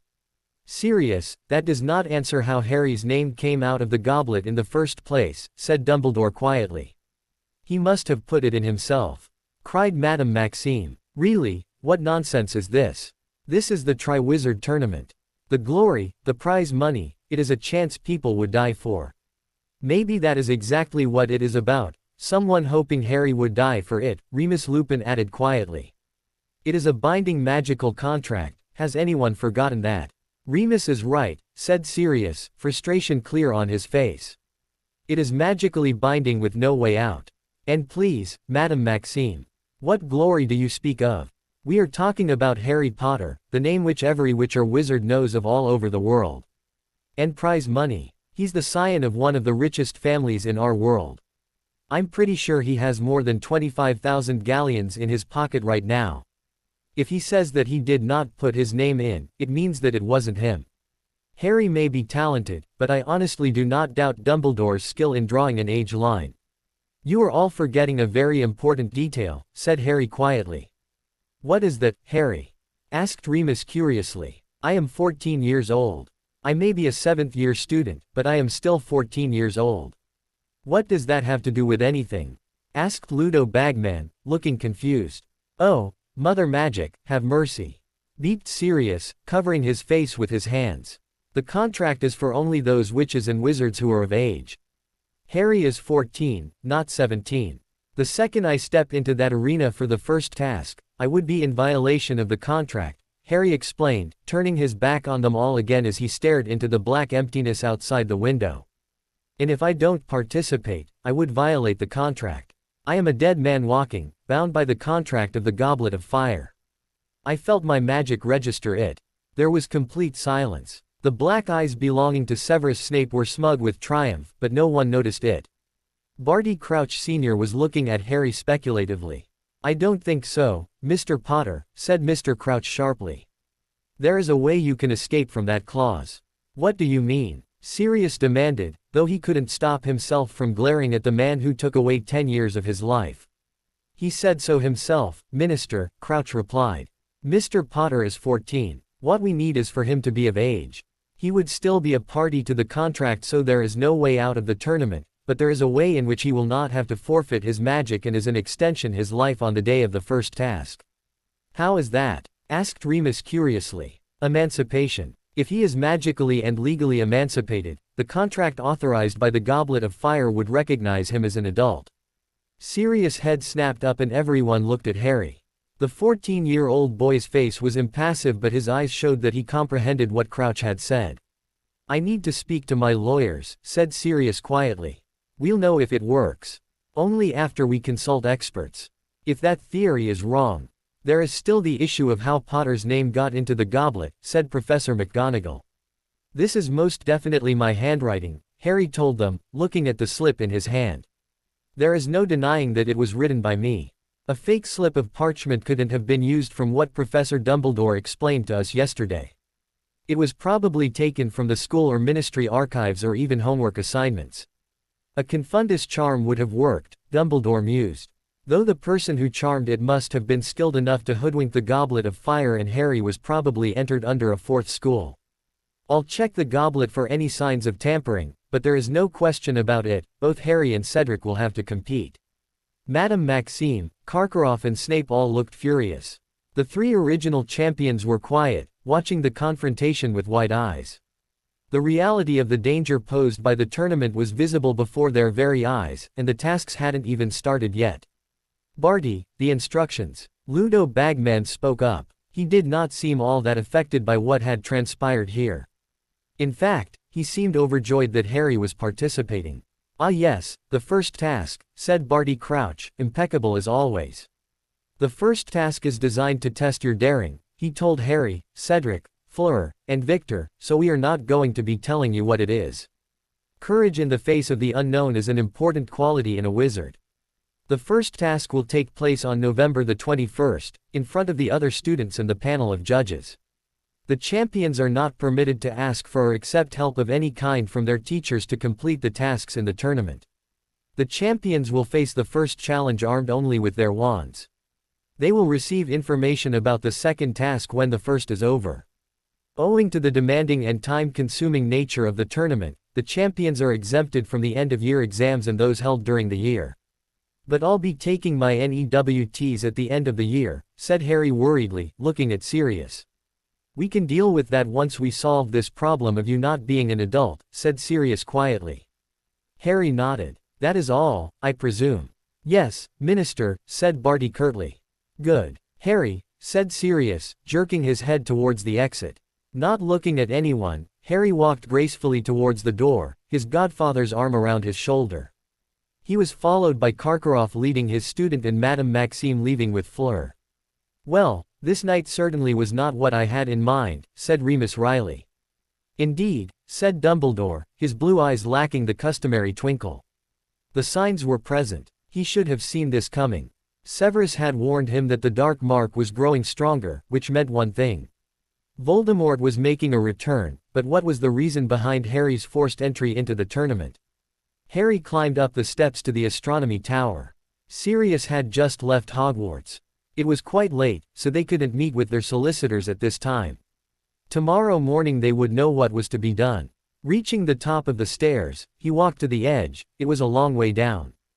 Putting his legs over the railing, he looked up at the sky and closed his eyes. It was raining heavily now, the raindrops falling on his body, soaking him. Taking a deep breath, Harry jumped. He was falling fast, the ground was getting closer and the air was rushing to his face. When he was about 10 feet from the ground, he twisted in midair. The large golden eagle didn't even beat the ground as it ascended to the clouds. Flapping its wings, the eagle glided through the air, rain lashing against its powerful wings. An hour later, the eagle landed in the astronomy tower and transformed back into Harry Potter. Harry sighed in relief as the warming and drying charms activated on his clothes. Flying always calmed him down. Turning around, he saw a blur and was attacked by two figures. He grunted on impact but hugged them back. "How did you two find me?" asked Harry, confused. "Map," muttered Dylan. "It was in your trunk." "Ah. Harry, what happened tonight?" asked Daphne, looking worried. "I don't know," Harry exhaled. He collapsed against a wall as he explained the situation to them. Both of them looked pale. Daphne was soon pacing as she tried to think things through while Dylan argued with Harry. "But it is possible, right?" he asked earnestly. "If you are emancipated, the contract should recognize you as an adult." "This is a magical contract, Dylan," explained Harry. "It is not just a piece of paper on which one signs like how muggles do. If there is ever a situation like this where the contract itself contradicts itself, the will of magic would come into effect. This is a separate field of study under magical law. I will be speaking to experts on this matter tomorrow. If this theory does work, Sirius would immediately declare me emancipated, legally and magically. As the Minister of Magic, he does have the authority." "It will work," said Dylan, more to himself than to Harry. "It has to work. Nothing will happen to you." Harry looked at the two of them and smiled fondly. Putting an arm around each of them, he brought them to his chest, hugging them tightly. Somehow, the burden seemed to lessen as long as he had people who cared about him. He would win. He was Harry Potter. He had survived after taking an Avada Kedavra to the face at the age of 1. He would not let a magical contract do this to him. "Mr. Crouch was right, Minister," said Mr. Martin, going through the file in front of him. "The magical contract being at odds with itself can be rectified by emancipating Mr. Potter. Once he is declared of age, he will become an adult citizen with all the rights and responsibilities that come with it." Sirius breathed a sigh of relief. "What about the tournament?" "That is something which is not possible to get out of," said the lawyer grimly. "This contract is authorized by the Goblet of Fire, an ancient magical artifact. It may have been tricked, but the magic behind it is legitimate.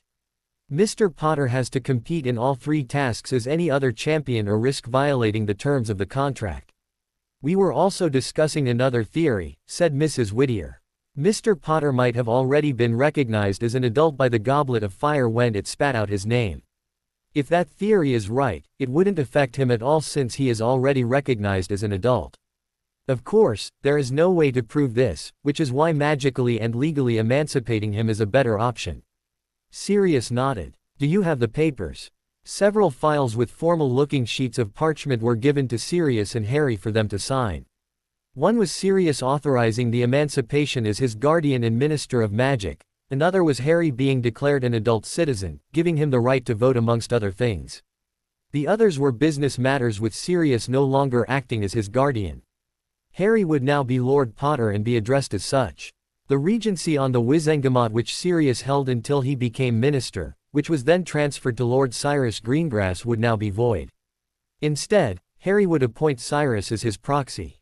Once Sirius signed the emancipation form, Harry was now magically and legally an adult. Harry then signed in several forms as Lord Harry James Potter. "There is another lordship for which I need to appoint a proxy," said Harry quietly.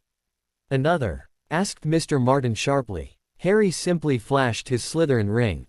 The man's eyes widened. He looked at his daughter who was gaping at the ring too. They both recognized it instantly. They had worn that very same crest on their uniforms for 7 years, after all. "I am Lord Slytherin," Harry explained, "but as you can imagine, this is going to cause plenty of chaos. Everyone thinks Voldemort is the heir of Slytherin, but they're wrong. He certainly is the descendant of Salazar, but not the heir. That title belonged to my mother, and after her death, it belongs to me. I will be claiming my seat during the winter session of the Wizengamot, so please have the papers ready and prepared." "Of course, Lord Potter," said Mr. Martin, mentally dancing in joy. His client was the Lord of the Potter, Gryffindor and Slytherin families, not to mention the other important client was Lord Black, who was also the Minister of Magic. He could already taste the new clients coming his way. Contact Obscurus Books and let them know that Godric's journal would be released on the 1st of December. I have also included a personal letter from Salazar himself in that book. That should take care of any pesky problems from those questioning my position.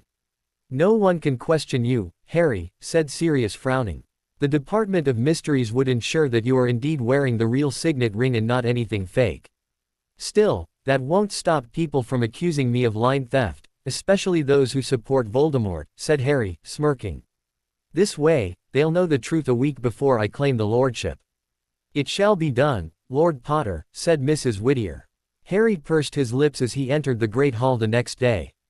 The Magical Daily had reported the truth about the whole affair. The article had come 2 days later after the selection of the champions and had described what had happened that night. The 3 original champions were mentioned and later, Harry's unfortunate forceful participation was mentioned. Rita Skeeter had also reported the part where Harry thought he might die at the first task for violating the contract and his immediate emancipation the next day to prevent it. She had speculated who could have done it, but none of that mattered to several Hogwarts students.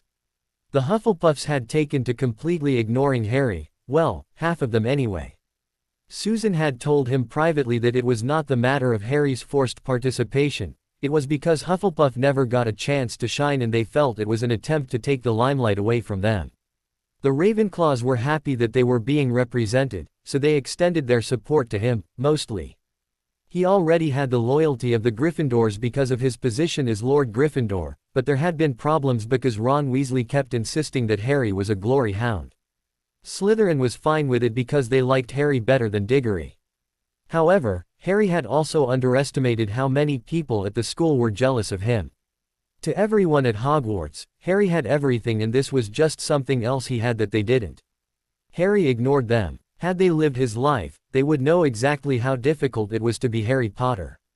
He had become colder in public, as he had before, during the Chamber of Secrets fiasco. Jealous people couldn't be reasoned with. Harry knew that fame was fickle, he had learnt that lesson the hard way. They would shun him today and praise him tomorrow. He didn't give a damn about what they thought of him anyway. Why don't you swear a magical oath? Asked Daphne exasperatedly. As I explained to you 2 years ago, I'm not risking my life for these idiots, just to prove that I was telling the truth, said Harry calmly. But they won't shun you anymore, she argued. Are you sure of that? Asked Harry, raising an eyebrow. The Hufflepuffs only care about the limelight being on them. The rest who shun me are boys who are jealous of me. That's probably 1/4 of the school. The rest of them treat me just fine, even if they don't talk to me much. Why should I pander to those who don't like me or believe me? If they didn't believe me after they read that I could have very well lost my life thanks to this nonsense, they wouldn't care even if I give them an oath. Daphne nodded in understanding. Curiously, Harry's popularity with the girls hadn't suffered at all. In fact, it had increased if that was even possible. Harry was the boy who lived, and he already had an enormous fan following even before the Triwizard debacle. But what was more was that he was desired by nearly every girl from Hogwarts, Beauxbatons, and Durmstrang alike. Girls used to sigh and giggle every time they caught sight of him, and he had heard rumors from Astoria that the many girls now had large posters of him in their dorms. Tall, with a muscular frame, shoulder-length silky black hair, very handsome features and vivid green eyes made him the object of adoration for many, and this annoyed Daphne. No one seemed to care that Harry was already engaged to be married. Of course, Daphne wasn't faring any better. She had received several letters by all from students from the other schools who asked her if she would like to go on a date with them.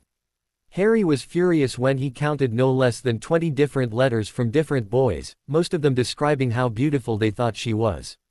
Daphne, of course, found the whole experience amusing and just vanished the whole lot of them, but their makeout sessions did get a lot more frequent and intense due to them wanting to prove to the other that they weren't interested in anyone else. Take it off, said Dylan through gritted teeth, his face red with anger. Or what? Jeered Draco Malfoy. What are you going to do, Lestrange? Or should I say, bastard? Dylan crumpled his hand into a fist. Draco was wearing a badge on his chest, which when tapped with a finger said, Potter stinks. What to do? Uncle Sirius always told him not to get mad but get even. He would achieve nothing by attacking Malfoy, but he could do a lot more damage if he walked away. He saw one of the Hufflepuffs wearing the badge, so Dylan stunned the boy and pocketed it. Now he just had to find the best ones capable of manipulating the words on the badge. Luckily, he knew exactly where to find the Weasley twins. An evil grin formed its way to his lips. Oh, those fools wouldn't know what hit them. That night, Harry entered the Great Hall for dinner, having narrowly avoided an ambush by a dozen creepy, stalking fangirls. He sat down at his customary spot and noticed that Dylan wasn't there. Just when he had taken a bite of his food, Draco Malfoy came over with his goons. "Hey, Potter," he said snidely. "Do you like the badges I created? Support Cedric Diggory, the real Hogwarts champion." Harry looked at the badges pinned to their robes and raised an eyebrow. "Very good, Draco," he said calmly. "I'm glad you're supporting the Hogwarts champion. I thought loyalty was something that was beneath the Malfoy family, but I'm pleased that you're changing your ways. Was there anything else?" Draco flushed in outrage but tried to remain calm. "Look what it does now," he said with a superior smirk. Harry blinked his eyes when he saw it. He couldn't help but smile slightly. "Wow," he said, sounding amused. "I'm happy for you, cousin. I'm personally not into him. The greasy hair, hooked nose and the charming personality of his put me off. Not to mention I don't swing that way, but if you are happy, then I'm happy." Draco looked confused and frowned at Harry. Meanwhile, Professor Snape, who had just entered the Great Hall, looked at the badges that a group of Hufflepuff boys and girls were wearing and his eyes widened. On the badge were the words, "I got buggered by Severus Snape. 50 points from Hufflepuff." Snape spat angrily, glaring at the group of students. "Take those ridiculous badges off immediately." "Yes sir," said one of them nervously. Just as they tried to remove it, they realized that it was stuck. The words changed again to form. "I had my nose stuck up Severus Snape's greasy, smelly ass." Another 50 points from Hufflepuff and a week's worth of detention. "Who created these badges?" "Draco Malfoy, sir," said one of them, looking ready to faint in fright. "Draco, what is the meaning of this?" hissed Snape as he walked towards the pale boy. "I don't know, sir, it was supposed to say Potter stinks," he answered, trying to unpin the badge from his uniform. Instead, the words changed again. "I was in an orgy with Severus Snape and Albus Dumbledore where I buggered his wrinkled old ass and greasy Snape buggered mine." "Enough," shouted Snape, his anger now reaching dangerous levels. "Draco, come with me." The potions master was shooting filthy looks at Harry which promised eternal pain. Harry's face remained impassive. "Did you like it?" Dylan asked quietly as he sat down next to his brother, suddenly appearing out of nowhere, desperately trying to hide a smirk. The notice me not charm on his person ensured that no one paid any attention to him. Harry knew that giving his invisibility cloak to the brat would be a bad idea and yet. He was so proud. "Love you too," Harry murmured. A week before the first task, the weighing of the wands was to take place. Harry made his way to the classroom where it was being held. When he entered, he saw that Cedric and Fleur were talking softly and Victor was looking out of the window. When Harry entered, Fleur smiled widely. "Harry," she said excitedly, "I haven't seen you for several days now. Where did you run off to?" she asked, pouting at him. "Training, mostly," Harry shrugged casually. "What about you?" Before Fleur could reply, Dumbledore, Madame Maxime and Karkaroff arrived with the Ministry and ICW officials. Harry recognized the wandmaker, it was Garrick Ollivander. He also noticed several people of the media there as well, ready to take notes. He had a feeling their wand specifications would soon be made public. He found himself not caring about that. "May I introduce Mr. Ollivander?" said Dumbledore, taking his place at the judges' table and talking to the champions. "He will be checking your wands to ensure that they are in good condition before the tournament." "Mademoiselle Delacour, could we have you first, please?" said Mr. Ollivander, stepping into the empty space in the middle of the room. "Yes," he said quietly, 9.5 inches, inflexible, rosewood, and containing a single filament of hair from the head of Avila. "Yes," Fleur smiled brightly. "It belongs to my grandmother." Ollivander nodded approvingly and proceeded to test her wand. Once he was satisfied, he went on to Cedric. Harry paid close attention to what was being said about their wands, as it could give him some insight on how their personality worked. He had studied the basics of wand lore, something which he found to be quite interesting, especially after what Ollivander had told him the last time. Unicorn hair. 12¼ inches. Ash, pleasantly springy, he said. And tested it. With that, he moved to Crumb. Ah, a Grigorovich creation, isn't it? A fine wandmaker, it's a shame that he retired. Hornbeam and dragon heartstring. He shot at Crumb, who nodded. Rather thicker than one usually sees, quite rigid, 10¼ inches. Once tested, he finally came to Harry, who presented him with his wand. Which brings us to Mr. Potter, said Ollivander as he accepted the wand. Ah yes, how well I remember. The modifications are working perfectly, I assume. Seeing Harry nod, he continued. 15 inches. You and basilisk fang ivory, containing the tail feather of a thunderbird. Unusually rigid. Garrick, did I hear you right? Asked Dumbledore politely. Basilisk fang ivory in a wand. Yes, Ollivander replied happily, though Harry's face remained impassive as always. My finest work, if I do say so myself.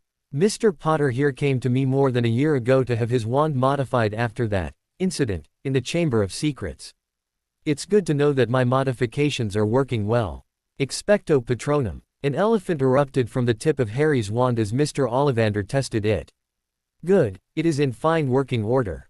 People were staring at Harry even after it was done, and Harry observed that Dumbledore was looking slightly disturbed, no doubt because the basilisk was a dark creature.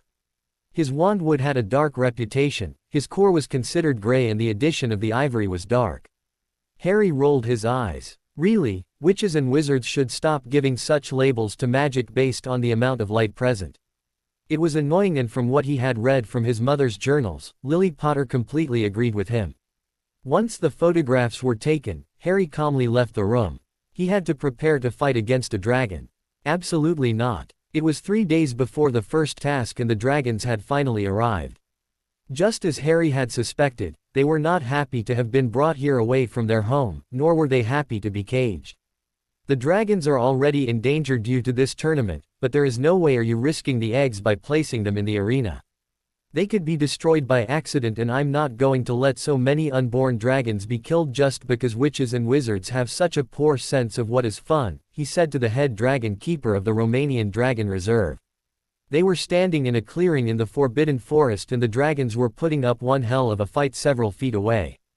But Lord Potter, the tournament officials. As far as I'm aware, I'm the owner of the reserve, Mr. Dorian, Harry said coldly. The tournament officials have no business ordering you about, and neither does the International Confederation of Wizards. There will be no eggs placed in that arena, is that clear? But Lord Potter, the eggs are part of the task, the head dragon keeper argued nervously. It has been specifically requested by the Triwizard Committee, which has been commissioned by the ICW. We have a contract, sir, and we have to go through with it. Harry folded his arms over his chest and looked at the dragons, which were all stunned by several of the dragon handlers. The committee wanted eggs, but he wasn't willing to risk them. So the only option was, I'll contact my godfather and ensure that the British Ministry of Magic provides you with charmed duplicates, Harry said quietly. Switch them with the real eggs and place them in the arena. Make sure that the mother dragons know that their eggs are safe. I don't want them to go on a rampage. How many are there in each clutch? Ahem, the head keeper stammered, looking at his notes. There are 15 each, sir, that makes it 60 eggs in total. Harry snorted. There is no way am I risking the lives of 60 unborn dragons for this tournament. If the Triwizard Committee discovers the switch, just tell them that you were following orders and direct them to Minister Black. He'll handle them, he said flatly. Yes sir, the wizard nodded, mentally breathing a sigh of relief. At least he didn't have to deal with those people in case the worst happened. He was more than happy to shift the responsibility to someone else. And make sure you have healers who specialize in dragon care nearby, Harry ordered. I don't want the mother dragons fatally injured as well. Once the task is over, ensure that they are treated for their injuries. If healers aren't here right now, ensure that they are present at the arena on the day of the task. Understood. Yes, Lord Potter. Harry nodded to the man, but before he left, he paused. You'll find the substitute eggs by tomorrow evening. Also, ensure that none of the real eggs is misplaced. I will not have anyone misuse the situation to steal the real eggs. If I catch anyone doing that, trust me when I say they will be looking for a new job, along with a nice stay in prison. Ensure that your employees are clear on that matter as well.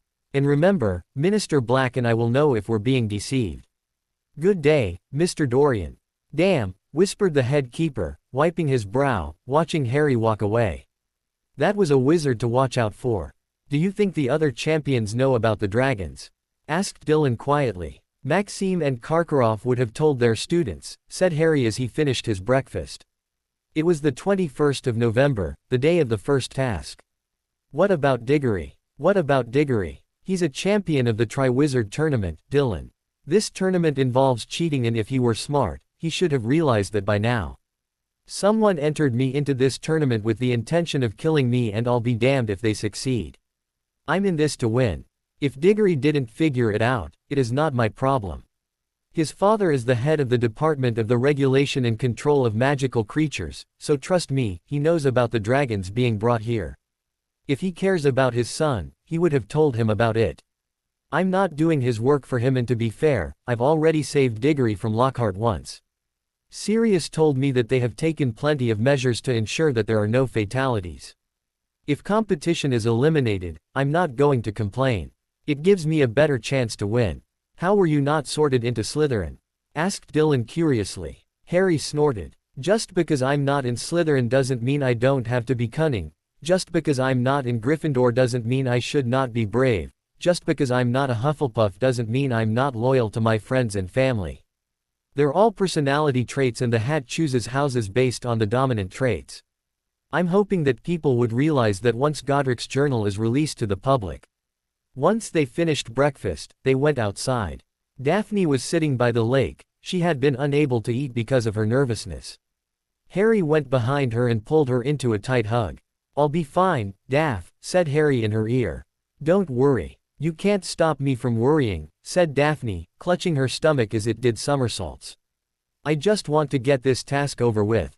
Please be careful, Harry. I will, he whispered as he keyed at her passionately. Sirius and Amelia were there too, looking very nervous. Harry, expect the unexpected, said Amelia quietly. The ICW knows that cheating is part of the tournament. They'll throw in a few surprises as well. Be careful. I will, said Harry as he gave her a hug. Sirius hugged him too. Be careful, son, he gruffly. I know you can do this. Good luck. Dylan just rammed into him, hugging him tight and not wanting to let go. Harry smiled and keyed at the top of his head. Good luck, muttered Dylan. Nodding to them all, Harry entered the tent while the rest moved over to the stadium. The stadium where the first task was to take place had been erected, with many witches and wizards paying entrance fees to watch it. It was not as large as the stadium of the Quidditch World Cup, but it was huge nevertheless.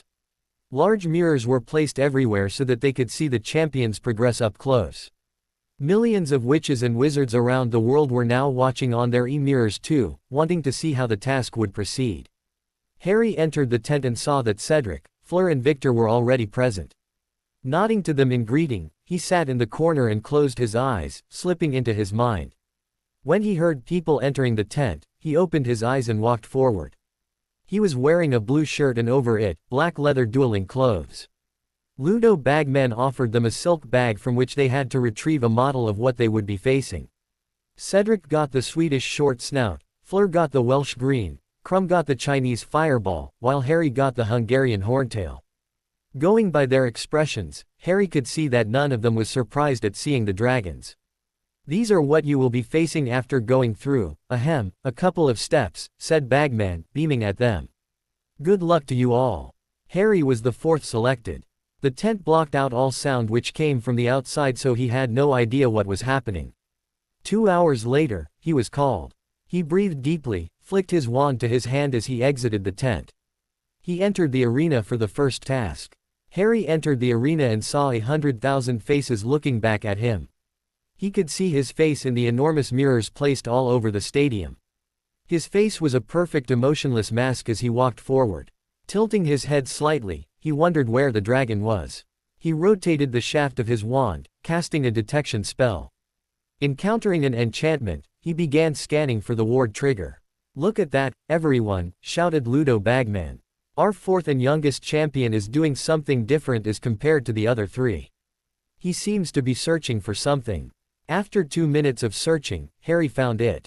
Smirking slightly in triumph, Harry began breaking the trigger, just as he heard hissing sounds near him. Turning around, he found several Ashwinders slithering towards his position. "Stop," hissed Harry in Parseltongue. "I mean you no harm.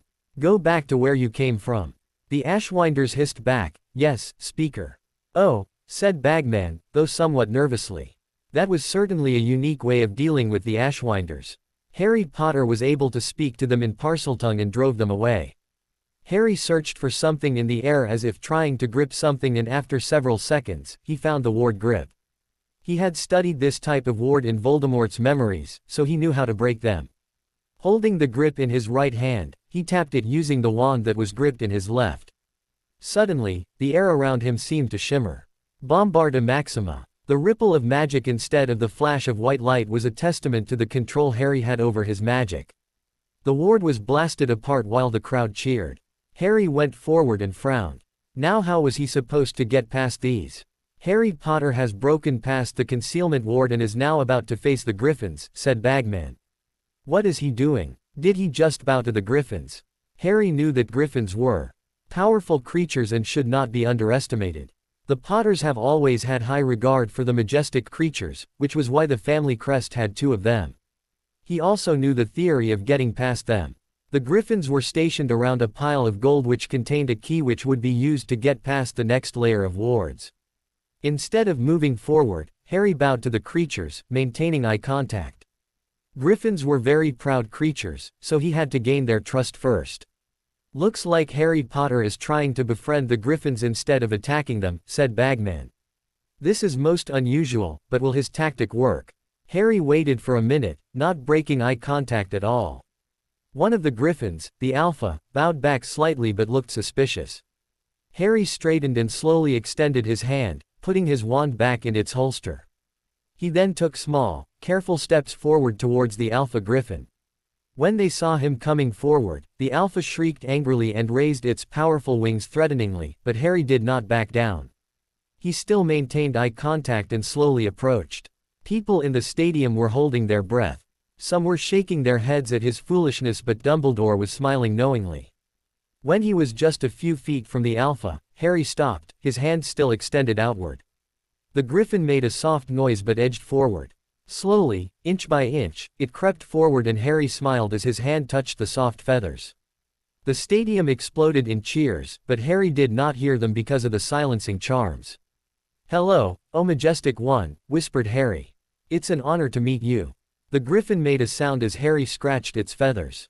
Seeing the Alpha accept him, the other two Griffins also approached him. Harry subtly flicked his wand as he summoned the ferrets which Hagrid kept near his hut to feed the Thestrals and Hippogriffs. When the dead food appeared, he fed it to the Griffins. "Amazing!" shouted Bagman in awe. "I've never seen anything like it." As the crowd went berserk, Harry went and took the large key from the pile of leprechaun gold. He opened the ward with the key and went forward, only to be met with weird-looking creatures. "What the hell are you?" asked Harry, frowning. He was facing three giant scorpion-looking creatures. They were probably 10 feet long and had stingers over their backs and also had what looked like shiny armor. Harry also realized that there was no reasoning with these creatures, whatever they were. They did not possess the superior intelligence of the Griffins. Stupefy. Ripples in the air with a pale red light marked the stunning spells which left Harry's wand as they impacted the blast-ended Scroots, but the spells just reflected off the armor. Harry dived out of the way when he saw two more Scroots approached him from behind. The end of the Scroot exploded, but Harry had created a full-body shield in place to help him. Learning from the Dark Lord was certainly beneficial in giving Harry lots of new tricks and spells in his arsenal. Harry realized now that conventional spells weren't going to work. He knew of spells that would kill the Scroots, but he doubted that the judges would like that, and Dumbledore would call him to his office again to ensure he was not going dark. To avoid all that, Harry jumped out of the path of the Scroots again and ran in the opposite direction. He turned around but was not able to avoid the blast. Harry was thrown back against a boulder, his shirt smoking as he winced in pain. Rising to his feet angrily, Harry slashed his wand at the ground. A rumble could be heard as the ground in front of him cracked open. Harry levitated one of the Scroots and used it to push the others bodily into the crack in the earth. Once done, he put the fifth one inside as well and fired a massive jet of water at them and fired a freezing charm to keep them in place. Once done, he moved on to disabling the next concealment ward. "Brilliant!" shouted Bagman over the deafening roars of the crowd. Such cool application of logic in the face of danger. Harry Potter is the only champion who managed to overcome the blast-ended Scroots relatively unharmed. After disabling the ward, Harry swallowed in fear as he saw the massive Hungarian horntail in front of him. The dragon was huge. Harry may have faced a basilisk, but a dragon was no less dangerous. He was just glad they hadn't thought of a Noondu. Taking a deep breath, Harry tapped his wand on his head, disillusioning himself. The crowd watched curiously as being invisible would not work against the dragon because of the creature's sense of smell. Harry didn't attempt that, however. He raised his wand and mentally said, "Expecto Patronum." 3 enormous silvery thunderbirds burst from the tip of Harry's wand, going towards the dragon. The Hungarian horntail might be the most ferocious dragon in the world, but it could sense that the silvery creatures were not a threat to her or her eggs. The eggs, in fact, were chicken eggs enlarged and made to look like dragon eggs which Sirius had provided for the task. The real dragon eggs were safely stored in the forest for the mother dragons to come and claim them again once the tasks were done. "Oh ho," asked Bagman excitedly. "It looks like Harry Potter has conjured a Patronus, a very unusual way to get past a nesting mother dragon." As the Patroni danced around the dragon, making it happy as the positive emotions influenced it, Harry pointed his wand at the sky and said, "Accio Hagrid's roosters." Pretty soon, a dozen roosters flew into the arena due to the summoning charm. Harry cast an enlargement charm on them to make them bigger and then made sure they wouldn't escape. He purposely kept them a bit away from the nest so that he could approach it with safety. He then cast charms on the roosters that made them give out an aroma that would definitely excite the dragon. He was right. With the Patroni dancing around it, the dragon was already very happy, and now it had a meal as well. It looked around, and after making sure there was nothing that could be a threat to its eggs, it went forward to roast the chickens and eat them. While it was happily feasting on them, Harry quickly went to the nest and removed the golden egg and carried it away from the dragon, and into a safe enclosure. He cancelled the disillusionment charm and the Patroni disappeared as well. The crowd roared loudly. "Look at that!" yelled Bagman. "Just look at that. Our youngest champion is the quickest to get his egg, and he did it with the least amount of injuries. Is that amazing or what? Merlin, this is surely going to shorten the odds on Mr. Potter. Congratulations to Harry James Potter on getting through the first task of the Triwizard Tournament. Now, our judges have a few minutes to decide their scores." Harry was pumping with adrenaline as he walked out of the arena. Just when he turned around a corner, he was assaulted by a blur hugging him tightly, her lips firmly attached to his. Harry smiled as he reciprocated, wrapping his free arm around her. "You were brilliant," breathed Daphne. "Absolutely brilliant." Harry grinned at her and was attacked by a blur from behind as well. Harry laughed as he put an arm around Dylan. "That was the most amazing thing I have ever seen," said Dylan excitedly. "You were awesome." "Well, of course, you were. I knew you would be." "You did, huh?" asked Daphne, looking very amused. Dylan poked his tongue out at her as Harry laughed. Soon, they were joined by everyone else who congratulated Harry on his victory. The judges began giving their scores. Because of the nature of the tournament, Supreme Mugwump Albus Dumbledore had come up with a brilliant idea that made the judges sign a contract that ensured they would judge the champions as fairly as possible, and going by the look on Karkaroff's face, Harry could see that the man hated having to sign the contract. Finally, Harry's score was 48 points, Victor was in second place with 41 points, Fleur was third with 38 points while Cedric was fourth with 37 points. With an arm around Daphne's waist and Dylan holding the golden egg, Harry and his friends made their way to the castle. The first task was complete and Harry had performed admirably. "Attention everyone," said Dumbledore as he got up from his throne. It was dinner time and people were chattering excitedly over the first task which had taken place just several hours ago. "I would first like to congratulate all of our champions in getting past the various obstacles in the first task and retrieving the golden egg. The champions already know this, but the second task would be held on the 21st of February and the clue to what the task is about is for the champions to figure out.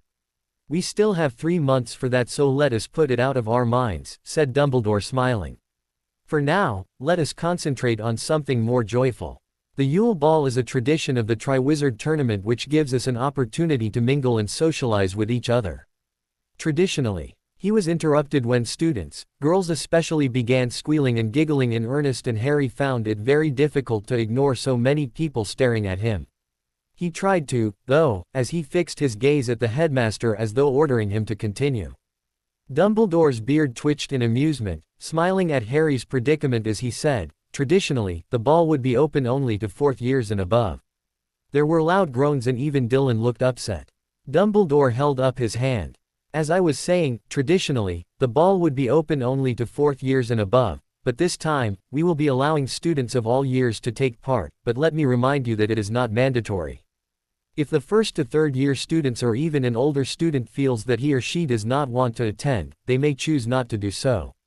Dress robes will be worn and the ball will begin at 7 o'clock on the 21st of December, finishing at, well, that is up to you.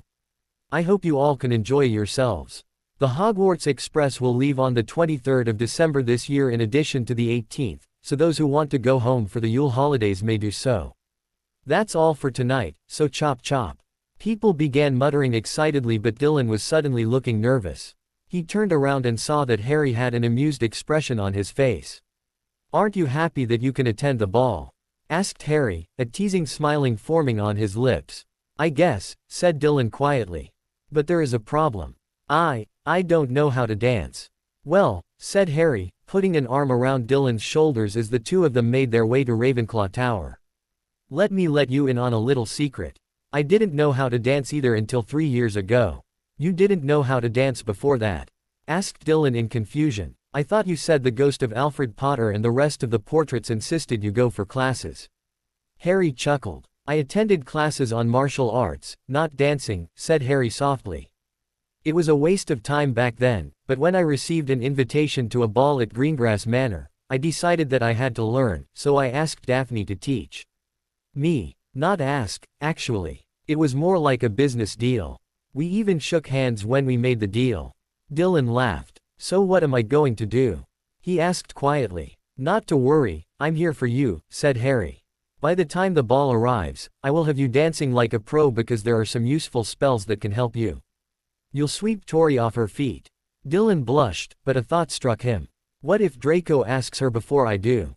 he asked, looking alarmed. "If he asks her before you, then you have to respect her decision," said Harry. "Otherwise, you can ask her tomorrow. Daphne is not a girl who will accept a simple, 'Will you go to the ball with me?' question. She demands to be treated like a queen and I have to ensure that I keep up with that.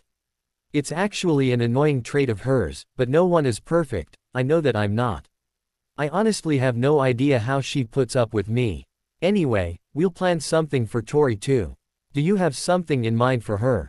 Dylan thought for a minute as they walked up the stairs. "Actually, I do. But I'm not sure if I can pull it off." "Why fear when you have me?" asked Harry, with a confident smirk on his face. The next morning, Astoria slowly opened her eyes, listening to soft sounds coming from somewhere. Blinking, she got up and turned to her right only to gasp in shock.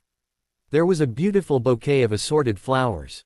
Next to the flowers was a small puppy, looking at her expectantly as it let out soft sounds. "A puppy," whispered Astoria as she picked it up. It was a baby Krupp, a female she noticed. The forked tail had been cut off, leaving only a single tail, so she knew that it must be about 6 weeks old. It resembled a Jack Russell Terrier and looked adorable. It also had a pink bowtie with a note attached.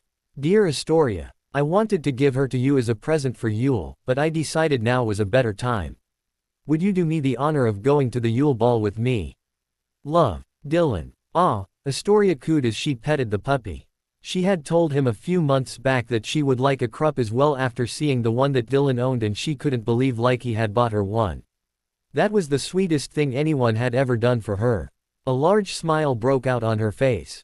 To think he would go through all this just to ask her to the ball. Of course, she knew that Harry must have had a hand in it, but she didn't care about that. All that mattered was that she would have to accept the invitation and give Dylan the biggest hug of his life. She summoned one of the Greengrass house elves and asked it to create a bed for the puppy and give it some food. Once she was finished with her bath, she came down to the common room to wait for her sister. She couldn't wait to share this with her. As she was talking to one of her friends, she heard someone clear their throat behind her. Turning around, she saw Draco Malfoy flanked by Crabbe and Goyle as always. "Astoria, would you do me the honor of going to the Yule Ball with me?" asked Draco formally. He was smug with the knowledge that nobody else would have asked her this soon. After all, Dumbledore had announced the ball just last night. He didn't see how she would deny him. "Draco, I'm flattered that you would ask me," said Astoria, smiling weakly, feeling guilty for declining him, "but I already have a date." "I'm sorry." "What?" Draco exclaimed in shock, finding it hard to keep the hurt from showing on his face. "But the ball was announced just last night. You didn't meet anyone after dinner." "Who is it?" he demanded. "Dylan. Dylan Lestrange." "You're going with Lestrange?" asked Draco, looking disgusted. "Astoria, why would you want to go with him? He's a bastard child." Astoria's expression cooled slightly. "Maybe so, but he is also my best friend. He asked me to accompany him to the ball and I said yes."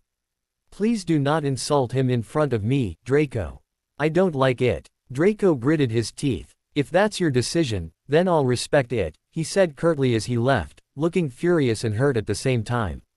"I think you handled that rather well," said Daphne quietly, emerging from the corner, frowning slightly at Draco Malfoy's retreating form. Astoria nodded slowly, feeling bad for hurting Draco's feelings. Her eyes lit up when she remembered what had happened before this incident. "I have something important to tell you," she gushed. Daphne smiled as they walked to the Great Hall. That was really sweet of Dylan and rather sweet of Harry to help him too. Oh, who was she kidding? She knew that Harry would probably scale the top of a mountain if Dylan asked him to do it. It was so adorable to see those two together. Anyone watching them would think they were actual siblings instead of people who had met just a year and a half ago. Of course, time didn't matter if people were able to gel well together. She and Harry were proof of that. As they walked up to the entrance hall, they stopped, blinking their eyes in surprise. The place was filled with bouquets of red roses and white lilies. Daphne realized who was behind this immediately. Roses were her favorite flower while Harry's were lilies. When she heard someone clear their throat, she turned around, only to find Harry holding one of those bouquets. "Daphne Greengrass, would you do me the honor of being my date to the Yule Ball?" Daphne smiled brightly. "I would love to," she answered, pulling him closer for a key, as several people clapped. Since it was still quite early in the morning, there weren't many present, but the news would spread like fiendfire soon enough. "I can't believe you did this. Is this all for me?" she whispered in awe, looking at the various bouquets in the entrance hall. She smelled the flowers in her hand. They were so beautiful. Harry opened his mouth but closed it again. "Yes, of course," he said, signaling something behind him with his hand.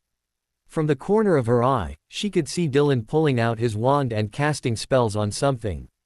"Really?" asked Daphne, eyes narrowing. She turned around before Harry could stop her and caught Dylan in the act. He was in the process of getting rid of price tags on the different bouquets. "You were going to sell them to other students?" asked Daphne, aghast. "What are you going to do with 50 bouquets? Harry retorted, looking quite confused. "Sure, they look pretty, but once I asked you, what's the point in keeping them? At least this way it would be of some use to others, right?" Daphne didn't know how to reply to that. She groaned. Leave it to Harry to ruin a special moment. She honestly hadn't expected anything like this. In fact, there wasn't a need for him to ask her at all. Of course, her mother, the relationship guru, would say the problem was due to lack of communication. Daphne honestly didn't understand what her mother meant by that, and she knew that Harry didn't either. Dylan was silently snickering in the background. He had warned Harry against doing this, but he hadn't listened. Harry might be a genius, but he was incredibly dense when it came to human emotions, but from what Aunt Amelia had told him, Harry had gotten a lot better with time. Suddenly, someone crashed into him, giving him a big hug. "Thank you so much for the puppy," whispered Astoria in his ear. "She's adorable." "You're welcome," said Dylan, blushing madly. "I would love to go to the ball with you," said Astoria, pecking him on the cheek. Dylan touched his cheek where Astoria had key at him. A dopey grin formed on his face and he looked ready to faint. It was worth all the effort. Fleur Delacour was hanging out with her friends in Hogsmeade as she kept an eye on Harry Potter. He had just entered one of the high society shops in Hogsmeade called Twilfit and Tattings along with that younger boy he had referred to as his brother. Telling her friends that she would meet them later, Fleur entered the shop too and could immediately realize why it was not as crowded as the rest of the village. This shop was meant for the elite. She kept browsing through some of the clothes while keeping an eye on Harry. She was here to ask him something important and finally had the privacy to do so. "If it isn't Lord Potter," said Mr. Twilfit with a broad smile. "Congratulations on your emancipation, Harry. I watched you during the first task of the tournament, and if I may say so, you were brilliant. How may I help you today?" "Hello, Jason. We're here to buy dress robes for my brother," said Harry, a small smile forming on his lips as he nodded to the young man. Jason Twilfit was in his early 20s and was the son of the owner of Twilfit and Tattings. Jason managed the Hogsmeade branch of the company while his parents operated the shop at Diagon Alley. Having interacted with the boy who lived over the past few years, he had taken a liking to Harry, which was why the two were on a first-name basis. "It's a pleasure to finally meet you, Mr. Lestrange," said Mr. Jason Twilfit formally, shaking the boy's hand. "Now, what material are you looking for?" "The usual, Harry." "Yes. Acromantula silk would do perfectly. What colors do you recommend if his date is dressed in purple?" "Charcoal gray would do," said Mr. Twilfit as he flicked his wand, causing a mannequin to appear, wearing similar colored dress robes. "I would recommend a light purple shirt and a dark purple tie." "Do you want a long tie or a bow tie?" Harry looked at Dylan with raised eyebrows. "What do you think?" "I have never seen you wear a bow tie before," said Dylan, looking at the mannequin curiously. "That's because I don't like it," Harry shrugged. "I prefer a long tie. Let's see which suits you best and we'll go with that." Mr. Twilfit again flicked his wand at the mannequin and Dylan frowned when he saw the bow tie. "No, you're right. I think I'll go with the long tie," he said as he observed the other one. "I think this design is too simple, Jason," observed Harry. "Add a vest to it, will you?" Mr. Twilfit caught on to Harry's idea. The shirt changed to white in color and a purple vest appeared, with a tie of the same color. The trousers and expertly styled robe changed to dark charcoal gray. "Cool," said Dylan, looking impressed. "I like it too," said Harry, nodding in appreciation. "Now, how do we make it better?" "What do you mean? It looks perfectly fine to me." "Your brother is right, Mr. Lestrange," said Mr. Twilfit with a smile. "It needs a few extra items without which it would look ordinary. I'm sure you would have observed it on Harry's dress robes before." "Harry, you can't be serious. Are you sure about this? Your dress robes are very fancy and expensive," he whispered, looking apprehensive. "Trust me on this, I've done this several times before. They may be very expensive, but they last you a long time and can be recycled as you grow up. Ever since I was a child, the portraits at the castle drilled into me that I should always look impeccable and that appearance and the way I carried myself were important for someone of my standing. You're the scion of the most ancient and noble house of Lestrange, a family whose name has been tainted horribly in recent years and the Yule Ball is an important event, so try to understand the seriousness of this and why we're buying this stuff. We're doing this to secure your future, Dylan, so don't look at the price tag because we can easily afford it. You already have a bad reputation because of you being born out of wedlock and being dressed sloppily will not help matters," said Harry seriously. "I can't believe you don't own a watch." "That's the next item on the agenda for today." "Not more shopping," groaned Dylan. "Hey, be glad that I convinced Daphne that I would handle it. If she were here, she would have insisted that you try on different materials and colors until she agreed with it. I spared you 3 excruciating hours by not bringing her here, but I have to admit, her fashion sense is much better than mine. Remind me never to go shopping with her then," he shuddered. Harry mentally snickered. He didn't want to mention to his brother that Astoria was worse. "What about you, Harry?" asked Mr. Twilfit as an assistant came forward to take Dylan's measurements. "I'd like a tie and vest both in deep wine red, no shirt, robe or trousers. The extras are the same as usual. You already own a white shirt, but why no robe or trousers?" whispered Dylan curiously. "I have something special for that," Harry smirked. "I have been itching to try it out and I finally have the occasion to do so." Harry. Fleur greeted him happily, deciding to finally announce her presence. "Finished shopping?" "Hello, Fleur. I didn't see you there." Are you here to buy a dress for the ball? Oh no, I got my dress before I left France, she replied. I was just checking out the clothes here. I forgot to congratulate you after the first task. Your approach to getting past all the obstacles was amazing. Thank you, said Harry, turning back to the assistant as the tape automatically measured him. You did very well too. Are you excited for the Yule Ball? Oh yes, said Fleur flirtatiously. But I still don't have a date yet, so I was wondering, would you like to go to the ball with me, Harry? Dylan blinked his eyes in shock. Surely this girl must know that Harry was already taken, right? Fleur, I'm flattered that you would ask me, said Harry slowly. But I already have a date. I'm taking my fiancée, Daphne Greengrass. Fiancé? Asked Fleur in confusion and not a little anger. She found it difficult to control her instincts. Her Vila nature demanded that she find a powerful mate, and when she did, especially one who was resistant to her allure, he was already engaged to be married. Yes, answered Harry as he gave his Gringotts debit card to Mr. Twilfit to pay for their purchases. We have been betrothed for 3 years now. I love her. I see, said Fleur quietly. I apologize for having to decline your offer, Fleur, but I won't be going to the ball with anyone else, said Harry after a pause. Daphne is the love of my life and there is no power in the world that can change that.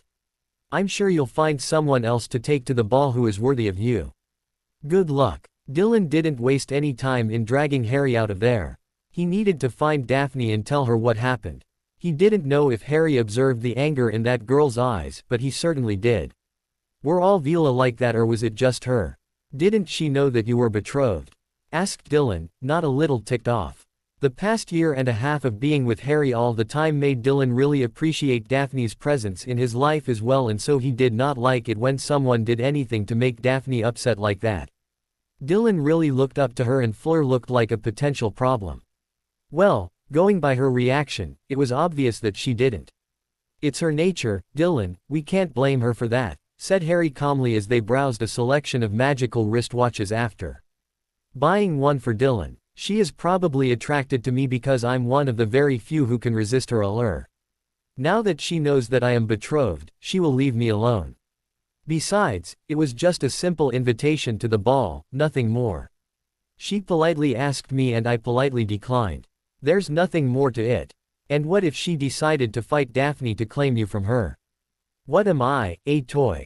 Asked Harry incredulously. I doubt that's going to happen. Vila may be magical creatures, but they are highly intelligent. Sure, their heritage makes them more primal, but I have seen more witches and wizards who act without control than Vila. I'm actually impressed by the control she has over her powers. She is quite talented and would not have been selected as a Triwizard champion otherwise. Dylan was unusually quiet as they left the shop. After 5 minutes, when Harry didn't get a proper response, he frowned.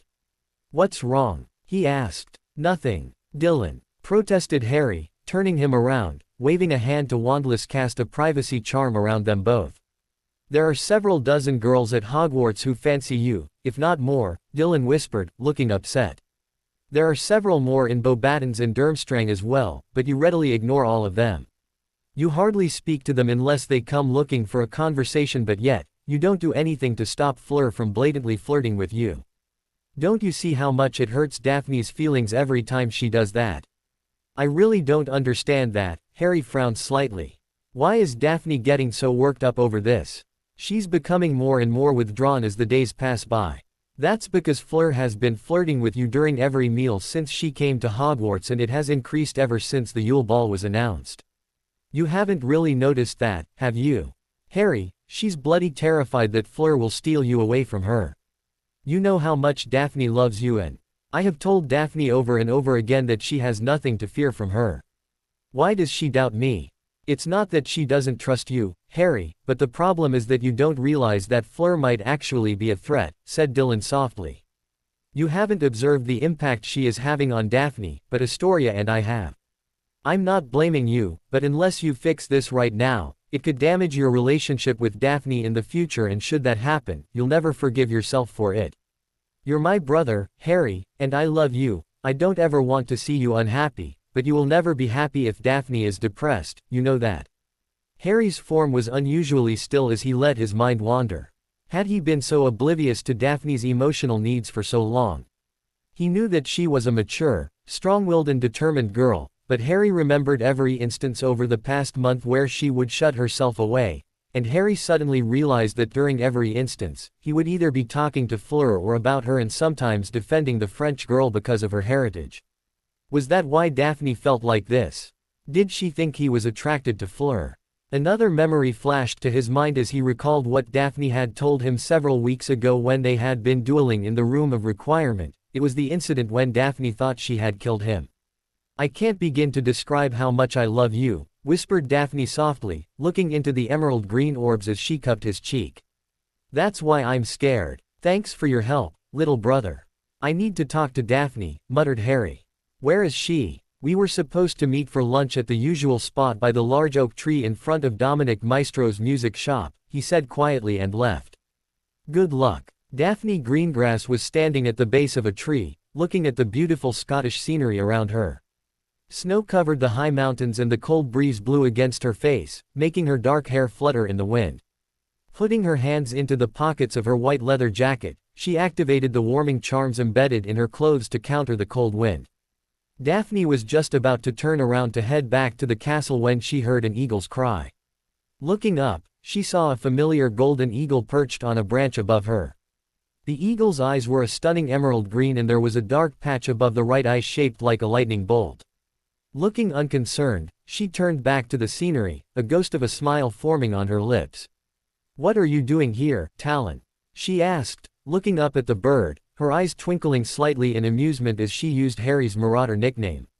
The eagle screeched. "I'm sorry but I don't speak bird, you'll have to translate," said Daphne as she sat down on the ground, vanishing the snow with a flick of her wand. The eagle made a clicking sound as it hopped to the ground next to her. Daphne couldn't help but smile at the sight of the large bird.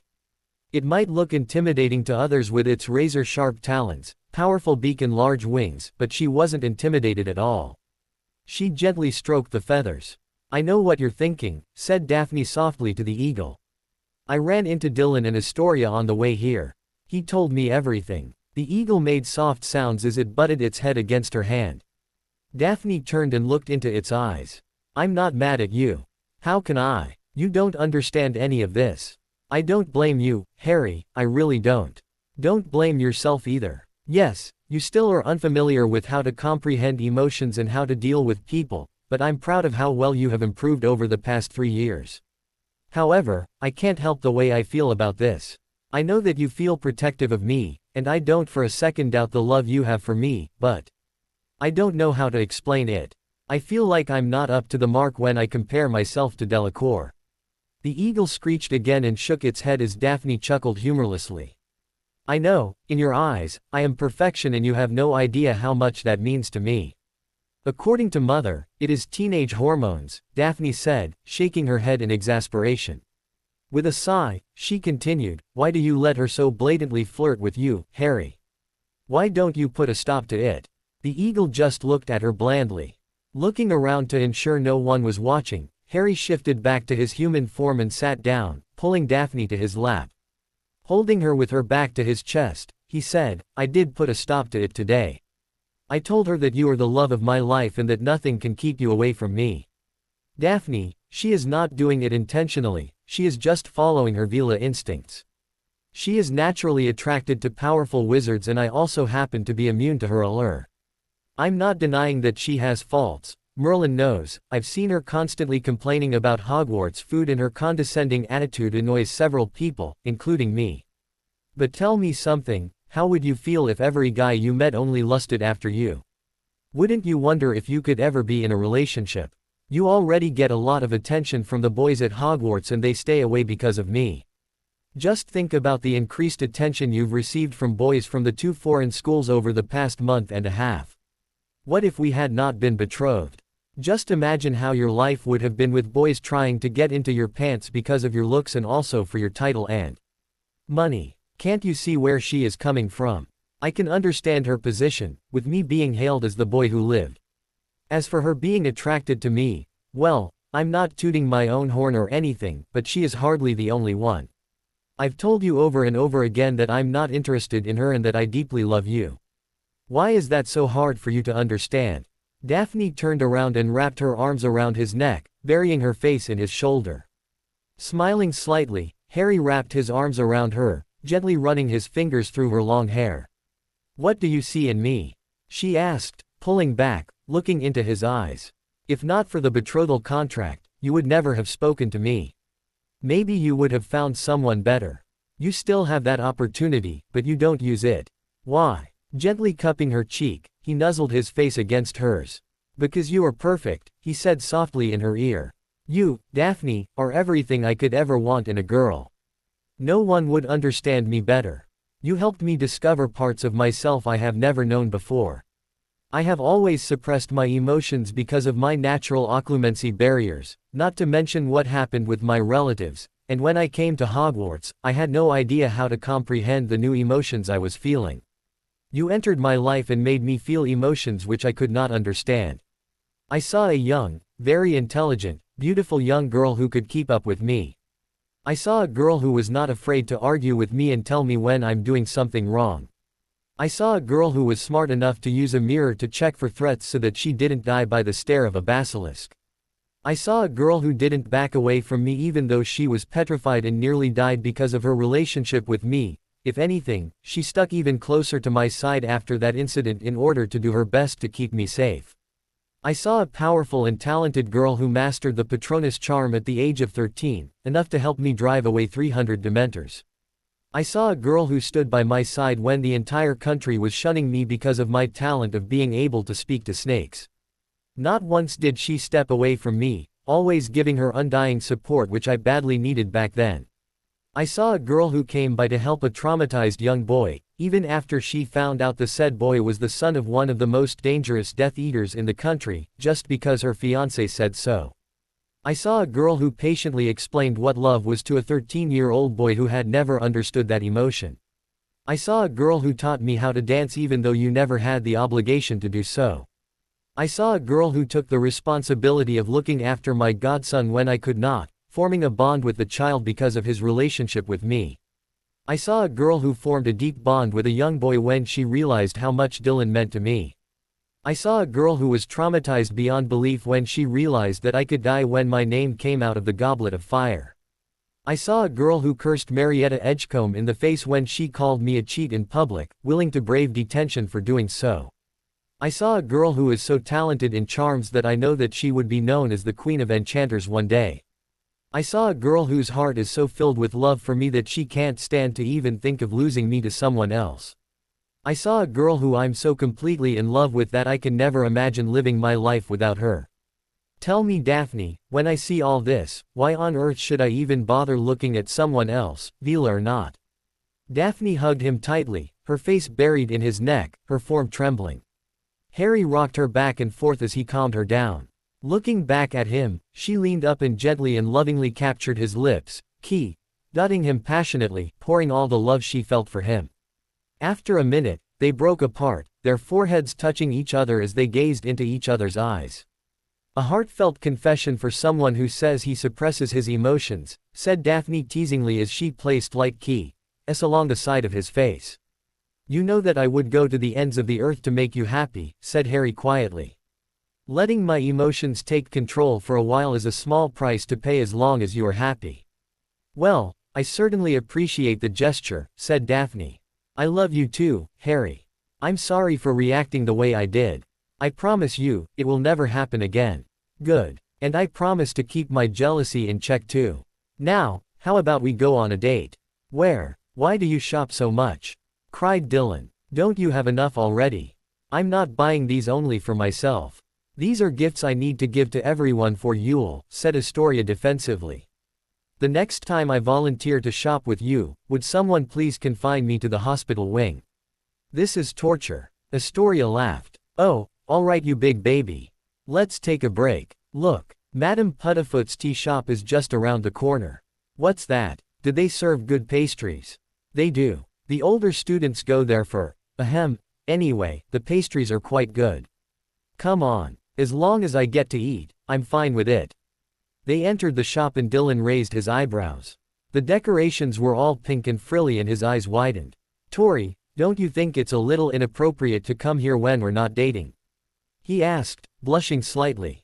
Is that an invitation for a date in the future? Asked Astoria coyly as they took a seat. Is that what you're saying, Dylan? Dylan's face turned pink and glared at her when he saw her snickering. Suddenly, he groaned and buried his face in his hands. No, not again. I swear I'll be scarred for life with those two around me.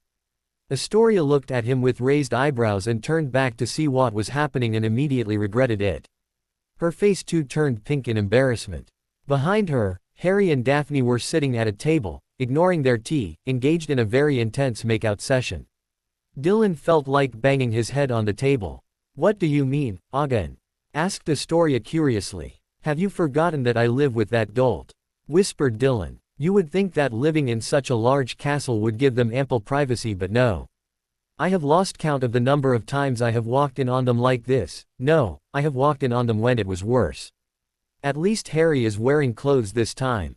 No, whispered Astoria in shock, urging him to go on.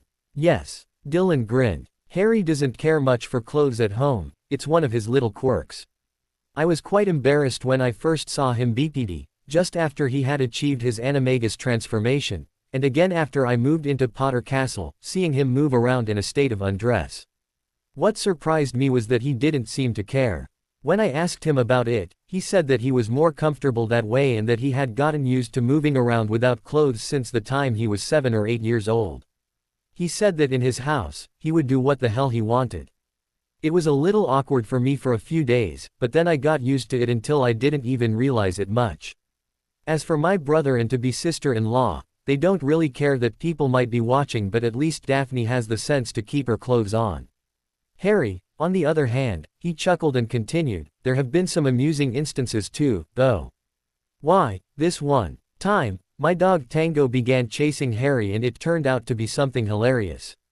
You see, an hour later, they finished their food and walked out, idly noting that the older couple was in no hurry to finish their date.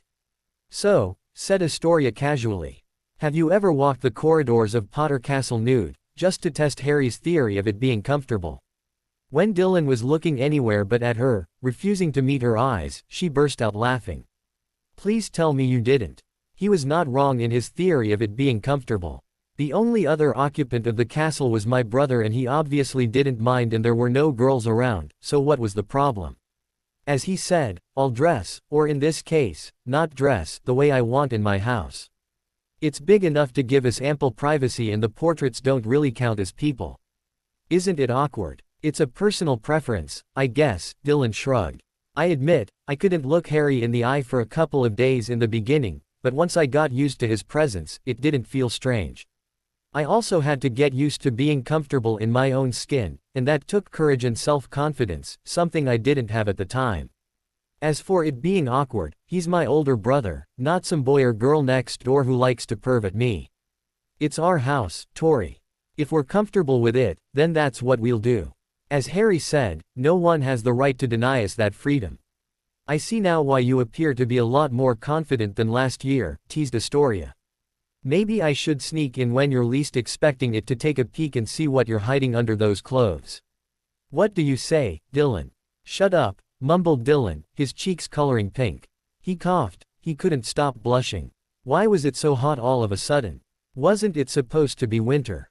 Astoria snickered. It's ready, said Sirius, showing the book to Harry.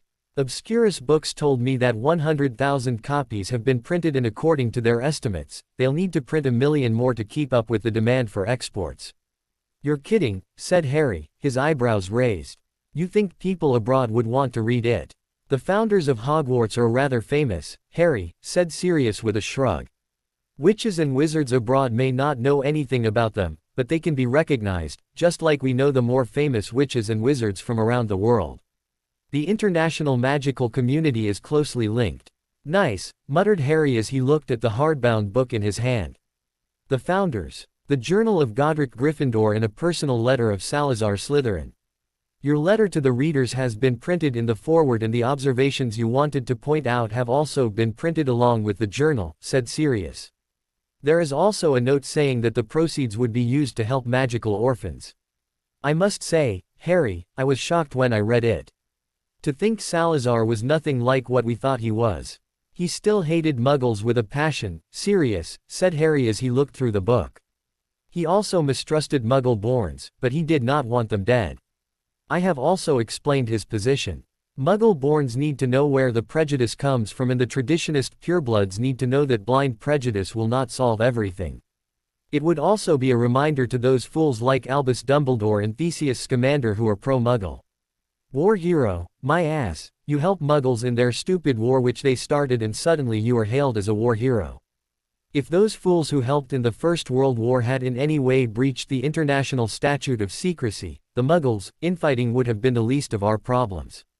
Bloody immature little gits couldn't understand that Minister Evermond's emergency legislation was actually for the best. We're all lucky to be alive. Sirius' lip twitched. You would have been the picture-perfect heir of the Black family, he said wryly. Mother would have killed to have you as her son.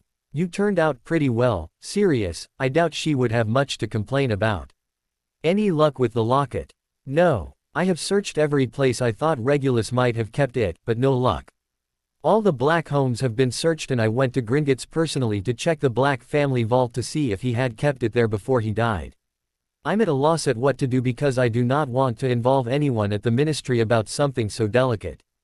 If Voldemort hears even a whisper about this. I know, said Harry as a flicker of emotion passed over his face. Anyway, said Sirius, standing up, we have an appointment with the Department of Mysteries. Let's go. Getting up, Harry walked out of the office of the Minister of Magic on level 1 and the golden lifts took them to the floor of the Department of Mysteries. The place was deserted and their footsteps echoed on the polished floor. When they reached the door, Sirius pressed a rune and opened the door. You'll have to stick close to me, he said sternly. Don't wander anywhere else because I would then be forced to obliviate you. Understood. Yes, Godfather, replied Harry promptly. They entered a reception area where they found a woman sitting at a desk. Minister Black, she said respectfully. Lord Potter will have to sign here please. Go on, said Sirius. After Harry signed the sheet of parchment, he was led through a series of doors until they reached the Hall of Prophecies. Thousands of little spheres were sitting on stands and they walked until they reached row 97. Harry slowly picked up the glass sphere and tapped it with his wand. A mist was seen inside the sphere as the form of Sybil Trelawney spoke. The one with the power to vanquish the Dark Lord approaches, born to those who have thrice defied him, born as the 7th month dies, and the Dark Lord will mark him as his equal, but he will have the power the Dark Lord knows not, and either must die at the hand of the other for neither can live while the other survives. The one with the power to vanquish the Dark Lord will be born as the 7th month dies. Sirius bit his lip. Well, he said slowly. Things just got murkier. The book on the founders had been a sensation. Many people had bought the book out of sheer curiosity as they wanted to know what was so different in the book from what they knew of the founders. But when they started reading, only then did they realize how they had been targeting the wrong man for more than 1,000 years. Most were astounded how caring Salazar Slytherin was, as described by Godric Gryffindor himself. There was also an outpouring of sympathy for Godric and Salazar as they realized that the Muggles had essentially destroyed their families. When they read Salazar's letter to his descendants, people were shocked, as here was proof that Harry Potter was indeed the descendant of the founder.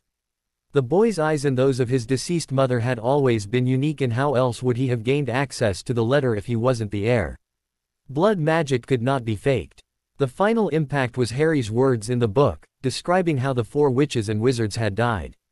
This had very much destabilized the preconceptions people had about the founders and the stereotypes of the 4 houses. How could Hufflepuffs be called duffers when the founder herself chose the path of a warrior when needed?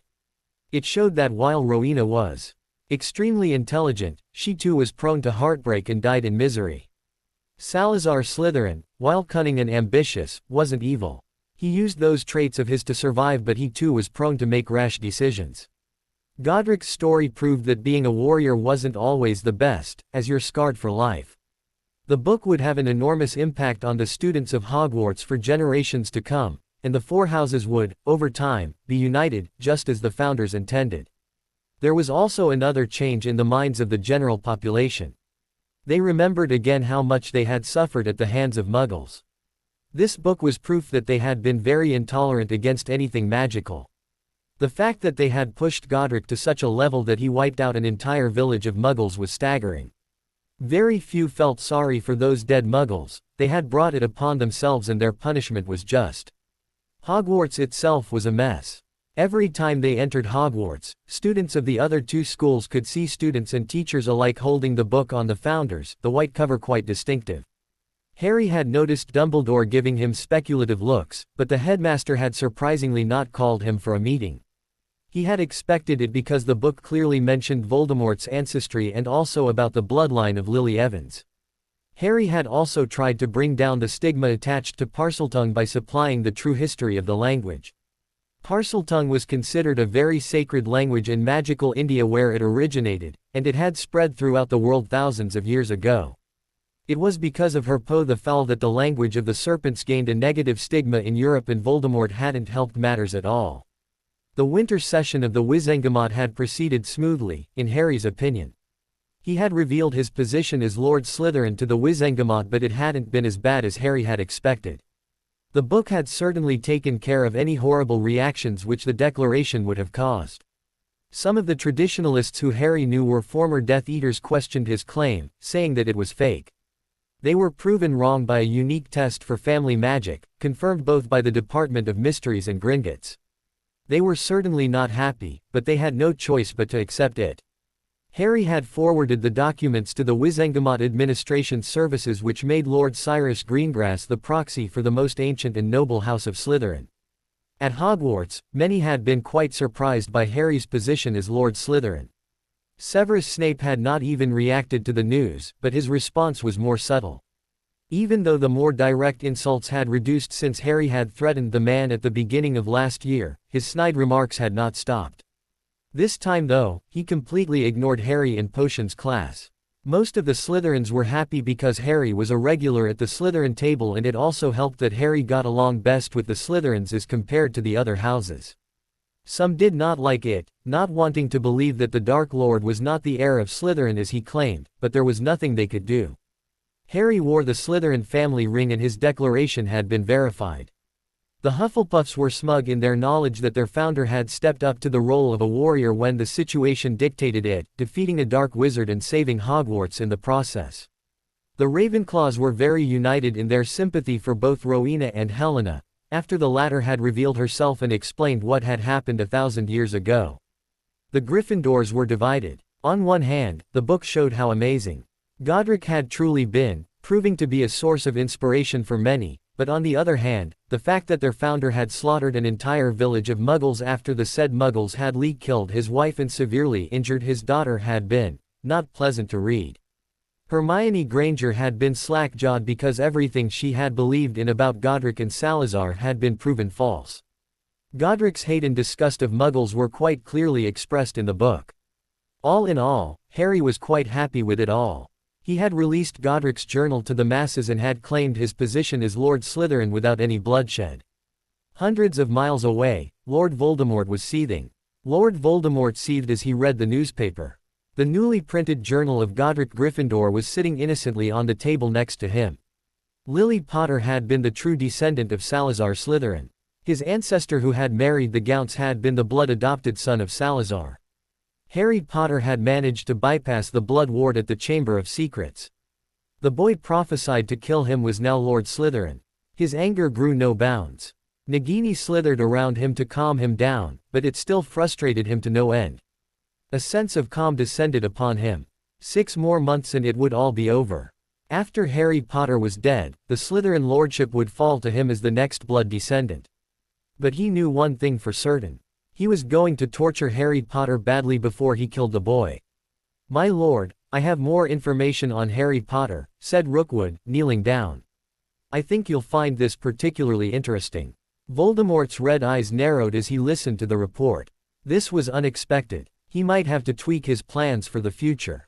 "You are going to start getting dressed now?"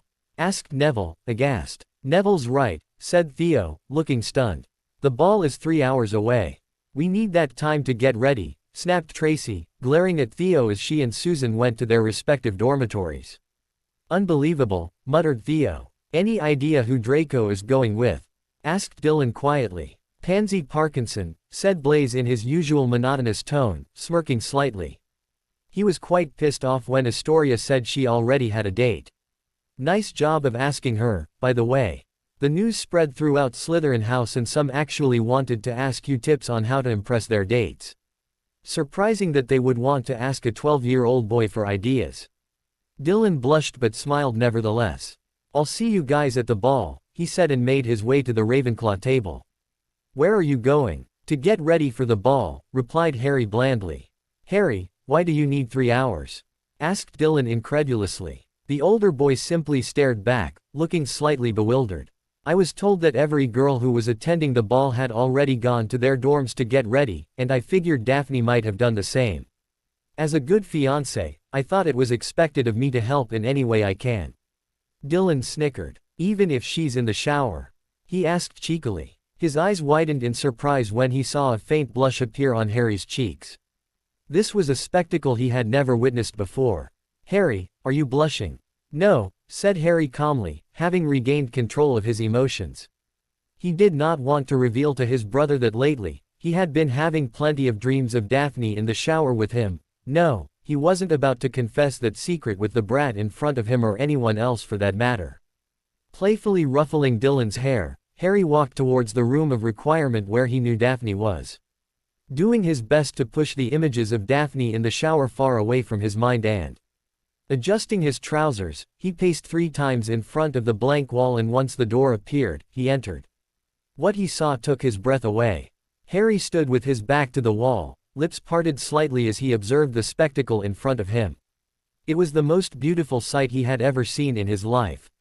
He watched his fiancée, a fond smile on his lips, love and respect shining in his eyes.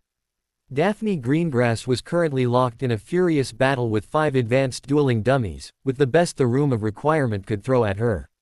Her usually styled hair was a mess with strands falling over her face. Her hand was a blur as she slashed her wand repeatedly, non-verbal curses and charms flowing easily from her wand, dancing around the incoming spells.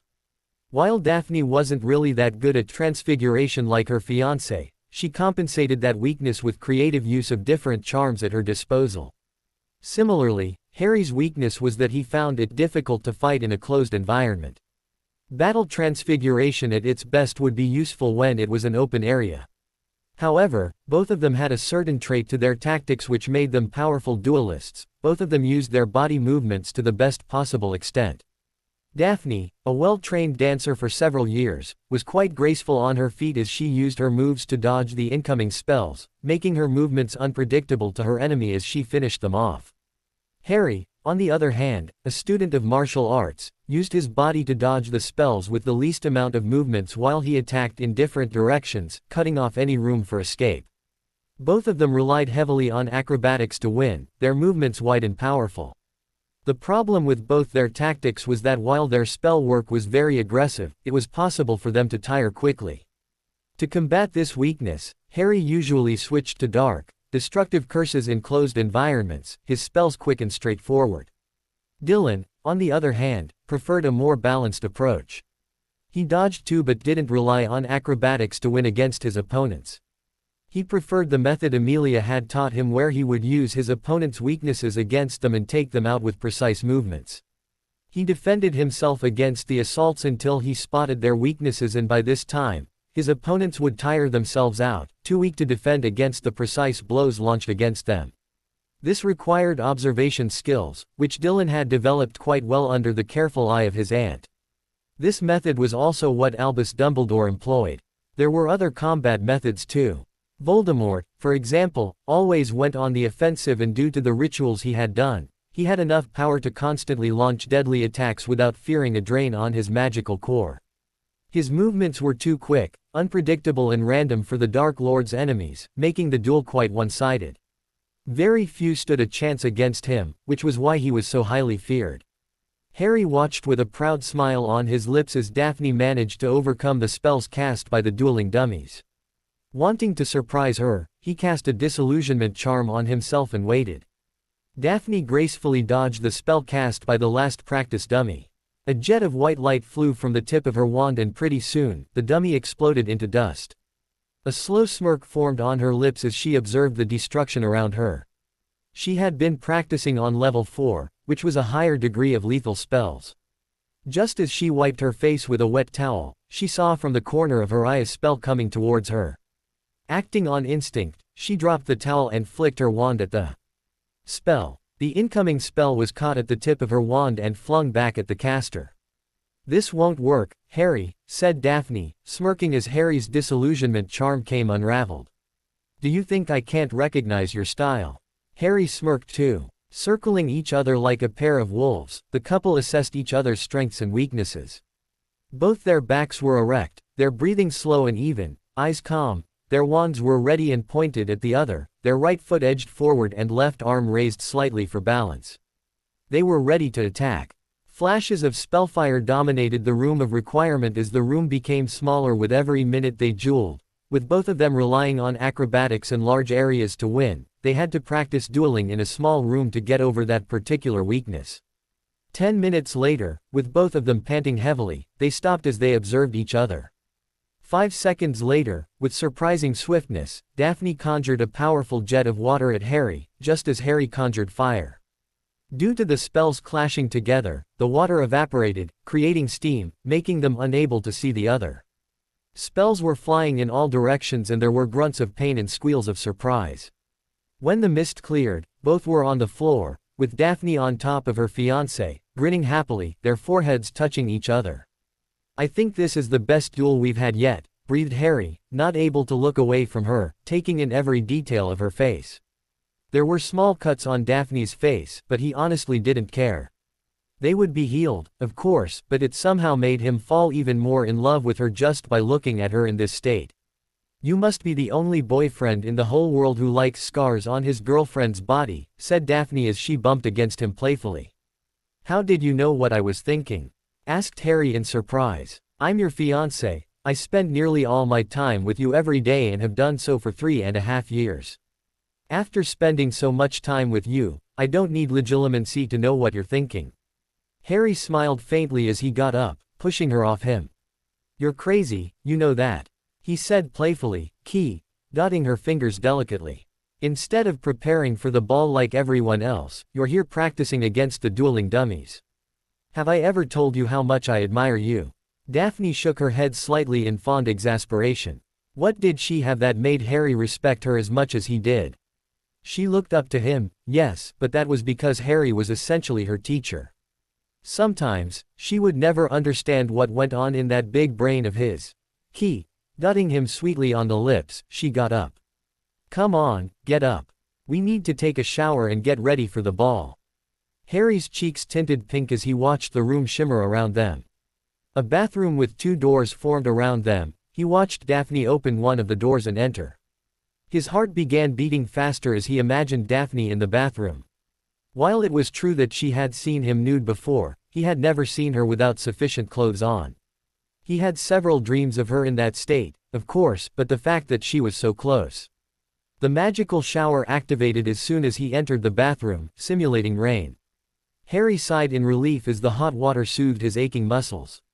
After a long, relaxing shower, he wandlessly cast a drying charm on himself, making the droplets of water disappear. With another casual wave of his hand, he unlocked the door and stepped out into the dressing room conjured by the room of requirement. His heartbeat quickened again and heat rushed to his face. Daphne was standing at a dressing table in front of a large mirror, wrapped only in a white fluffy towel that extended to her mid-thigh. Even from the side, Harry could see the curves of her beeps and the rest of her body. He tried his best not to stare, but he was transported to another world. His eyes were glazed and lips parted slightly in admiration. Unsurprisingly, his cock was erect. Harry, huh?" asked Harry, snapping out of his musings as he saw the blushing face of his fiancée. "I asked if, never mind," muttered Daphne, turning back to style her hair, her face still pink. She breathed deeply, trying to push the images of Harry standing BPD in the room out of her mind. Spending day after day with Harry and Dylan over the past year and a half ensured that she was used to seeing them nude, but that didn't mean her fiancé's presence didn't affect her every time. She was highly tempted to pin him against the wall and ravish him all night. Harry cleared his throat as he walked over to her. Daphne's attire for the evening was a dark wine-red colored sleeveless knee-length dress which had beautiful silver embroidery and patterns. The lower part of the dress was flowing with multiple fabrics that ended just before the knees. "I got these for you," said Harry softly as he passed a large velvet box to her. Daphne opened it and smiled. "You didn't have to do this, you know," she said sincerely. "You're my fiancé, Daphne.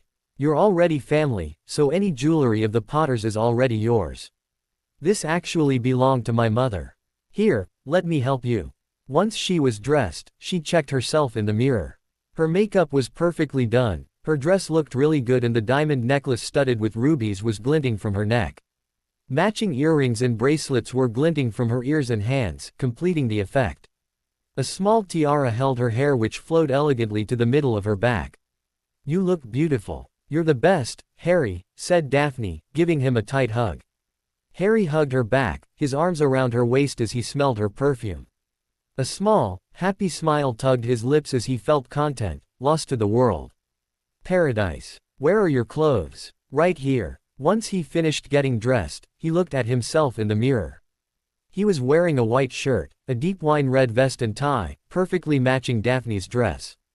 He donned his trousers and robes over himself and ensured he looked fine. Once he was finished, he turned to look at Daphne.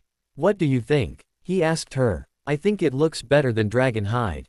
"Definitely," observed Daphne. "Trousers and robes made of shed basilisk skin, you really have good taste, Harry. It actually looks like very expensive leather. Nothing scaly like what I thought it would be. It looks rich and elegant, I approve." "Thanks," muttered Harry as he looked at the mirror again. The robes looked black in color, but under certain lighting conditions, it would look a deep shade of blackish green. He had given the material to a well-known fashion designer in France on the recommendation of Jason Twilfit. The witch had been shocked when she had seen the basilisk skin but had done the work without complaint and her talent showed. Once they were ready, he and Daphne left the room of requirement to head to the Great Hall. "You never actually told me about your conversation with Fleur," said Harry lightly. "That's because you never asked," said Daphne. After a few seconds, he raised an eyebrow at her. Daphne shrugged. "You were right in that she felt attracted to you because you were powerful and could resist her allure. I told her that you and I share something special and she backed off. She's not what I envisioned, actually. After you spend more time with her, you'll see that she has a mask in place. We talked for a while and realized we had similar interests, though I could do without the constant bragging of her school." Just walked into the entrance hall, they saw Dylan and Astoria emerge from the dungeons. Dylan was dressed in the dress robes he and Harry had bought in Hogsmeade and Astoria was wearing a purple dress. "Looking good, Tori," said Harry with a teasing smile on his face. "Oh, I guess you too, brat." Dylan rolled his eyes. "Thanks for the compliment, egghead," he said wryly. "What are you wearing?" "Dragonhide. Basilisk skin," Harry smirked. "Like it. I've already commissioned one for you." Dylan blinked his eyes a few times. "It looks really good," he said slowly. "But I have to say it is nothing like what I expected, not scaly at all." "That's what I said," said Daphne, nodding. After a minute, the couple was joined by Cedric Diggory, Cho Chang, Fleur Delacour and Roger Davies. When Victor Crumb and his date arrived, Harry was surprised. He had certainly not expected that. He wasn't going to let his personal issues get in the way, but hopefully, he would be able to avoid her for the rest of the night. If Daphne was surprised at seeing Hermione Granger there, she certainly didn't react to it. When it was time, Professor McGonagall ushered everyone but the champions inside the Great Hall. When the clock struck 7, the doors to the Great Hall opened and the four couples walked in, Cedric and Cho first, followed by Victor and Hermione, then walked in Fleur and Roger Davies and finally, Harry and Daphne. The Great Hall was beautifully decorated, and it had also been magically expanded to 3 times its size, so was very large. Along with the heads of the 3 schools, there were also heads of several different magical governments present, along with the Triwizard Committee and other members of the International Confederation of Wizards. The walls of the hall had all been covered in sparkling silver frost, with hundreds of garlands of mistletoe and ivy crossing the starry black ceiling. The house tables had vanished. Instead, there were hundreds of smaller, lantern-lit ones, each seating about a dozen people. When Harry caught his godfather's eye, Sirius winked at him and smirked. Harry's cheeks turned slightly pink, but he was able to regain control soon, making Sirius chuckle. The teenager obviously still remembered the talk they had the past summer. As they neared the table reserved for the champions and other important people, they all sat down for dinner. The Great Hall was abuzz with chatter as people began ordering food using the menu cards. Harry had to give it to Dumbledore, this arrangement for dinner was much better in his opinion. At the champions' table, Hermione and Victor were talking about their respective schools, but Harry couldn't hear the rest. It didn't matter though, because he and Daphne stuck to Sirius and Amelia the whole time as they spoke to very important politicians and ICW officials from around the world. Even Albus Dumbledore, as Supreme Mugwump, took to introducing Harry to various officials who wanted to meet the famous boy who lived. An hour later, everyone had finished dinner, so Dumbledore vanished most of the round tables in the hall, leaving only those in the corner which now served drinks and desserts. As the champions moved towards the middle of the hall, Daphne noticed that even though they had been invited, there were only a few dozen students from the first to third years. It looked like most of them had gone home for the holidays. Just as the band began playing music for the champions, Harry put one hand on Daphne's waist, the other holding her hand. Staring into each other's eyes, Harry remembered just 3 years ago when he and Daphne were in a similar position, with her teaching him how to dance in an abandoned classroom. Their relationship had deepened since then, transforming from being acquaintances to friends, to best friends, and now to be the love of each other's life. Daphne could see the fire that was burning in those emerald green orbs, and it made her heart flutter. His grip tightened around her waist as they glided around the dance floor, enjoying themselves. Several couples too joined them, and pretty soon, the ball was in full swing. Harry and Daphne had not uttered a word since they had begun dancing. Their eyes were locked at each other's, their faces getting impossibly close as they danced. Over the last 3 years, and because of the many balls that Harry had to attend, he had learnt more dancing styles from Daphne. It helped because Daphne was a trained dancer, having been instructed by a teacher since the age of 4. Harry spun her around and dipped Daphne in full view of everyone, his lips just barely touching hers. Leaning down slowly, he kissed at her softly but with full of love, just as Daphne reciprocated. After an hour, the couple was tired and breathing hard, so they made their way to the drinks counter. Harry wandlessly cast a cooling charm on them both to get more comfortable. "Here you go," said Harry as he passed her a glass of Madame Rosmerta's finest mead, another glass which he was holding for himself. "Where's mine?" asked Dylan as he sat down, gasping for breath. "You're 12, brat, you don't get to drink mead," said Harry, his lips twitching in amusement as he took a sip. "This is for 14 and older. There are other stronger ones at the table, but I'm not old enough for those." "Weren't you the one who said alcohol doesn't affect witches and wizards all that much?" protested Dylan. "Besides, I've seen you drink something worse when you were 13. And have you forgotten Aunt Amelia shouting at me for half an hour and grounding me for a week for getting drunk? I never want to see the dungeons of Black Castle again in my life." "What?" said Daphne sharply. "This is the first I've heard of this incident." "Good going, little brother," said Harry sarcastically. "And for that, you won't get the glass of mead from me." "It's fine, Dylan," said Astoria, patting his arm. "You can get us butterbeer instead." "Oh, all right," Dylan grumbled. Harry winked at the girls as he followed Dylan, disappearing in the crowds. "So, how was the dance with Dylan?" asked Daphne, sipping from her glass. "Yeah, about that," said Astoria slowly. "How in Merlin's name can he dance so well? I actually came prepared by applying numbing charms on my toes. He has been practicing for a month just to impress you, using all those spells which can help him learn faster," said Daphne as she smiled slightly. "Harry's been teaching him." "Oh, that explains it," Astoria chuckled. Just before she could say anything, Daphne was interrupted. "May I have this dance?" She just glared at the boy. "If either one of you pranks me again, I'll break your legs and ensure you can't walk for the rest of your lives," she snarled as she got up, accepting the boy's extended hand. "Daphne, you wound us!" exclaimed Fred, holding his hand over his heart.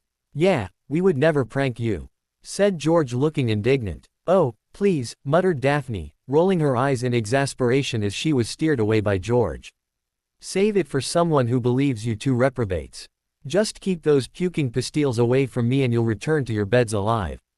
Astoria giggled in amusement when she saw Fred wink at her, mouthing, "Prank." Oh, Daphne was going to kill those two someday. Before she could look for her date, Draco Malfoy made his way over to her. "May I have this dance, Astoria?" he asked politely. "Of course, Draco," said Astoria, smiling at him. As he steered her away, Dylan came over with 2 butterbeers in hand, searching for her. When he spotted her, his head drooped slightly as he returned the drinks and tried to find his way out, only to be stopped by Harry. "Let's take a walk," he muttered. Wrapping an arm around the younger boy's shoulders, Harry led them outside. "You can't stop her from dancing with other boys, you know." "I wasn't trying to," said Dylan quietly. "You're scared that Tori would think Draco is better than you," said Harry knowingly. "Well, he is taller. Because he is 2 years older than you," said Harry, rolling his eyes. "What did you expect? Dylan, you're only 12. It's not like you are short for your age, far from it, but even if you were, why should that matter at all? You are a good person and you shouldn't let anything else define you. You have come a long way since I met you, so don't go back to square one. You are one of the sweetest boys I have ever met in my life, little brother, and I know that Tori likes you too. Stay calm, mate. It's not like she abandoned you. She was asked to dance when you were not there and she accepted. Daphne is currently dancing with Fred and George, isn't she? It's a ball, it happens." "Thanks, Harry," said Dylan with a hint of a smile. "Anytime, brat," said Harry teasingly. "Now come on. Let's get back inside." "Egghead," muttered Dylan. "Moron," fired Harry. "Jackass. Dimwit. Nitwit. Nincompoop. That's the same thing. Wait, is it? Who cares? Brat." The Great Hall cleared out after several hours, with the ball finally ending at 2 in the morning. Those who remained after midnight were mostly couples who were slow dancing. That was certainly something Harry enjoyed. Dylan and Astoria had headed back to their dorms sometime before midnight as they were too sleepy. When it finally ended, Harry and Daphne dragged themselves to the room of requirement. Reconfiguring a room, they undressed and Daphne carefully put the jewelry back in its case. Once done, they collapsed on the large bed. "Thank you for a wonderful evening, Harry," said Daphne sleepily, smiling as Harry keyed at her neck. "You're welcome," he muttered into her ear. "Good night, Daphne. I love you. Love you too." They were out like a light as sleep caught up to them, wrapped tightly in each other's arms. "Try it now," said the ghost of Alfred Potter, looking at Harry speculatively. "Remember, don't crush it this time, but chop it finely. Let's see if this technique works." Harry nodded, taking a deep breath as he stirred the potion in the small cauldron. Chopping the gillyweed, he dropped it in the cauldron, waiting with bated breath. After 10 seconds, the cauldron exploded, the shields holding tight as it contained the spill.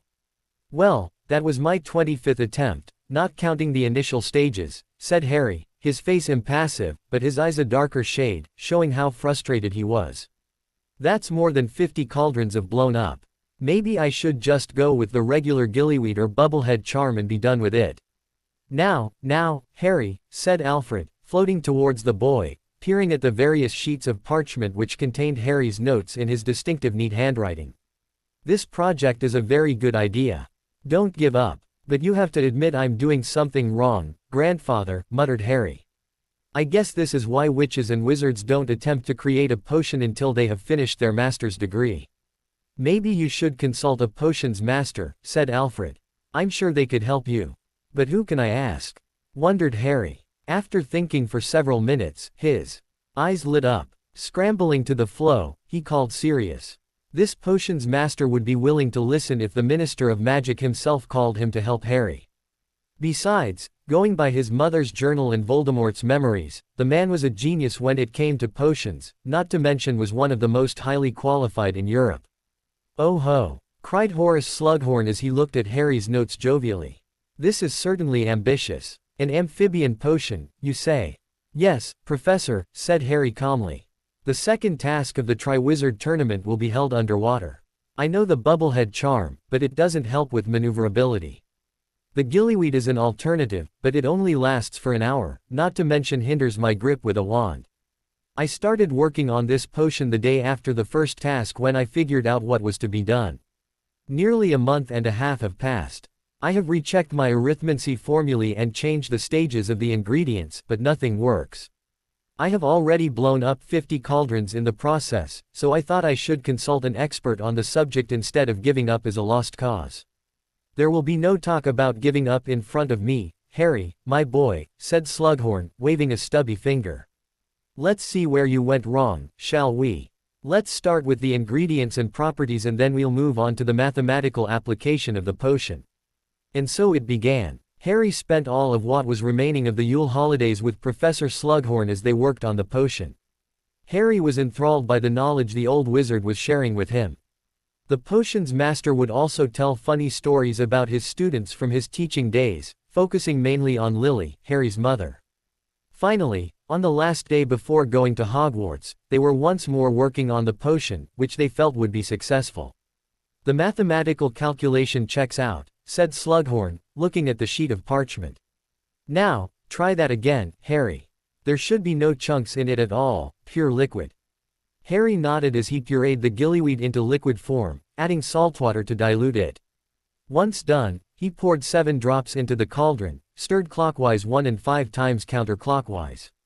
He repeated the process 3 more times before casting spells on the cauldron. It is done, said Harry with a smile. The potion looks exactly what the formula said it would and everything else checks out. It still needs testing, said Slughorn, looking a bit worried. Maybe. Don't worry, Professor, said Harry with a small smile on his face, barely able to hide his happiness. I'll be very careful and run the proper simulations before going through with it. I can't believe I actually reached this stage. Indeed, my boy, said Slughorn, beaming. If I may say so, Lily would have been proud of you. Thank you, sir, said Harry sincerely. Putting his hand inside his robes, he removed a small, but thick glass vial containing black liquid. Please accept this as a token of appreciation for your efforts, Professor, said Harry with a smile. This is undiluted basilisk venom, the best you can find anywhere in the world. Oh, Merlin, breathed Slughorn as he accepted it. I can't believe it. This is near priceless in the market. Thank you, Harry. No, Professor, said Harry, shaking his head. Thank you. I would never have been able to do this without you. I hope I can apprentice under you after my NEWTs are done. You are an outstanding teacher and I would be honored to learn from you. Slughorn beamed as he nodded. Dylan Lestrange was walking towards Ravenclaw Tower after his last class in the middle of the afternoon. It was a week after they had returned to school and he couldn't stop but wonder what Harry was up to. Throughout the holidays, he had been busy doing something secretive while Dylan spent the holidays at Black Manor. Daphne was oblivious to it as the Greengrasses had gone abroad during that time for a family vacation. Just as he was about to turn towards the tower, someone grabbed him by the arm and yanked him towards a classroom. Immediately flicking his wand out of his holster, he pointed it at his attacker, only to be surprised to find who it was.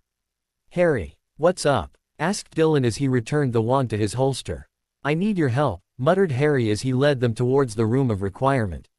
He paced 3 times in front of the wall until the door appeared. When they entered, Dylan found himself standing next to a large swimming pool. You need my help to swim? Asked Dylan confused. Harry, you were the one to teach me how to swim. Harry rolled his eyes as he expanded his trunk next to the pool. Removing everything required, he began explaining. The second task of the Triwizard Tournament involves me having to rescue someone I miss the most, said Harry, so that is going to be either you or Daphne.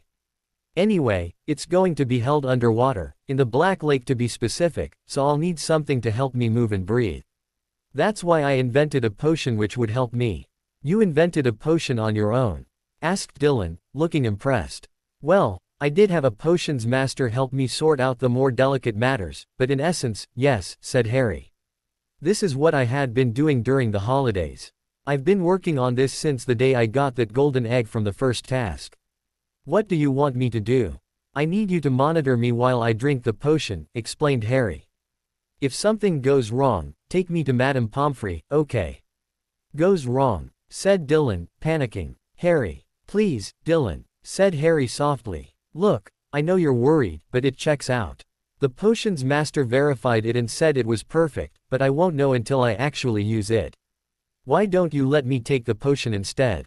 asked Dylan desperately. Absolutely not, snapped Harry. I'm not going to risk something happening to you. So, are you willing to help me or not? Dylan sighed as he nodded. Thanks, little brother, I knew I could count on you. I'll put a bubblehead charm on you so that you can monitor what's going on. This pool is about 10 feet deep and has underwater obstacles for me to practice. We'll also keep a timer so that we know how long we can pull it off. How long are the effects supposed to last? Asked Dylan curiously. Well, answered Harry as they stripped, I based it off an amphibian, so the effect should wear off a few seconds after I come out of the water. After I take the potion, there should be no limit on the time, at least, that's what it is supposed to do. As I said, mathematically, it checks out, but practically, it remains to be seen. Once they were both BPD, they stepped into the shallow part of the pool. Harry flicked his wand at Dylan's head and the bubblehead charm took effect. Carefully taking the potion which was stored in a hip flask, Harry raised it. Cheers, he said quietly as he drank the potion. Dylan was looking at his brother worriedly. A few seconds later, Harry began gasping for air as he dived underwater. Dylan too plunged his head into the water, hoping that it would all work out. Harry's legs transformed to make it look like it had properties of webbed feet. His hands were free for him to use. Gills formed on his neck making it easier for him to breathe. Once the pain stopped, he found Dylan next to him, looking relieved that the potion had worked. Showing him a thumbs up, they swam over to the deep side of the pool where they had the underwater obstacle course. Not wanting to miss out on another opportunity to train with Harry, Dylan flicked his wand to his hand and started firing spells at the targets. 3 hours later, they emerged from the pool, Harry gasping for air when his head came out of the water. After about 5 seconds of discomfort, he began breathing normal air, sitting at the side of the pool with a happy grin on his face. I did it, he whispered happily, grabbing his brother in a wet hug. I actually did it. Of course you did, said Dylan, shaking his head in fond exasperation. Nothing is impossible for the great Harry Potter. Harry laughed as he summoned towels and clothes towards them. As they got dressed, Dylan asked, why don't you go explore the Black Lake? It would give you a better idea of what you are facing. I can't, said Harry, sounding annoyed. I tried that 2 days ago, but there are barriers in place and I don't want to get into trouble by trying to breach them, especially considering my unique entry into the tournament. The Triwizard Committee doesn't want anyone, champion or not, anywhere near the Black Lake. I assume they are preparing it for the task. Said Dylan, rubbing his chin. If you can't practice here, the lake on the grounds of Potter Castle would have to do. Exactly, Harry grinned. You better get up at 5 in the morning, brat. You'll be coming home with me every day. I should have seen that coming, me and my big mouth. Okay, I'm confused, muttered Dylan. Why did they want both of us? Daphne nodded in agreement, curious and confused at the same time. They walked to McGonagall's office which was packed with people. The head of the Triwizard Committee was explaining from a sheet of parchment to those present. There was Sirius Black, the Minister of Magic, Lord Cyrus Greengrass, Madame Maxime, a man who looked French who Daphne guessed to be Fleur's father, Fleur's sister Gabrielle, another Beauxbatons student, Hermione Granger, a Durmstrang student and teacher, Cho Chang and one of the 6th-year Hufflepuffs. Ah, Miss Greengrass, Mr. Lestrange, said Dumbledore, eyes twinkling. You're finally here. Let us begin, shall we? Dumbledore cleared his throat. As I was saying, we need 2 hostages for each champion to take part in the second task tomorrow. I assure everyone present that the strictest safety measures have been taken to ensure that none of you is put in danger. I must tell you now that it is imperative that we have 2 hostages as they are essential for the task. If any of you wishes to not participate, feel free to do so, but please let us know immediately so that we can choose an alternative hostage. 2 hostages? Asked Daphne, frowning slightly. I was under the impression that there was only 1 hostage. Ah, yes, said Dumbledore with a smile. I was quite impressed with the riddle myself. Did it actually say there was going to be only 1? Well, no, said Dylan, thinking hard. But you will tell them about the 2 hostage situation, right? Just before the task, yes, said the head of the Triwizard Committee. I'm still not sure about the safety issue, said Cyrus Greengrass. Sirius nodded grimly. The Triwizard Emergency Squad would be present throughout the duration of the task, Lord Greengrass, said the wizard briskly. If any issue gets out of hand, they're more than qualified to take care of it. An hour later, Daphne and Dylan, along with 6 others, were put in suspended animation. Early the next morning, they would be transported to the bottom of the Black Lake. Harry tossed and turned in his bed, he couldn't sleep. Having Daphne down there in the Black Lake was bad enough, but his brother too. Why did they need 2 hostages? Sirius had informed him immediately after the meeting about the changes. Not being able to go to sleep, he finally got up from the bed at dawn, pulled on a pair of shorts and a t-shirt for his morning run. 2 hours later, he returned to the room of requirement, tired but feeling a lot better. Visualizing a bathtub, he let his aching muscles relax as he slipped into the hot water. Half an hour later, he called for a house elf who provided him with breakfast. Once done, he checked his surrounding to ensure everything was ready, including the hip flask containing the amphibian potion. He shucked off all his clothes and put on a pair of tight emerald green swim trunks which he had specifically bought for the task. Wearing a robe to cover himself, he exited the room with everything he needed. Harry calmly walked across the grounds to one of the boats which led to the judges' podium that was constructed in the middle of the Black Lake. He could see several stands all around the lake and the tens of thousands of people who had come to watch the task. Miller's mirrors were placed everywhere so that they could watch the champions progress up close. Harry walked up to where the other champions were standing and flicked his wand to conjure an armchair for himself. He sat down and closed his eyes to center himself. He needed to focus, he couldn't let his emotions take control of him at such a crucial moment. 15 minutes later, they heard a cannon blast as Lodo Bagman ascended up to the corner of the podium. "Ladies and gentlemen," he began, his voice booming. "Welcome to the second task of the Triwizard Tournament. All our champions seem to have solved the puzzle of the egg and arrived at the clue given with it. Now, something precious has been taken from each of them and they have 2 hours to retrieve their hostages. Starting with Cedric Diggory, his hostages are Miss Cho Chong and Mr. Joshua Hopkins. Victor Crumb is to rescue Miss Hermione Granger and Mr. Abelard Muller. Fleur Delacour's hostages are Miss Gabrielle Delacour and Miss Abella Moreau. And finally, Harry Potter is to rescue Miss Daphne Greengrass and Mr. Dylan Lestrange. Champions, get ready." Harry removed his robe and gave it to his godfather who was standing behind him. "Good luck, Harry," whispered Sirius, sounding worried. "Do your best, but don't go looking for danger." "My brother and fiancé are down there," said Harry flatly. There was no question in his mind that he would do everything possible to rescue them from under the lake. He took the hip flask from Sirius and waited. When there were just a few seconds left, he drowned the potion. The cannon blast signified that the task had started. Already gasping for breath, Harry dived into the lake, soothing his newly formed gills. Lumos. A bright ball of light appeared at the tip of his wand as he swam forward. He only had to concentrate on the tracking charm located on both Daphne and Dylan's lockets, which were tied to the locket he himself had around his neck. He had no idea how the other champions were supposed to find their hostages, but he did not care to find out. Both Miss Delacour and Mr. Diggory seemed to have used the bubblehead charm, Mr. Bagman commented. Mr. Crumb has done a remarkable piece of transfiguration on himself, turning himself into half-shark. As a world-renowned expert on transfiguration, I'd like your views on this, Professor Dumbledore. Mr. Potter is the mystery because I saw him drink some sort of potion, though what, I'm not sure.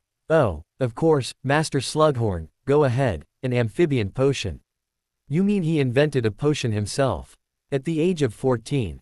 Incredible. Do tell me more. Down in the lake, Harry was swimming towards one of his targets when he encountered an illusionary ward. Scanning it, Harry was impressed. It gave off a feeling as though whatever was on the other side would be a tunnel leading him to one of the hostages, and if anyone crossed it, it would create a whirlpool, swallowing them. If not for his advanced occlumency, he would have fallen victim to the ward himself. He tried to avoid it and swim in the other direction, but the trap had been designed very well. He could not avoid it. 10 minutes of trial and error later, Harry disabled the ward and went on his way. A few minutes later, Harry frowned when he encountered something he couldn't exactly identify. It was a concealment ward, but it was poorly designed. Suddenly, his senses were on alert, and just as he turned, he was attacked by a horde of Grindylows. There were too many of them and they were clawing their way through his skin. Harry's eyes darkened in anger as he blasted several of them to smithereens. The concealment ward was merely a ruse to draw the champion's attention away from the Grindylows. The water demons realized that he was not prey and backed off. Cursing himself for not anticipating an attack, Harry hastily applied what little of healing charms he knew to seal the cuts on his body. Once done, he swam towards his target. Both Mr. Potter and Mr. Diggory have managed to defeat their Grindylows, shouted Bagman. Mr. Potter has once again displayed his talent in ward breaking. 1 hour and 30 minutes to go. There. He could see it from here. Conjuring a Patronus, he used the Thunderbird to provide light as he realized that this hostage was Dylan. Dispelling the Patronus, he used a severing charm on the ropes binding his brother, put an arm around the younger boy's waist and began swimming towards the surface. Suddenly, Harry saw a movement from the corner of his eye. Turning around, it took all his willpower not to scream. In front of him was a massive snake, slithering around in the water. It came towards him, opening its mouth wide. "Stop, I mean you no harm," Harry said impulsively. Bubbles sprouted from his lips, but he could detect the hissing sound, even underwater. This was a surprise. The amphibian potion must have given him the power of speech underwater as well. He would have to investigate this in depth later. "A speaker," hissed the sea serpent in surprise. "I have never met one of your kind before. I did not mean to startle you, young speaker. I wanted to eat the fish behind you." Harry could have laughed if he were not annoyed at the fact that in his moment of panic, he had forgotten that sea serpents do not attack humans. But it was hardly his fault. Anyone who had faced a 70-foot-long basilisk would feel the same way. Nodding to the massive snake, Harry used an augmenti charm to propel himself and Dylan towards the surface. When he was close enough, he let Dylan ascend while he remained underwater. Just as Dylan's face emerged from the water, he gasped, desperately trying to breathe. He panicked when he realized something was supporting him underwater, but a quick look made him calm down. It was only Harry. Smiling at his brother, he reached down to pat him on the head and swam towards the podium in the middle of the lake, while Harry returned to the depths of the lake to rescue Daphne. "Look at that!" shouted Bagman as people in the stands cheered loudly. Harry Potter was the first to reach one of his hostages. Dylan Lestrange has been rescued and he now has to find Daphne Greengrass to finish the task. Harry went back to searching for Daphne, letting the tracking charm guide him. Every few minutes, he encountered more wards, traps, and concealment charms. They weren't too difficult to crack but were time-consuming. Moving forward towards the Merpeople's colony, Harry suddenly felt something move rapidly towards him. Turning around, he saw claws just inches from his neck. Kappa. Bloody hell. He could have been strangled to death if he had not been careful.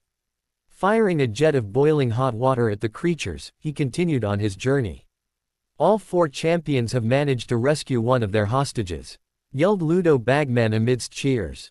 1 hour down and another to go. Harry entered the Merpeople's colony, deep in the lake, and began looking for Daphne. A minute later, he saw her on the other side of the colony, guarded by Merpeople. As he was about to cut the ropes, he saw something that made him pause. "Miss Delacour seems to have been attacked by Grindylows," said Bagman. "It appears she is unable to continue the task." "Wait, what's that? Sweet Merlin, send the emergency squad immediately. Cedric Diggory has been tricked by the Kelpie."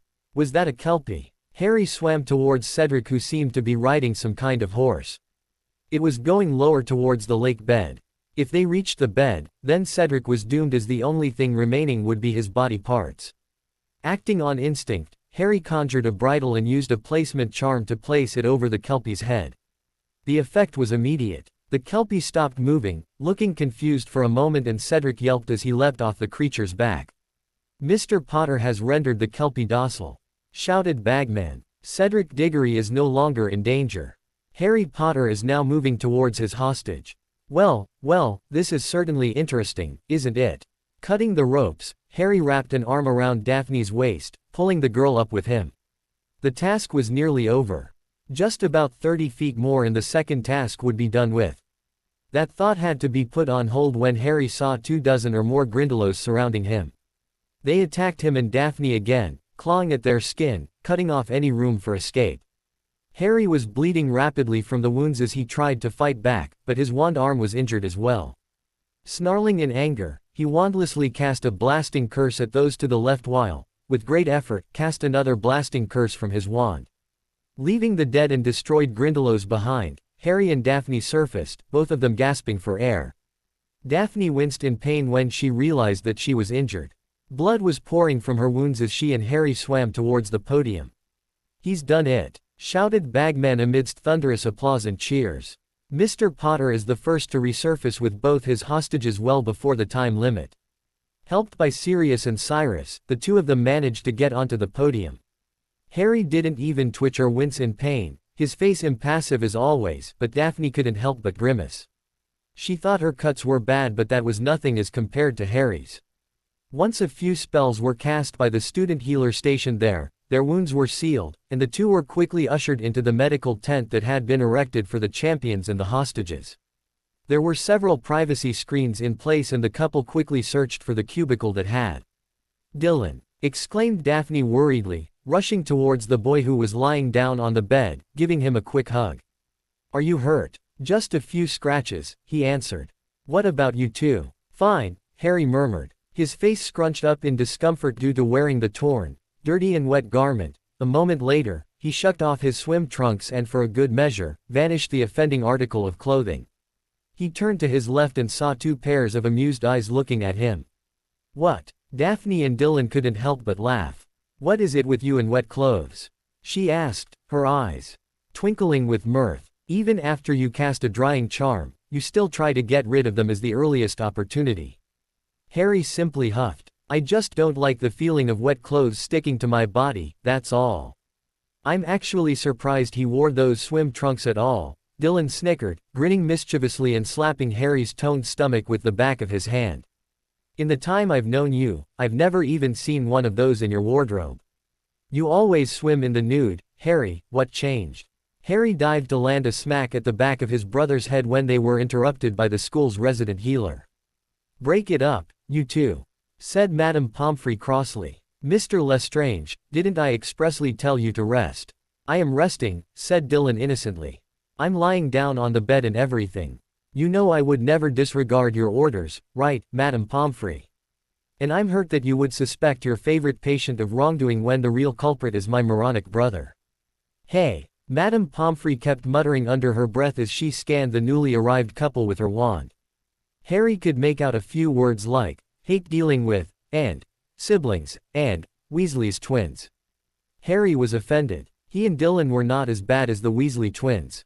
"I've healed all your injuries," she told them a few minutes later. "But don't overexert yourselves for the next day or two. Come meet me if you feel unwell." With a final glare at the cheeky Lestrange scion, the matron left. The three of them were just about to resume their conversation when a girl with brown hair entered their cubicle. She took one look at Harry, who was standing next to his fiancée, arms crossed over his chest, completely unconcerned by his lack of clothing, and her eyes widened. "Hey, Astoria," he smiled. "Come on in." Astoria Greengrass dashed out of the cubicle, her face. Harry turned to his fiancée and brother in confusion. "What just happened?" Daphne rolled her eyes. "You're BTD, idiot," she said wryly. "What did you think would happen, with your genitals on display for all to see?" "Oh," Dylan snorted. "You're clueless, as always, egghead. Your fan club is going to have new posters for their rooms. They now have unlimited access to the boy who lived clad in nothing but a pair of swim trunks. At least he was wearing swim trunks. I really believed he would come wearing nothing at all. It wouldn't have surprised me, if he had," piped in Daphne, grinning at her spluttering fiancé. "I wouldn't do that," Harry protested weakly, unable to deny the fact that that had been his initial plan. Why anyone wanted to wear clothes while swimming baffled him entirely. "I hardly think coming to the second task of the Triwizard Tournament like that would be good for me. I mean, the entire world is watching." "Yeah, it would make the headlines, all right," she smirked. "Boy who lived bears all. Triwizard Tournament turns into a tristraking tournament," Dylan added, grinning wickedly. "I'm sure it would cater to a larger audience with your cock and balls on display. It's still not too late, you know. All you have to do is walk out of this tent." "Are you two done?" said Harry in exasperation as they snickered. Donning a pair of fresh clothes that a Hogwarts house elf had brought for each of them, they walked outside and waited for the scores. Fleur was awarded 30 points, Cedric 45 points, Krum 40 points and Harry was awarded full 50 points. "You're in the lead," Dylan cried excitedly, giving his older brother a tight hug. "You're going to win this thing, I know it." Harry smirked. Yes, he would win. They still hadn't figured out who was behind putting his name in the Goblet of Fire, but eventually someone would slip, and when they did, Harry would take care of them. Whoever was responsible was a dead man walking. "Moody's involvement in the Auror Academy is working wonders," said Amelia as she continued with her report. "The quality of the Aurors has increased notably, and because of the new incentives, more young witches and wizards are joining the Auror Corps." "Good," said Sirius, as he looked through the several files on his desk, which contained more reports from other departments of the Ministry of Magic. "I don't want us to crumble like we did the last time."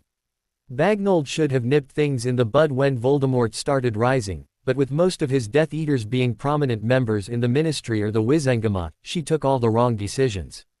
Crouch's tactics came too late and they did more harm than good. "If any Dark Witch or Wizard rises again, I want to finish him or her before it gets out of hand. Give it another 5 years and our Auror force will be back to how it was during the Grindelwald War," said Amelia reassuringly. "Now, any news on Bertha Jerkins?" "None," Amelia grimaced. "I had no clue of her disappearance until word spread throughout the ministry. Apparently, Ludo Bagman thought she was fine and that she might have ended up in Australia instead of Albania. It was only in December that my department found out about it." "I really don't this," said Sirius, feeling uneasy. "Why?" "I have contacted the Albanian Ministry of Magic, but they have no news yet. I've heard that her memory is quite loose. It seems unlikely, but maybe she went to the wrong place by accident and something happened. Listen, I knew Bertha Jerkins. She was in Gryffindor with James and me, not to mention was Lily's roommate, and let me tell you, Amy, she was an idiot, very nosy, no brains at all, and she loved to gossip. You should have heard Lily and Alice rant about her all those years ago. That girl I knew did not have a faulty memory, so I'm confused as to how that suddenly happened. It's a dangerous combination, and she might have walked right into the group of Death Eaters?" asked Amelia, eyebrows raised. "Well, I certainly wouldn't put it past Bellatrix to kill her," said Sirius grimly. "But what purpose would that serve? She's a lowly employee at the Department of Magical Games and Sports. She doesn't have access to any useful information, classified or not. I just don't see the point." They sat in silence for a minute. "Any news about the Death Eaters?" he asked quietly. "None. Our sensor net is still operating at peak efficiency, so we would have known about it in case they had come back to Britain. It now includes that underwater tunnel between England and France, so there is no coming back. So we'll have to infer that they're still abroad." "It's not like her, Amy," said Sirius, feeling quite frustrated. Getting up from his chair, he began pacing. "I know Bella, she would not be this quiet unless she is planning something. We were raised as siblings all our lives, so I know in my gut that she's up to something, but I can't put my finger on it." "What about the pardoned Death Eaters?" "Nothing to report. They have been quiet, minding their own business and playing on the Wizengamot as usual. Sure, they have some shady deals here and there, but it's nothing to be concerned about." "Oh, and Walden McNair took an extended leave of absence, I heard." Sirius waved his hand dismissively. "He has enough leave built up over the years and it's not like his job is that important," he said. "Keep it," he said heavily. "I'm still looking for the locket. I swear, I wonder what Regulus did with it. It's the last one. If we destroy that, there is no chance of Voldemort ever coming back." Amelia sighed as she closed her eyes. "When have our lives ever been easy?" Sirius snorted as he rubbed his temples. He didn't know how Fudge enjoyed this job. Being the Minister of Magic was very demanding, but he knew that he would be at this post for a long time, at least 7 years. He might as well get used to it. Harry's face was a blank mask as the dozen practice dummies surrounded him. His wand swished and swirled in the air as curses flew from the tip of his wand. When most witches and wizards in the world used magic, their spells usually had color. This was because they didn't have much control over their magic, diluting the spells. Magic itself in its pure form did not have any color. When it was not focused enough, the spells when it comes into contact with anything outside the caster develops into a color. However, experienced wizards like Dumbledore and Voldemort had enough control to decrease the amount of light being produced, thus increasing the power and efficiency of the spells. The only testament to the magic being cast would be ripples in the air. This was a technique which fascinated Harry when he watched the memories when Voldemort practiced it. Using the Dark Lord's technique, Harry tried it himself. Harry avoided the jets of light coming towards him, creating a full-body shield to protect himself. He dodged and cast several curses at them, destroying them. Harry had prepared a timetable on which subject he would practice each day, and today was the dark arts. Twisting in mid-air, a pale jet of green light impacted the last dummy, blasting it to smithereens. He panted, a smirk slowly forming on his lips.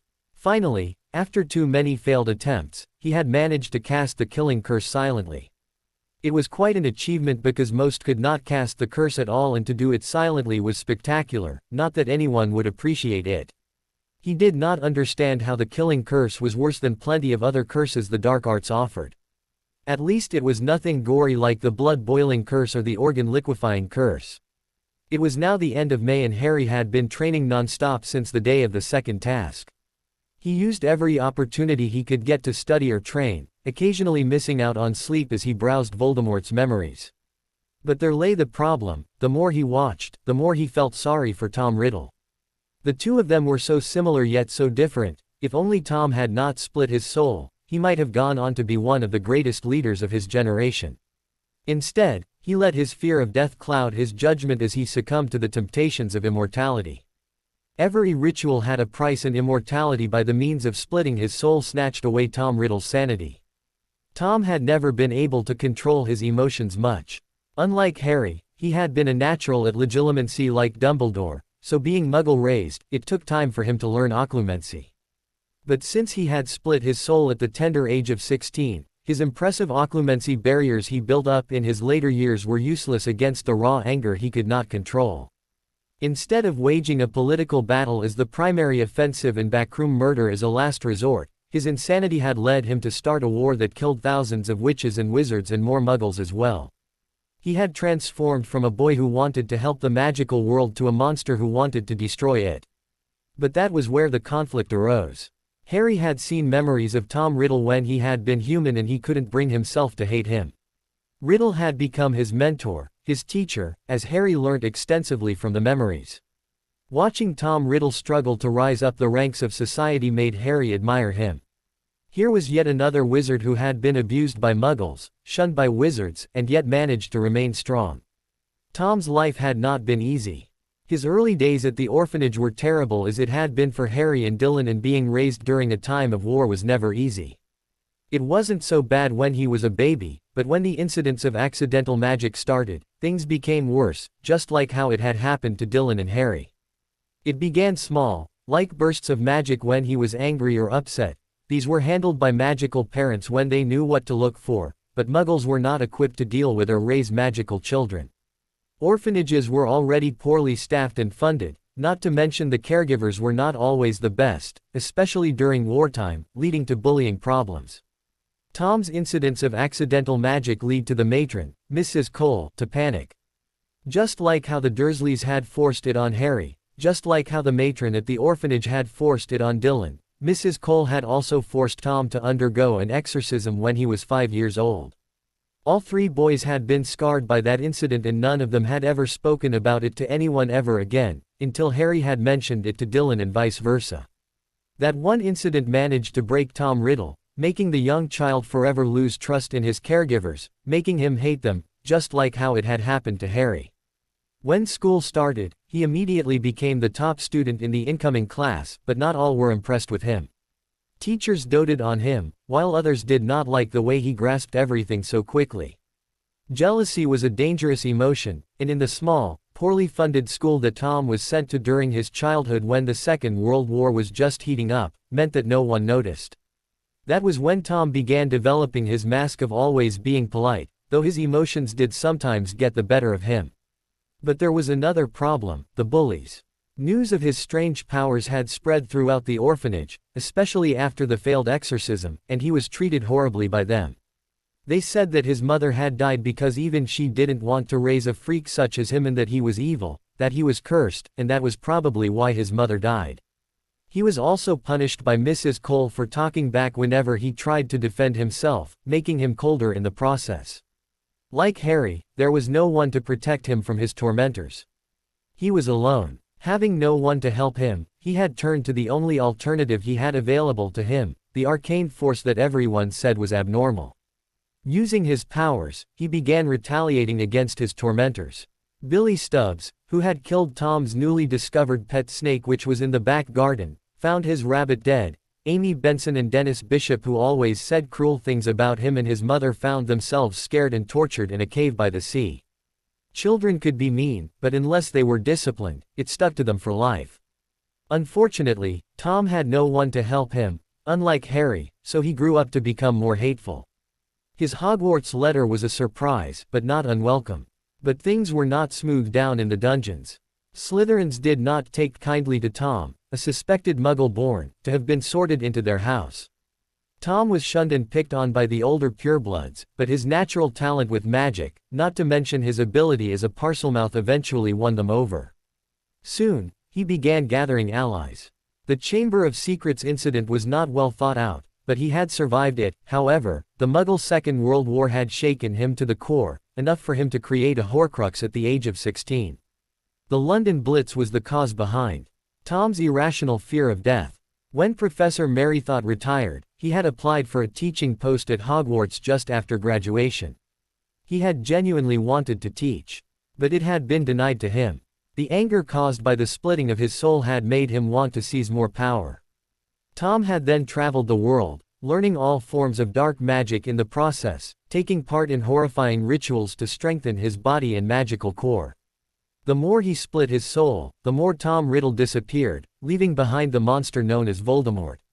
Tom had wanted allies to wage a political battle, doing his best to save witches and wizards from the danger of Muggles, but Voldemort wanted power, only power. Tom Riddle was essentially dead by the time the war was in full swing, with Voldemort destroying anything in his path. Harry was absolutely disgusted by Voldemort's actions and how he had crippled magical Britain in his attempt to seize power. The Dark Lord had killed men, women and children without mercy.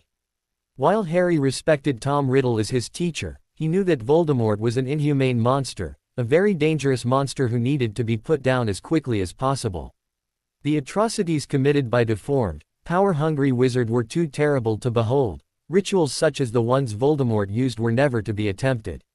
There was a line that was never to be crossed, and Voldemort had shamelessly broken the laws of magic which everyone held so dear. If only they could find that blasted locket. Where had Regulus hidden it? Harry picked up the sword of Gryffindor as he continued his training. A sword of similar length was suspended in midair, conjured by the Room of Requirement, as it swung at him.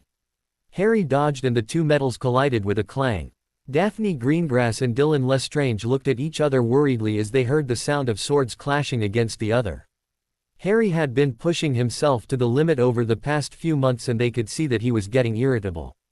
"Something has to be done," muttered Dylan. "Or he'll snap." "Don't worry," said Daphne with a small smile. "I have an idea. I'm not telling him to take it easy," Dylan exclaimed, holding his hands up in surrender. "The last time I suggested it, he bit my head off and I'm not eager to face my brother when he's that angry." Daphne shook her head, a small smile forming on her lips. Harry sighed as he collapsed on the couch in the Room of Requirement after a grueling sword-fighting practice. He could understand now why Godric loved his sword. It was amazing to fight with it, the rush he got when something so sharp came towards him as he deflected it, the sound of metals clashing against the other, the swiftness and agility needed to attack his opponent. It was exhilarating. "Finished with your practice?" asked Daphne, sitting next to him as she wiped his face with a cool cloth. "Ah, thanks, Daph," Harry muttered, as he placed his head on her lap, closing his eyes as he relaxed. "Harry," said Daphne quietly, "do you have to train so hard?" Harry's eye twitched in annoyance but he remained quiet. Daphne simply ran her fingers through his smooth raven locks. Harry beaked slightly as her hands began digging into his scalp, massaging it delicately. "I'm not going to tell you to slow down," said Daphne softly. "But is it wrong to be worried about your well-being? You and Dylan should know that I can take care of myself, said Harry quietly. So stop worrying. Both of you should be worried about your end-of-year exams, nothing more. We have that covered. You tutor the both of us so we're ahead of our peers. Now, will you at least allow me to help you relax? Harry remained quiet and Daphne found it frustrating that she couldn't tell anything by his blank expression.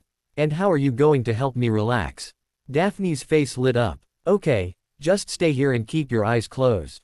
I'll be back. Harry's lips twitched slightly in amusement as she got up. Closing his eyes, within 30 seconds, he was fast asleep. 2 hours later Daphne gently shook him awake. Harry, wake up, she said softly. Everything's ready. Harry blinked his eyes when he noticed a door facing him on the other side of the room. He followed Daphne's instructions to the letter, including stripping off all his clothes. When he entered through the door, he realized that it was a sauna. This is supposed to help me relax? Asked Harry wearily. This is part of the plan, so go with it. Be patient, she explained. Harry's cheeks tinted pink as he saw, to his surprise and elation, Daphne removing her clothes as well. Supremely unconcerned, knowing that he was watching her, Daphne walked inside the sauna and closed her eyes to relax. They spent 20 minutes in the sauna together, but seeing Daphne in a state of undress excited Harry, so it turned into a makeout session right there. Once done, the two sweaty teens took a cool shower together. The room shimmered again, this time turning into a small room filled with candles. A single bed was in the middle of the room along with body oils mixed with muscle-relaxing potions. A massage? Asked Harry in surprise. Yes. Now lie down on your belly. Harry smiled at her as he lay down on the bed. He closed his eyes and soon felt the warm oil all over his back. Soft hands touched his skin as she began kneading his shoulders. Harry beeped as Daphne slowly worked her way down, releasing the tension from his sore muscles. She massaged his shoulders, spine, and lower back until she gave him a sensual foot rub. Harry had never felt so relaxed in his life. He was so aroused at this point that even the slightest twinge made him beep in frustration. He was dying for a release, but Daphne wouldn't even let him touch himself. After firmly kneading his shoulders, she made him turn on his back as she poured more oil on his front. Gently running her hands over his chiseled chest and abs, she went lower, completely ignoring his throbbing beep. She massaged his legs and went back to his shoulders, and by this time, Harry was literally pleading to be touched. Please, Daphne, said Harry desperately. I can't take it anymore. I love you. Daphne smirked victoriously. Applying more warm oil to his beep and testicles, she gave feather-light touches until she finally grabbed the shaft in her fist and began stroking it. After having been aroused for more than an hour, it was only a minute before Harry ejaculated, panting hard. That was the best experience of my life. And you are the best fiancé one could ask for. Thank you. You're welcome, Daphne muttered against his lips. Now, are you feeling better? Yes, said Harry, but a smirk formed on his lips. But it's your turn now. Getting up, he pushed her on her belly, taking a moment to admire her. Carefully tucking her long hair to the side, he placed gentle kisses on her spine before applying oil as he began massaging her back. Slowly and sensually, he moved lower, applying more oil as she spread her legs. Daphne beeped in pleasure as she felt Harry's finger enter her beep, stroking her inner walls. Removing his finger, he made her turn, lying on her back. Again, he gently kissed at her neck and moved lower until he was beeping on her nipples. Swirling his tongue against it, he switched beeps while constantly fingering her, with his thumb now gently rubbing her clitoris. When he realized that she was close to orgasm, he withdrew, making her whine in frustration. Laughing softly at her choice of words as Daphne cursed him, Harry poured the warm oil over her front, kneading her beeps firmly. He gently massaged her smooth and flat stomach until he reached the area between her legs. Ignoring it, he went lower until he was giving her a foot rub. Please, Harry, whined Daphne. I can't take any more of this either. This is torture. Harry kissed at her sweetly. You did the same to me, didn't you? He asked in amusement. Not waiting for a reply, Harry gave her another kiss, his hand moving between her legs. Daphne beeped as she began moving in rhythm along with his fingers. His thumb returned to stroking her clitoris. He beeped on her nipples and Daphne arched her back as she came, her body trembling with intense pleasure. I'm ready, Harry, she whispered, panting hard. Please make love to me. Daphne, are you sure? Asked Harry, looking concerned. I don't want you to do this because you think I'm stressed. Yes, I'm sure. Otherwise, I wouldn't have suggested it. Harry nodded as he climbed on top of her, dotting her lovingly and passionately. He at her neck and nibbled on her earlobe while kneading her beeps. Harry, stop fooling around. We've been doing this for more than an hour. Patience, love, whispered Harry, dotting her again as he carefully inserted his thick cock into her beep. When he was partially inside, he saw Daphne's face scrounge up in discomfort, blood trickling down her inner thighs, but at her insistence, he moved until his hips were flush against her ass. Panting, he pressed his lips to her neck, licking sweetly at her pleasure spot, doing his best to try and ease her pain. Isn't there a numbing potion that would help? He whispered in concern. There is, but Madame Pomfrey said it would make the experience less pleasurable for me if I used it, so I didn't. Okay. Tell me to stop if it hurts too much. With that, he slowly pulled himself from her and thrust back. After several minutes of slow and gentle movements, her face cleared as the pain slowly receded. Finding a rhythm, Harry thrust his cock in and out of Daphne while dotting her neck. Her beeps were getting louder as she dug her nails into his skin. Harry grunted in pleasure and nibbled on her earlobe. The sound of skin slapping against skin echoed throughout the room, and it wasn't long before both of them knew they were close to orgasm. Finding each other's lips, they ed passionately as Harry increased the speed of his thrusts. The couple beeped in each other's mouths as they climaxed, their bodies spasmed due to the intense pleasure coursing through their veins. Collapsing by her side, Harry breathed deeply, pulling her close to his chest, his softening cock slipping out of her beep. Daphne was panting too as they leaned in for a full of undying love and adoration for the other. I love you, said Harry sincerely. Blue eyes met green as Daphne smiled. Placing her head snugly under his chin, she murmured, I love you too. Closing their eyes, both of them entered the dream world as a blanket magically appeared on their bodies, covering them. The next morning, the Great Hall was slack-jawed. Harry Potter, a person none of them had ever seen smile for more than a few seconds at a time, a person who always had an impassive look on his face, was actually smiling the whole time. No one knew what caused the sudden change. Harry's friends were giving his speculative looks, a few questions revealed that there was nothing out of the ordinary, but they knew something was different. If someone spotted Madame Pomfrey giving him knowing looks, they never realized why that was. After putting up a strong privacy charm, Dylan smirked at the older couple. Astoria was doing her best not to giggle every time she saw her sister and future brother-in-law. So, said Dylan elaborately. Is there something you both would like to tell us? No, nothing, said Harry. Are you sure? Piped in Astoria. There's nothing new or important that you would feel the need to tell us about. No, repeated Harry, but he cursed himself for not being able to stop smiling. What the hell was wrong with him? Why would you ask such a strange question? Well, you both have a certain glow about you today, said Dylan, trying to hold back his laughter. Harry, you look a lot more relaxed than you did last night. Did Daphne's relaxation technique help? How much did they know? Harry whispered in her ear. Daphne grimaced. Everything, she muttered. They knew what I was planning last night, I told them. Oh, said Harry, his face turning pink when he saw his brother giving him a knowing grin.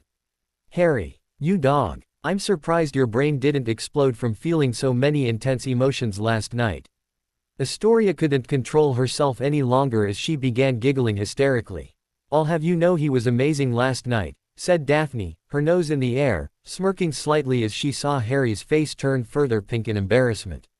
He certainly made me feel intense emotions. Wow. Dylan grinned. Way to go, big bro. I'm proud of you. Harry coughed as he drank water to cool the temperature of his body. He was blushing madly, why couldn't he control himself? Oh, how I wish I had a camera. Astoria laughed. I would love to take a picture of Harry blushing like a little girl. I was telling the truth, whispered Daphne. Harry smiled fondly as he bumped his shoulder against hers. The dam burst as he let his happiness shine through and a wide grin formed on his face. At the office of the Minister of Magic, the flow suddenly burst into emerald green flames, revealing a teenage boy. Stepping out, the boy flicked his fingers to remove the ash and spotted his godfather sitting behind the elaborate desk. "Hey, kiddo," said Sirius, smiling at him. "Are you ready?" Harry nodded and followed his godfather towards the golden lifts. After exiting at the appropriate level, they entered the office of Madame Marchbanks, the head of the Department of Education. "Ah, young Harry Potter," said Madame Marchbanks, looking at him fondly. "It seems just like yesterday when you were here with your godfather requesting permission for the accelerated program, and here you are, ready to take your NEWTs at the age of 14. Shall we get started?" "Yes, ma'am," said Harry with a small smile on his face. For the next 7 days, Harry had to endure one exam after the other. All his exams had both a theory and practical component. He managed to stun his examiners in practical ancient runes by showing his knowledge of warding and enchantment, using a series of rune clusters in the process. Arithmancy and potions were amazing. After the second task, Harry had patented the amphibian potion and released it to the market. It was quite successful as there was no limit on the amount of time one could stay underwater after drinking the potion. Companies who employed witches and wizards to collect potion ingredients from the sea or lake bed were the first to begin using them. Then the various commercial establishments like hotels and resorts began stocking the potion because it was easy to supply to their guests if they wanted to go exploring underwater. Magical governments were the biggest consumers as they used it to track those who tried to smuggle illegal goods underwater, a problem they had never truly tackled. Harry had never expected it to become such a hit in the international market, and the returns he got from it were substantial. He certainly was not complaining. In his arithmancy and potions exam, Harry told the examiners how he had arrived at the formulae and how he integrated it into the potion. Needless to say, they were most impressed. His charms exam was easy in his opinion as he demonstrated the Patronus charm and several other charms which they asked for, all non-verbally. His glamour charms and space expansion charms were very well received. The transfiguration exam left his examiners gaping in shock and Madame Marchbanks beaming in pride. He was able to conjure a large gilded carriage, conjured a tiger which roared and chased a conjured deer, and finally, his concept of battle transfiguration had them applauding for him. His defense exam might have made a few of the pro-Dumbledore examiners queasy as he explained and demonstrated accurately various dark curses and exactly how to counter them. He reasoned with them saying that unless you knew the curse itself, you could never identify it, so where did the question of defense come from? Herbology was also good, and by the time Harry returned to Hogwarts, he was exhausted. Daphne ensured that he was plenty relaxed for several days after the exams. As the date of the third task rolled in, Harry could feel his excitement building up. He had survived for this long and he was confident he would do well in the third task as well. He could just picture himself holding the Triwizard Cup. After going through all this, he did not feel bad about wanting to win. He definitely had worked harder than the other 3 champions, combined. Harry looked at the maze speculatively, not listening to the sounds made by the band or the 100,000 people milling around the stands. He was standing with the other champions at the entrance, thinking about various ways to counter wards or break curses or how to defend against magical creatures. The Greengrasses had already hugged him and wished him the best of luck and were sitting in the front row, smiling encouragingly at him. Harry did not even want to ask how much they had paid to get front row seats, but he did appreciate the gesture. Daphne and Dylan were on either side of him, both of them looking queasy. Daphne was standing still, staring into the distance, but Dylan was mumbling to himself that it was going to be fine. 15 minutes later, the stands were full, and the live broadcast began. The tiny crystals were surrounding the champions and the 4 appeared on the large mirrors. Millions of witches and wizards around the world were watching the final task of the very popular Triwizard tournament. The Triwizard emergency squad came over to the champions and one of them said, "We'll be patrolling the perimeter of the maze and monitoring your progress. If you run into any trouble and wish to be rescued, send red sparks into the air, understood? If you are in a life-threatening situation, we'll be there immediately to rescue you." Mr. Bagman pointed his wand to his throat and began. Sonorous. "Ladies and gentlemen, welcome to the third and final task of the Triwizard tournament. This task is very straightforward. It's a maze, filled with different traps, wards, spells and magical creatures. The Triwizard Cup is at the center of the maze, and the champion who reaches for it first will win the tournament, earning him or her eternal glory and 25,000 galleons. The cup is a portkey that leads them directly here.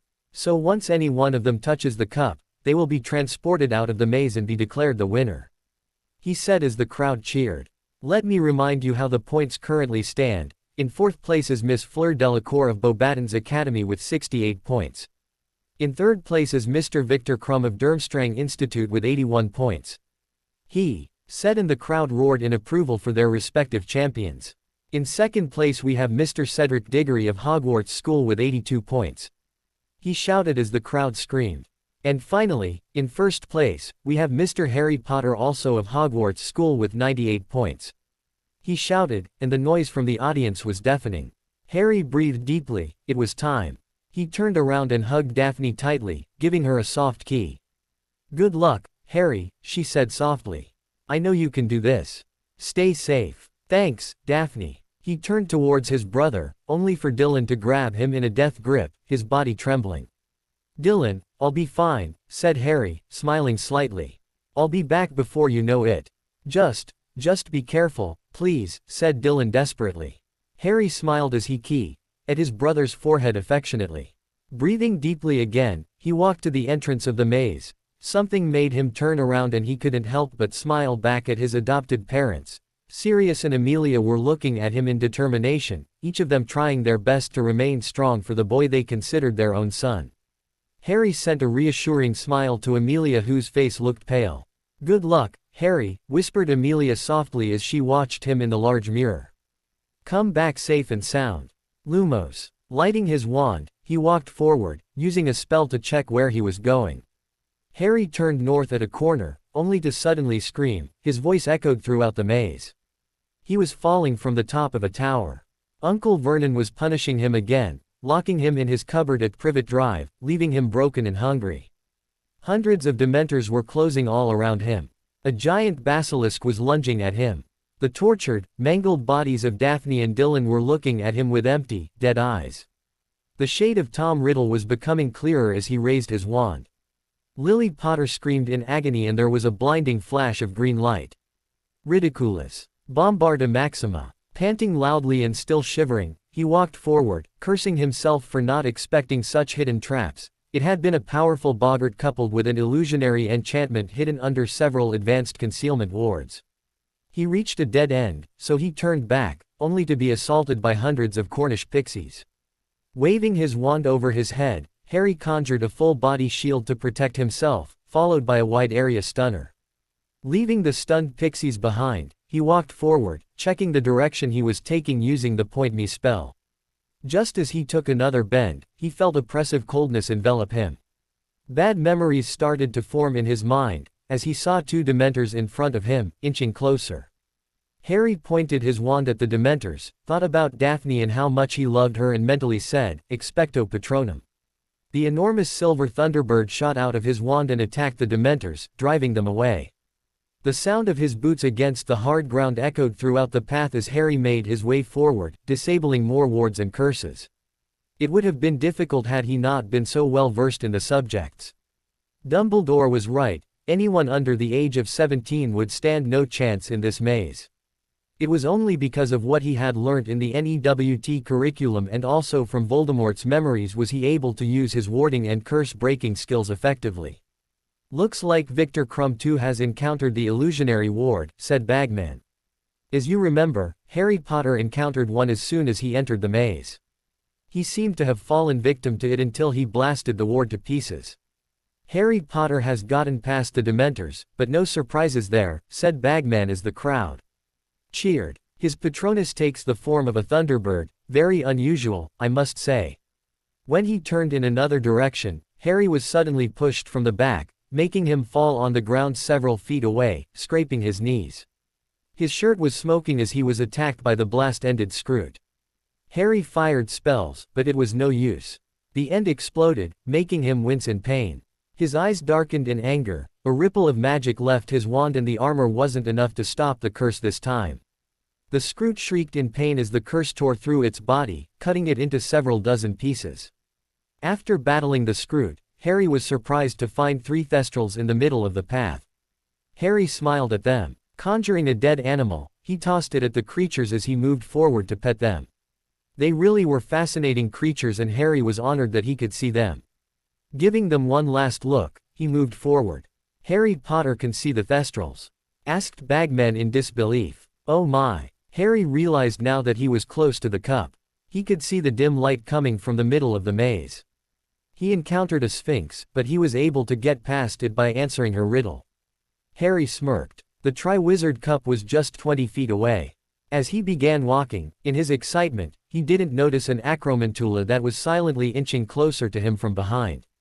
With a screech, the large spider lunged at Harry when it was close enough. Harry grimaced in pain as he twisted his leg in avoiding it. He had lost patience and with a furious slash of his wand, he decapitated the acromantula, killing it. He closed his eyes in pain as he realized that he had a sprained ankle, making it difficult to walk. Looking at the severed pieces of the large spider in disgust and anger, Harry walked towards the Triwizard Cup, trying not to limp. He smirked in triumph. This was the moment. His enemies had underestimated him as he had won the tournament without being killed in the process. "Harry Potter has reached the Triwizard Cup," yelled Bagman as people yelled and cheered in delight. Just as Harry grabbed the handle of the cup, he felt the usual jerk behind his navel. As his feet touched the ground, he had barely even managed to get a glimpse of the place he was in before a jet of light impacted him as he fell down to the ground, unconscious. "Bind the boy," said a high, cold voice. "He can perform wandless magic, so be sure that he cannot escape." "Yes, my lord," said Rabaston as he levitated Harry to the gravestone. With a flick of his wand, heavy metal chains appeared, binding Harry's hands and body to it. "Rookwood, recheck the wards around the graveyard," said Voldemort. "We don't want any surprises." "Yes, my lord," said Rookwood, bowing as he scurried into the darkness. Rodolphus and Wormtail pushed the giant stone cauldron to the place where it would be kept, ensuring the runes drawn around it were perfectly charged. Once done, the fire began cackling at the bottom. "Now, Bella," ordered Voldemort. Bellatrix opened the blanket and released the baby-like creature into the depths of the cauldron. Pointing her wand at Harry, she said, "Renervate." Harry's eyes jerked open and he panicked when he realized that he was tied up. His eyes widened when he saw the escaped Death Eaters and he was too shocked to speak. "Hello, little Harry," said Bellatrix, grinning at him. "Welcome to the Dark Lord's rebirth party." "Oh." Wormtail was speaking. His voice shook, he seemed frightened beyond his wits. He raised his wand, closed his eyes, and spoke to the night. "Bone of the father, unknowingly given, you will renew your son." The gravestone cracked and the long bone dropped into the cauldron as it hissed. Peter hesitated but removed a long dagger. "Flesh, of the servant, willingly given, you will revive your master." Harry watched, horrified, as Wormtail cut off an arm and dropped it into the cauldron. Harry had read about rituals, but never had he come across something like this. When Wormtail came towards him, Harry began struggling again as the knife cut into his right forearm. No, this couldn't be happening. Not his blood. Be blood of the enemy, forcibly taken, you will resurrect your foe. Harry could do nothing to prevent it, he was tied too tightly. He watched as the potion churned a blinding white color. Bright sparks emerged from the cauldron as the tall, thin man stepped out. Harry's eyes were wide with terror for the first time since the basilisk incident. "Robe me," he said coldly as Rodolphus quickly scrambled to cover his master. Voldemort turned and smirked at Harry's struggling form. Oh, how wonderful it was to see the boy like this. He had gathered a lot of information about the boy over the past year. He had not been idle, no, he was Lord Voldemort. As soon as the boy was killed tonight, they would begin their assault on the Ministry of Magic. Without the boy who was prophesied to kill him, not even Albus Dumbledore or Sirius Black could stop him from claiming power. Of course, there was an alternative. Harry stared back at the face of the man who had murdered his parents. Face white as skull, eyes red with vertical slits like a cat, no nose and with slits for nostrils. Lord Voldemort had risen again. "What is going on? Where's Harry?" demanded Sirius angrily. "Contact the emergency squad," said Amelia to the nearby Auror. "Tell them to check the center of the maze where the cup was placed." Was there something wrong with the portkey? Neither of them paid any attention to Dumbledore as they were busy with the Ministry employees. The headmaster was staring at Snape and Karkaroff as both of them clutched their left forearms in pain. Dumbledore closed his eyes as he realized what had happened. Voldemort had returned, and he was calling his inner circle Death Eaters to him. When he opened his eyes, there was a rare fire seen in those blue orbs. He was beyond furious, his magic leaking around him, aura palpable. How could this have happened right under his nose? Where was Harry? Barty Crouch Sr. had a maniacal grin on his face.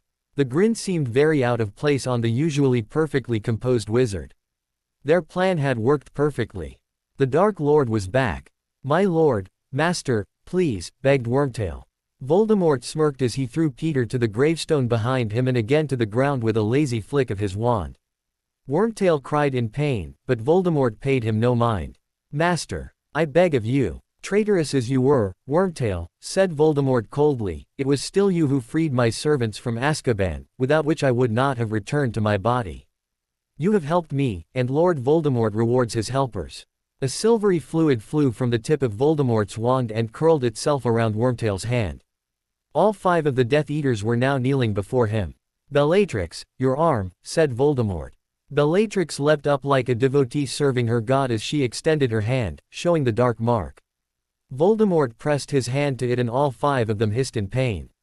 "Now we shall see," said Voldemort softly. "We shall see who has the courage to return." Voldemort walked over to Harry, who was still struggling, using liberal amounts of wandless magic in the process, but it was no use. Harry had by now fully regained control of his emotions as his face was cold and impassive. Voldemort had to give it to the boy, his occlumency shields were most impressive. "Hello, Harry Potter," said Voldemort softly. "Do you remember the last time we met?" "I was just a year old when we last met," said Harry calmly. "How do you expect me to remember that?" Voldemort laughed softly. "I was not talking about that incident, Harry," he said. "I was talking about the time when you murdered Quirrell in your first year at Hogwarts. Smart boy, even Dumbledore did not know that I was possessing Quirrell, but you figured it out. Murder at the age of 11, I must say I did not expect that from you back then." If Harry was shocked, he certainly did not show it. How the hell did Voldemort know that? Voldemort had not made an appearance after Quirrell's death, had he? How did he know that I was the one who killed Quirrell? Voldemort smirked as he heard cracks of apparition. The Death Eaters were looking at Voldemort as though they couldn't believe their eyes. Moving forward, they keyed at the hem of his robes and backed away, standing in the circle. The 5 escaped Death Eaters from Azkaban stood proudly amongst the others, looking smug. "Welcome, Death Eaters," said Voldemort coldly. 13 years it has been, and yet you all appear before me like it had only been yesterday since the last time we had gathered under the dark mark. I see you all hale and healthy, unlike our friends here who broke out of Azkaban to find me. When they could do so, why couldn't you?" "Nothing to say," said Voldemort angrily, enjoying the trembling forms of his servants. "Lord Voldemort demands an answer from you all. Let's start with you, shall we, Avery?" Crucio. Harry tried to escape, but there was nothing he could do. Even his animagus form wouldn't work because of the tight chains. If there was even the smallest of space, the chains would tighten around him. If he turned into an eagle, the chains would kill him within seconds.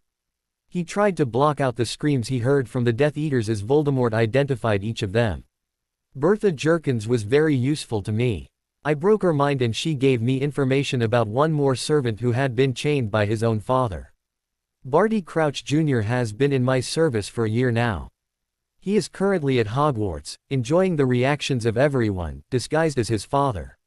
Using the information about the Triwizard Tournament, Barty confunded the Goblet of Fire into accepting Harry Potter's name so that he could be brought here. It worked. "Stop struggling, Harry," said Voldemort silkily as he approached the boy. "You should be honored to be here. I must say you are nothing like what I expected." "Then what did you expect I would be like?" asked Harry quietly. "Well," said Voldemort, smirking.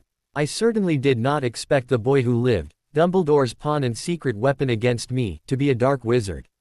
Several of the Death Eaters inhaled sharply at those words. If the Dark Lord said it, it must be true. "I'm not a dark wizard," said Harry, still not losing control of his emotions. They were locked tighter than a Gringotts vault, deep within him. And I'm most certainly not Dumbledore's pawn. Yes, I know, you're not Dumbledore's puppet, said Voldemort, laughing softly. But you and I both know you are a dark wizard, Harry, I can sense it. You were capable of committing cold-blooded murder at the age of 11 when you killed Quirrell. The first time I killed was at the age of 16. That's why you're not a light wizard, you do what needs to be done. You knew I was a threat to your life and you took action, even if it meant killing another person. Admit it. You're a dark wizard. Harry refused to answer. In his mind, there was no such thing as light and dark. There was only magic in its purest form, nothing more. Dumbledore miscalculated, my friends, said Voldemort, turning to his Death Eaters. He wanted a pawn, a weapon against me when I returned, so he sent little Harry Potter away to his Muggle relatives. That's where the old man's plans backfired. I found out later that Harry Potter was abused by those filthy Muggles. It was so bad that he ran away, never to be controlled by the old fool again. But it also made him hate Muggles, didn't it, Harry? He believes in our agenda, he hates Muggles and distrusts Muggle-borns, and yet, people strangely believe him to be the beacon of the light. I have spies in different places, Harry, explained Voldemort, smirking at the boy, having observed the look of surprise in the boy's eyes which had flashed for an instant. I was able to gather a lot of information about you over the past year. Everything you have done, your adventures, your relationship with different people, your skills, everything. We are so similar, Harry. We are so similar, it is quite unnerving, isn't it? Voldemort grabbed Harry's face in his hand. I shouldn't have tried to kill you, he hissed in his ear. Seeing the flicker of surprise on Harry's face, he laughed. No, I should have kidnapped you instead. I should have raised you as my son, both of us having Salazar's blood running through our veins. How would you react to that, Harry? I can feel the conflict within you. I don't need legilimency to know what you're thinking. You wouldn't have minded such a life, would you? Imagine what your life would have been like had you been raised as the son of the Dark Lord himself. You would have grown to admire me instead of hating me. The prophecy would have been rendered useless. I never said I hated you, said Harry quietly, speaking for the first time. Voldemort laughed softly in his ear. Good, you know of my past from that incident in the Chamber of Secrets. I know how much you hate Muggles, Harry. I also know how much you crave knowledge. I can offer you more knowledge and power than you could ever imagine. You could be the ruler of the world, Harry. The prophecy will never come to haunt us again, and I will not kill you. You can pay Albus Dumbledore back for all that he has done to you. Magical power such as yours should not be wasted, young one. I can personally teach you the most arcane branches of magic. I am willing to accept you as my son, an honor which has never been bestowed upon any child in the world. I should have raised you as my son, forever negating the effects of the prophecy. You can see the advantages of this, don't you? Think like a Slytherin, Harry, for Salazar's noble blood flows in our veins. Had I made the right choice, I would never have lost my body all those years ago. No matter, it's a mistake I am willing to rectify. Will you, Harry Potter, join me, Lord Voldemort? All the Death Eaters beaked in a breath, but the Dark Lord paid no attention.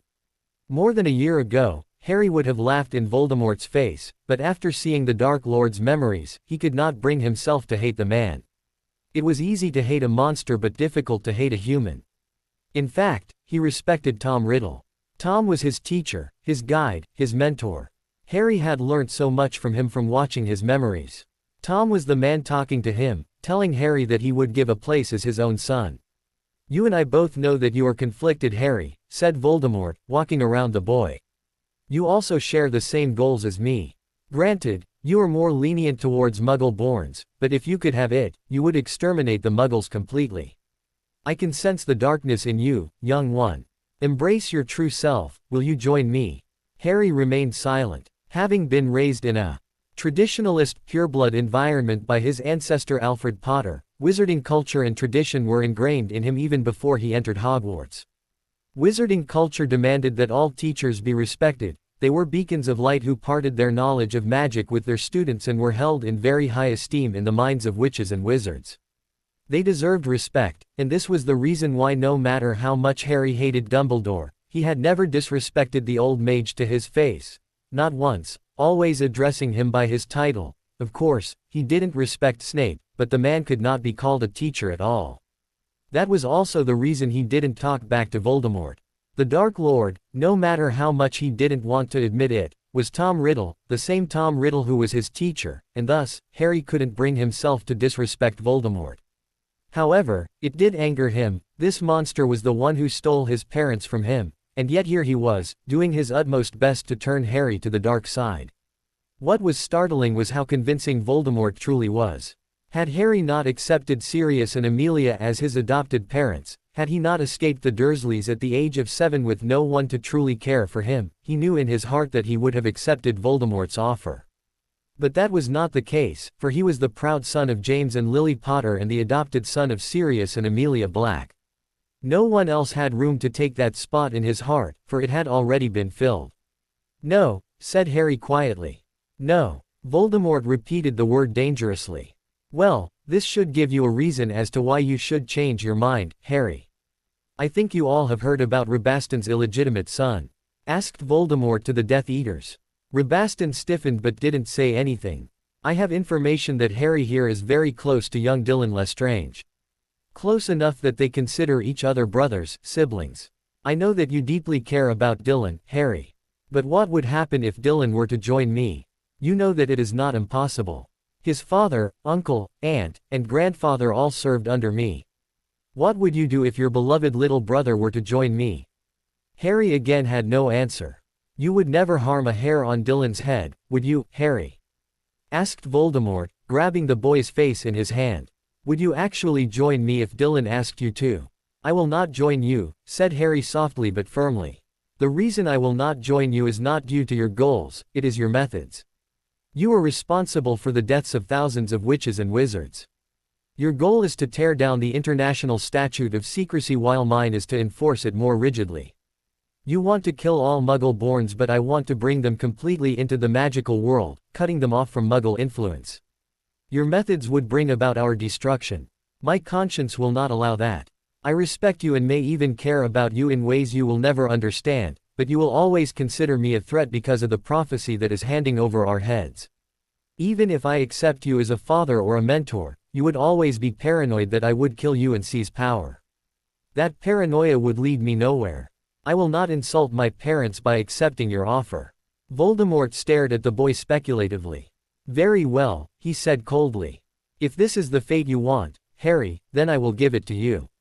By the end of this session, you will be given a choice: join me or face death. I hope you have the sense to choose the right path." Harry waited for the inevitable to come.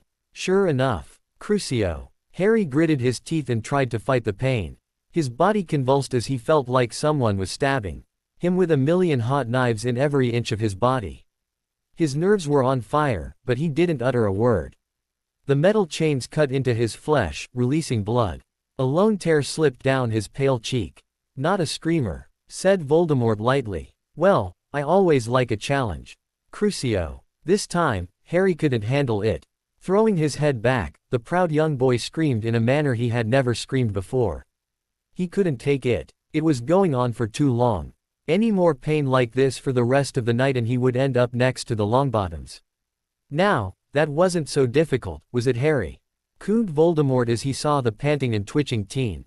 "A full minute under the cruciatus and yet you look at me with defiance. Well, I do like entertainment. Bellatrix, Rodolphus, show our young guest what happens to those who defy me."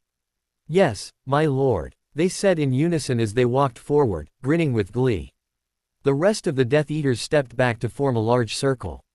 Voldemort conjured a throne for himself. Nagini slithered to his lap as he stroked the large snake. Bellatrix and Rodolphus removed the chains and for a moment, Harry considered running for it, but he knew there was no way out. The Cruciatus curse ensured that he couldn't walk much and he didn't even have his wand. Wandless magic would only do so much. Apparition or Portkey wouldn't work either, he had already tried it. They had been prepared. "Well," said Bellatrix cackling. "Let's get started, shall we?" Crucio. Harry had never been in so much pain ever in his life. He was tossed around the graveyard, tortured by the several different curses cast by the Lord and Lady Lestrange. His shirt was ripped apart and his upper torso was covered in blood from where Bellatrix had used him as a knife sharpener. Several deep gashes dominated his upper torso when finally, Rodolphus decided to show his nasty side as well by cursing him in the groin. Severe pain immediately shot up his body from his testicles. "Have you made your decision, Harry?" asked Voldemort, raising a non-existent eyebrow. "Join me, and I'll tell them to stop." "Go to hell," hissed Harry from his place on the ground, his anger making him switch to Parseltongue. Voldemort's red eyes hardened. 50 lashes, Rodolphus, he said calmly. Harry needs to understand that disobedience would only lead to punishment. "Yes, master," Rodolphus grinned. He gripped the end of the whip. With those numerous cuts Bellatrix had made on the boy, even the slightest contact would cause unending pain. Forcing Harry to stand up as he tied the boy's wrists with invisible ropes, making his arms rise above his head, Rodolphus slashed the whip across Harry's bare back. Harry grimaced but did not utter a sound. The Death Eaters watching were unnerved by the nearly 15-year-old boy's pain tolerance. He had suffered multiple cruciatus curses by the Lestranges, and Voldemort himself had been the subject of numerous other torture curses, had his entire upper body covered with deep cuts from where Bellatrix had used a knife, and now, he did not utter a sound as Rodolphus whipped him. Rodolphus frowned. He increased the strength of the whip as the whip impacted Harry's body again. Harry grunted, more tears rolling down his cheeks, but did not say anything. He took 2 more whips before he began screaming in pain as the whip hit him in the chest. Deep gashes formed on his back, chest and stomach as the whip impacted him. Harry was sure he would die from the excruciating pain, and his heart filled with emotion at the thought of never seeing Daphne and Dylan again. Unending, irrational hatred filled his heart, and he vowed to kill Voldemort one day, if he survived the night. "It is done, master," said Rodolphus, ignoring the bloody, beaten, unconscious boy on the ground. "Good, take your place," ordered Voldemort. He got up from his throne and pushed Harry on his back. Touching the boy's face with his foot, he shook his head. "Such power, such intelligence, such handsome looks, tisk tisk, what a waste. If only you had decided to join me, Harry. Maybe I should have held back on the torture. I did want to duel you, see what the dueling champion is made of." Just as Voldemort turned around, he heard a groan. All of them watched in disbelief as Harry tried to get up. For 2 whole minutes, he was unsuccessful, but he finally managed to stand on both feet, supported by a large gravestone. "I'll duel you," he rasped out, the effects of the Cruciatus curse causing him to stutter. "If that's what you want, I'll duel you. I won't go down without a fight." My, said Voldemort, smirking. "You certainly have quite a tolerance to pain, Harry. Fine, I'll humor you." Removing Harry's wand from within his robes, he tossed it in the air. Harry wandlessly summoned it to his left hand, his right still helping him lean on the gravestone. Holding his wand tightly, Harry looked around the graveyard, which would help him fight Voldemort, but he doubted he would be able to perform any complex charm or transfiguration, or even move, for that matter. His strength lay in his ability to dodge and move around, but that was impossible considering his present state. However, there was one particular spell he knew he would be able to use effectively. "First we bow to each other," said Voldemort teasingly. "Come now, Harry. Sirius and Amelia would want you to show manners. The godson of the Minister of Magic couldn't be found lacking." Harry bowed slightly but remained stationary. "Very well," said Voldemort. "Now, we..." Before he could finish, a very familiar jet of green light came towards him. Snarling, Voldemort cast his own killing curse, mentally amazed that the boy was able to use the killing curse silently even after being so badly injured. The Death Eaters scrambled for cover as the jets of light flew in all directions from where the 2 curses met. Harry began moving back as Voldemort gained ground. He could see a hint of blue just 10 feet away, the Triwizard Cup. That portkey had been keyed to the wards. Just as Voldemort moved closer, Harry released the curse, dived out of the way and summoned the cup. Just as it connected with him, he saw Voldemort's red eyes and heard a scream of anger and rage as he was whisked away. Harry impacted the ground amidst cheers, but it soon turned into gasps and screams when they saw the state he was in. It was pretty bad. He was lying on the ground, shirtless, his pants were torn in several places and he was bleeding everywhere. Harry knew that he would fall unconscious soon, but he needed to tell someone, anyone.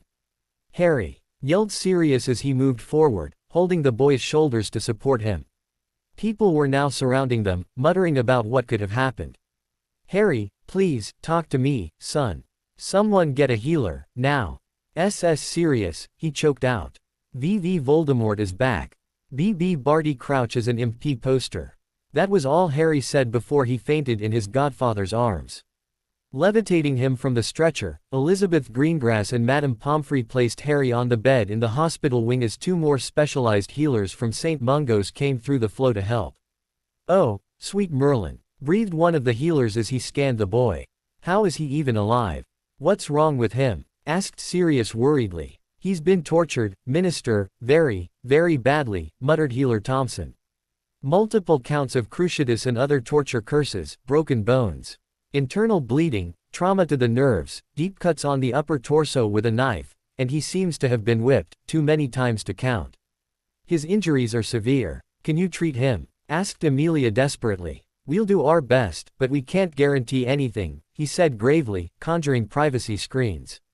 Vanishing the boy's torn clothes, they began the long process of healing him.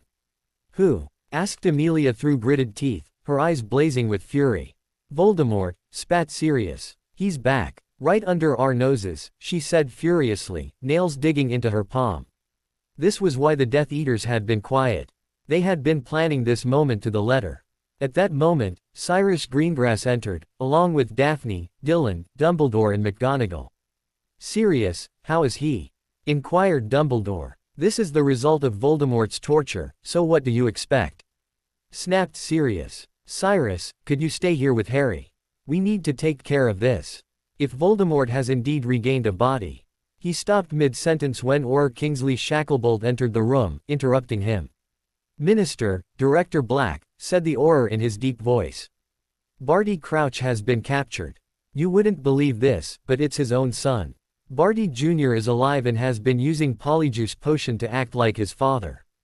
"Mother Magic, be merciful," Amelia exclaimed in alarm. There is no telling how much information he might have gained from the Ministry archives.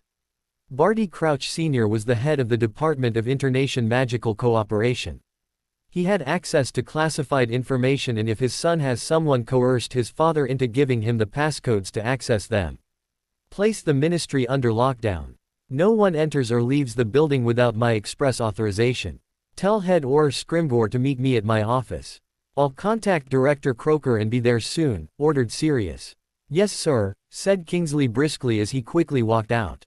"We need to contact the old guard," said Dumbledore firmly. "Sirius, the order." "I am the Minister of Magic, Albus," said Sirius, annoyed. "I don't have time to play errands for you. I know the order is important and I will support it, but I also have a country to run. Do what you can and I'll meet you later to discuss this. I do not want the Ministry compromised." "Cyrus." "Don't worry, Sirius," Cyrus assured him. "Elizabeth and I will remain here until Harry recovers. We won't leave his side." "Thank you," said Sirius gratefully. With that, he and Amelia quickly made their way out of the hospital wing. Dumbledore seemed to be thinking hard about something but nodding to himself in determination. He too walked out. Daphne and Dylan were sitting together, leaning against the other as they stared into the distance, lost to the world. They had not forgotten the sight of Harry's beaten and bloody body that was on the grounds. The stark contrast of him smiling and laughing just several hours before brought tears to Dylan's eyes. The fact that his father, uncle and aunt could have been responsible for this was too much to bear. Hugging Daphne tightly as she rubbed his back in a soothing gesture, he cried silently on her shoulder. Daphne too couldn't help but shed tears. She did not know if Harry was going to make it out alive. "Daphne, is Harry going to be okay?" asked Dylan, his eyes red, sounding very much like a young child as he hiccuped. "I don't know, Dylan," said Daphne quietly, as tears rolled down her cheeks. When Astoria entered the hospital wing, Daphne grabbed her sister in a hug too. They sat there, not knowing what to do, as they waited for any news about Harry's recovery. More than 3.5 hours later, the four exhausted healers stepped out from behind the privacy screens. The specialized healers muttered instructions to Madame Pomfrey and made their way to the flow. Elizabeth collapsed in an armchair next to her husband as the matron disappeared into her office. "How is he?" asked Cyrus softly. "He's stable for now," said Elizabeth quietly. "But when we began healing him, we thought there was no way he was going to stay alive for more than an hour." We were astounded when his inherent magic began helping us heal his injuries. He's very determined, even when near death. It will take time, but with enough help, we believe he will make a full recovery. Is he in pain? Daphne whispered, trying to keep her voice steady. Elizabeth grimaced. No potion can negate the effects of the Cruciatus curse, Daphne. I don't know how long he was under the curse, but from our scans, we can infer that it was pretty long. Don't expect him to be the same after he wakes up. He may not be the same Harry Potter you remember. There is a possibility that he has suffered brain damage that we may not have detected yet. Nothing will happen to him, said Dylan firmly. Harry will be fine. No amount of torture can ever break him, I know it. No one said anything to that heartfelt declaration because all of them were hoping that Dylan was right. To be continue, I hope you enjoyed this story. Also remember to subscribe and like this video. See you in the next video.